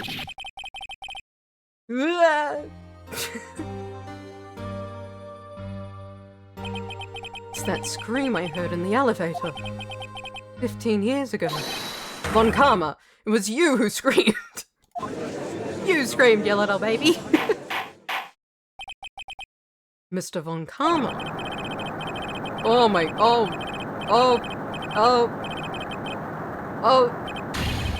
So it was you.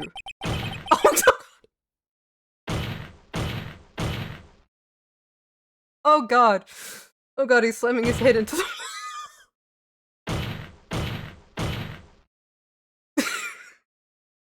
You and your father are my curse. Your father shamed me with a penalty on my record. And you, the scar on my shoulder that would never fade. I'll bury you with my bare hands. Death, death. Okay, buddy. Okay. Take a deep breath. Woo, okay. 15 years earlier. If prosecutor, I am sorry. Von Karma, not like you to make this kind of error. I never would have thought that Edgeworth would be the one to catch you. Careless. I'm sorry, but you will have to be penalized. Part of the youth for you in the past, but not this one. Edgeworth! It was a shock like none I had ever known.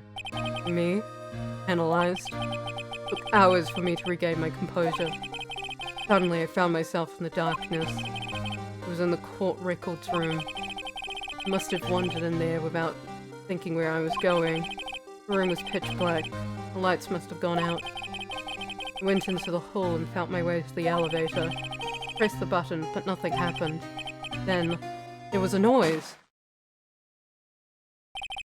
I was in pain, a horrible burning pain in my shoulder. Just then, the lights came back on. The elevator door opened before my eyes. Ah! There were 3 people inside, all lying unconscious from oxygen deprivation. Much to surprise, a pistol laid at my feet. We were just walking by. He really was, like, truly, like, wrong place, wrong time. Unfortunate. I knew then it was destiny.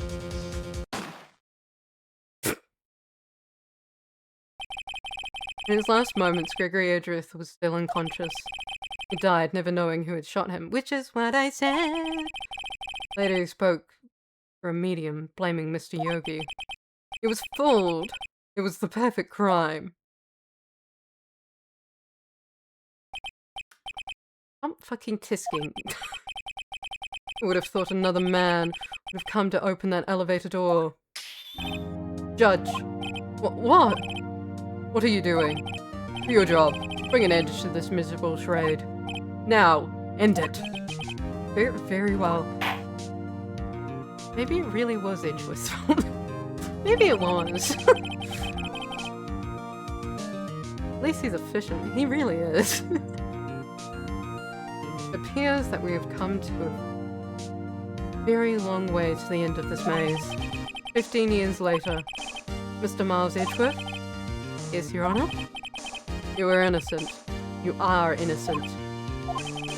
As you said, it was all a nightmare. Yes, Your Honor. This court finds the defendant, Miles Edgeworth, not guilty. Confetti! Screamed like that, then soon after he was like, now I do the Ace Attorney thing. He won this day. Now I will commit murder. Oh dear. That is all. Court is adjourned. December 28th, 5:38 p.m. District Court Defendant Lobby number 2. Nick! Nick! We did it! Did you see his face? Montgomery looked even paler than usual. He's pretending to be all cool, but inside you crushed him, Nick. Crushed. Pretending to be all cool, he was slamming his head into the wall, Maya. Gotta say, I'm impressed. It's pretty close, though.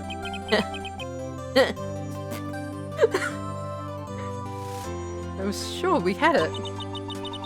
You know, I was on the verge of tears the whole time myself. But now it's all just a good memory. So, finally over, Edgeworth?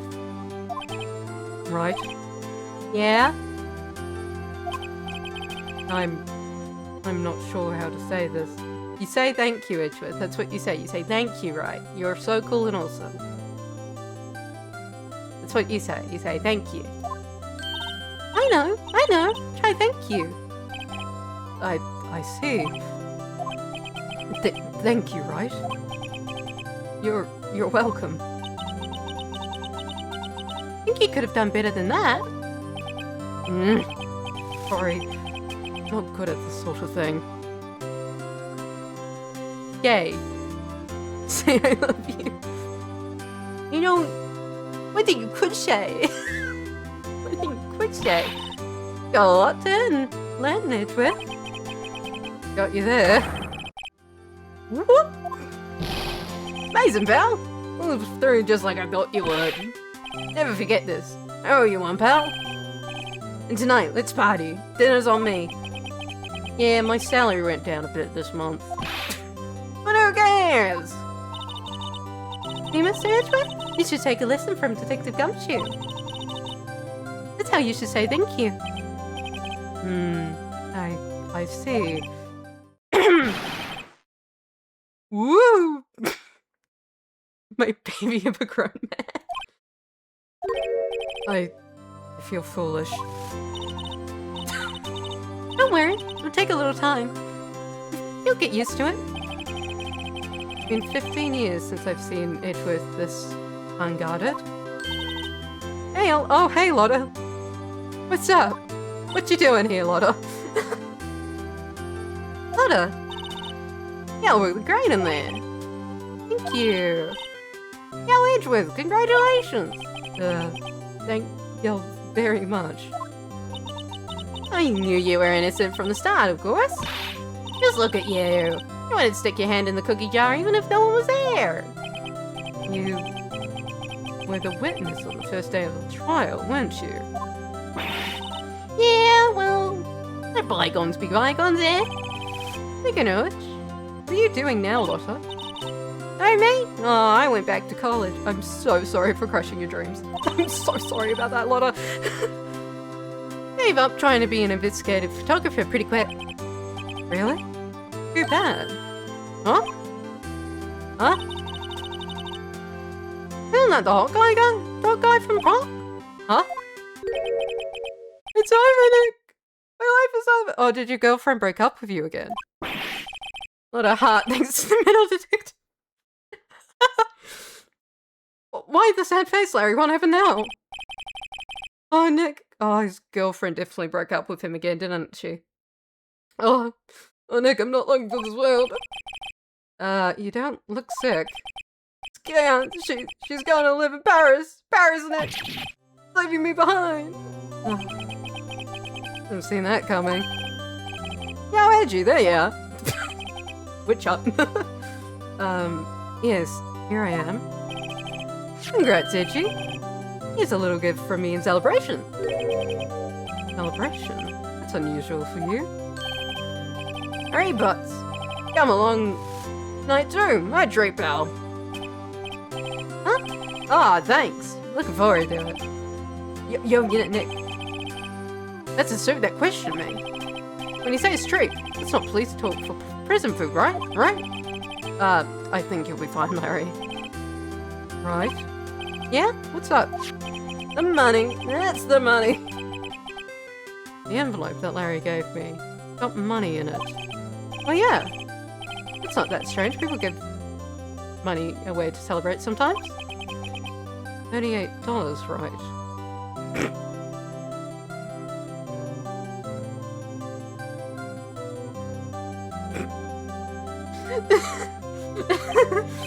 Huh?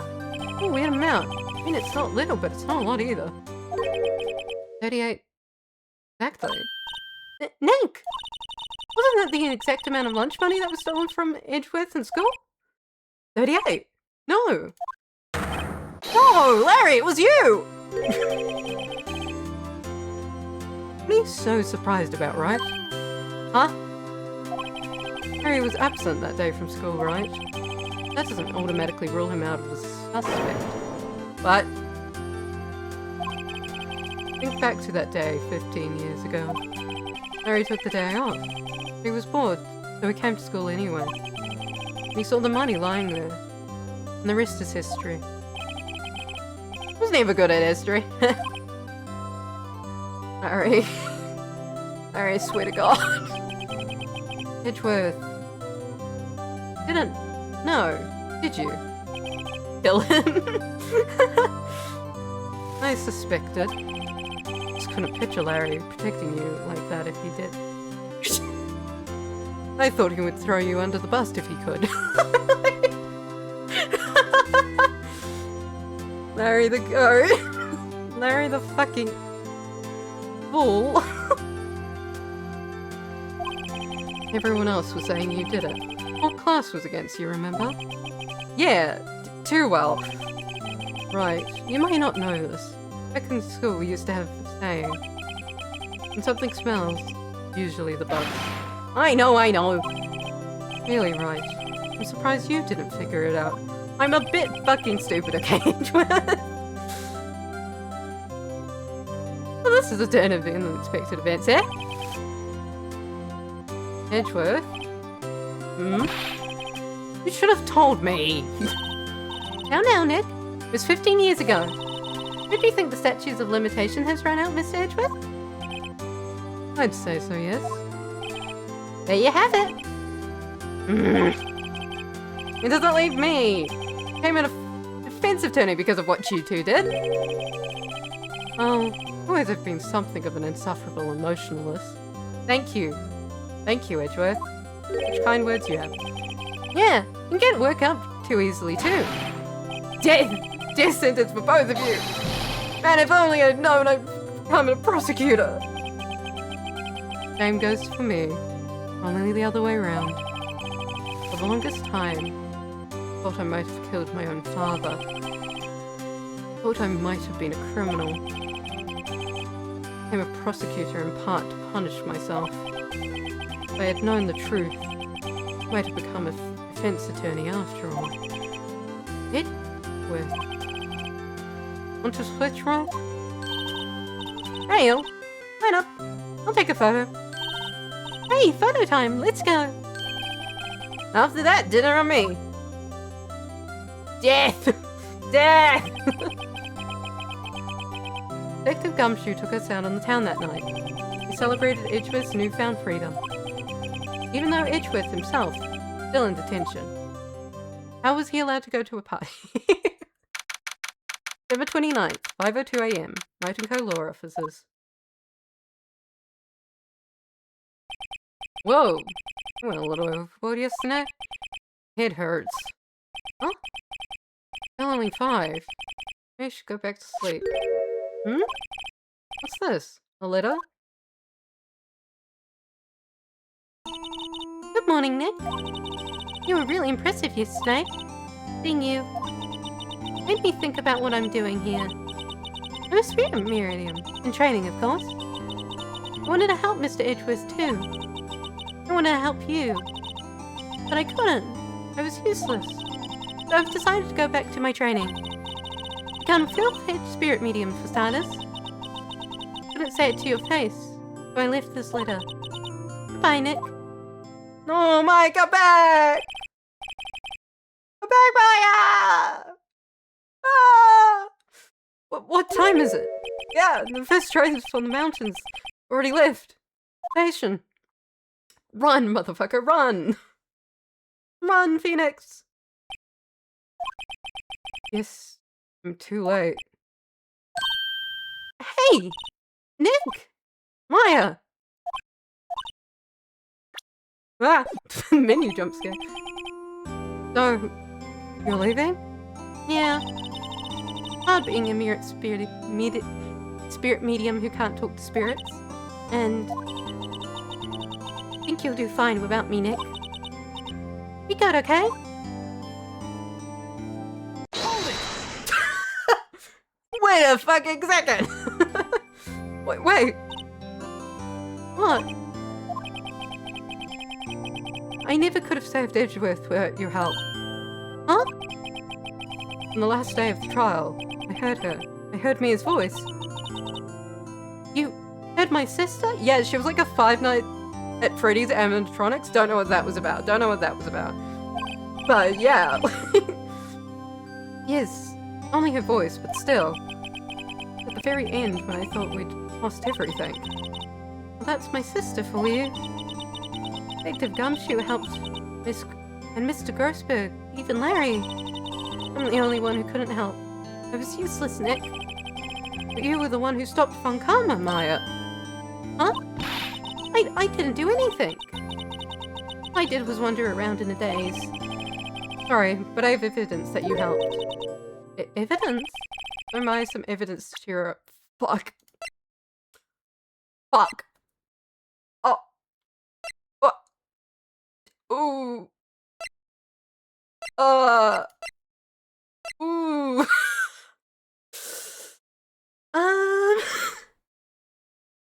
Your mom. That's what I was thinking, but I wasn't sure. I was like, I don't want to fuck this up. I don't want to fuck this up. Huh? Sorry, Nick. Guess I don't understand. Uh-oh, now I think about it, I don't understand this.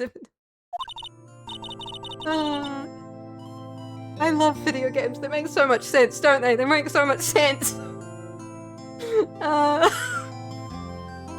It's okay. You don't have to try and cheer me up. But... What? Why? I don't fucking know. I really don't know. Was I meant to show the metal detector? What the fuck did you want me to do, game? One day, I'll come back and be useful. I promise. Bye, come back! So, this is it. See you soon, Maya. The gun. Hit her with the metal detector. Coming with me, Maya. Tonk!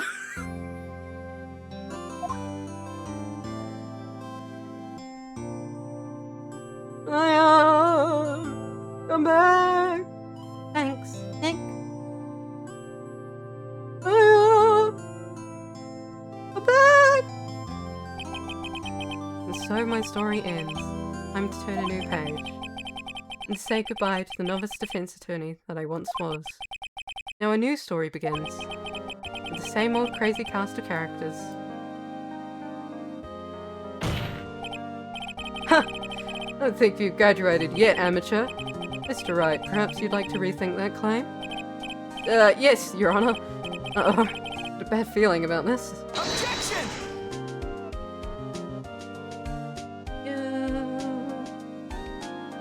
Yay, we hit the credit! We did it! And it's 7:20 PM and I've not had dinner! Hey, Belle. Mr. Edge. Oh, talk about fun surprise. Whoop! Take the gumshoe! And he had his head low and went right back outside. Kinda like he was embarrassed or something. Strange, huh? The bullet. One Maya got. Oh! Yeah! I forgot she grabbed that. Doi. Huh? Nick? Nah, I haven't seen him lately. Who? Me? I've been working at a chess shop. And Missy's a nice lady. Not exactly what you call a cheap gay. Huh? Oh, she's in Hawaii right now. Yeah. Why is she always in fucking Hawaii? Where have I gone? Why is everyone talking about me like I passed away? What's happening? Oh, right. Yeah, I remember him. He's been busy lately. You know, not to ring my own bell. But I sort of told him everything. No, you didn't. You always go, no, I fucking hate you, you weasel.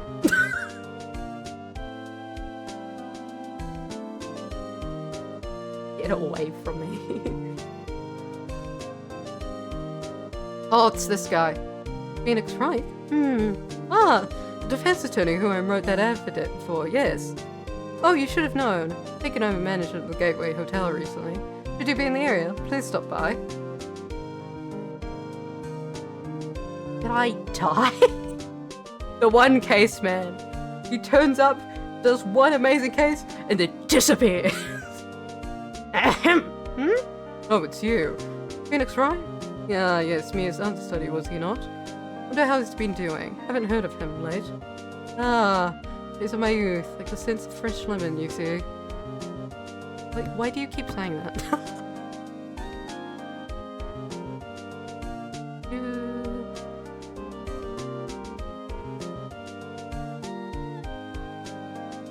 Phoenix Wright? He's an actor? Well, I'm not buying it.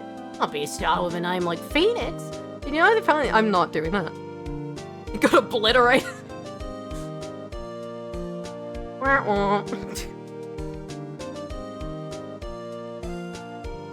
One Trick Pony, the man. Please do note the princess is a hit. Sure, I owe that Mr. Wright a great deal. Oh, and I'm keeping my face out of the public eye till the show's over. I don't want to ruin any kid's dreams, you know. Yeah. This is after he ended up in the Marvel v Capcom game.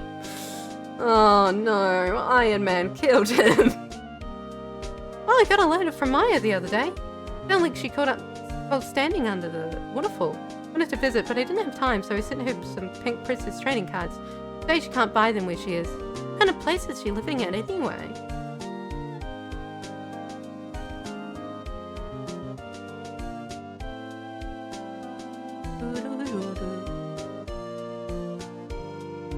Right? Who's that? Want to talk? Let's talk Pink Princess. Oh, right. But, you know, snuck into the studio the other day. And I saw her. Went inside the Pink Princess suit. Ugh, what a dog.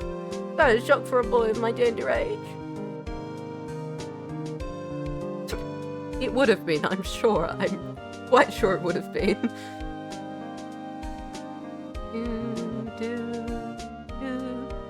Yeah, I remember, right? That Loy guy. Huh? Me? I'm in training to become a paranormal photographer. You know that picture I took of everyone? Yeah, well, just behind them there is a ghost. For real. Now that's a talent. I'm gonna be famous. Oh, she took the photo has Mia in it, doesn't it?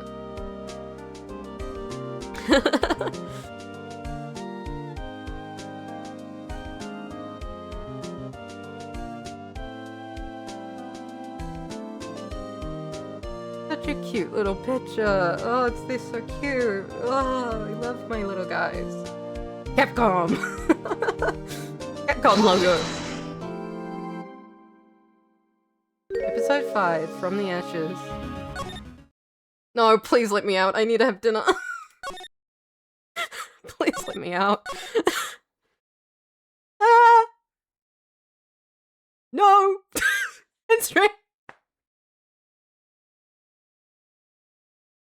A hot ghost. She is a very hot ghost. Very much indeed. She can haunt me any time. Rise from the Ashes is 7. Oh my fucking. That's a tomorrow's problem. That's a tomorrow's problem. That's a tomorrow's problem. I'm getting dinner. I'm having fucking dinner. Lawyer up for real, for real. Tomorrow we will stream again and we will, I guess, be stuck in Rise from the Ashes hell. I guess. Bye-bye. Gives us Emma, but she's better in apologizes. Bye. Bye-bye.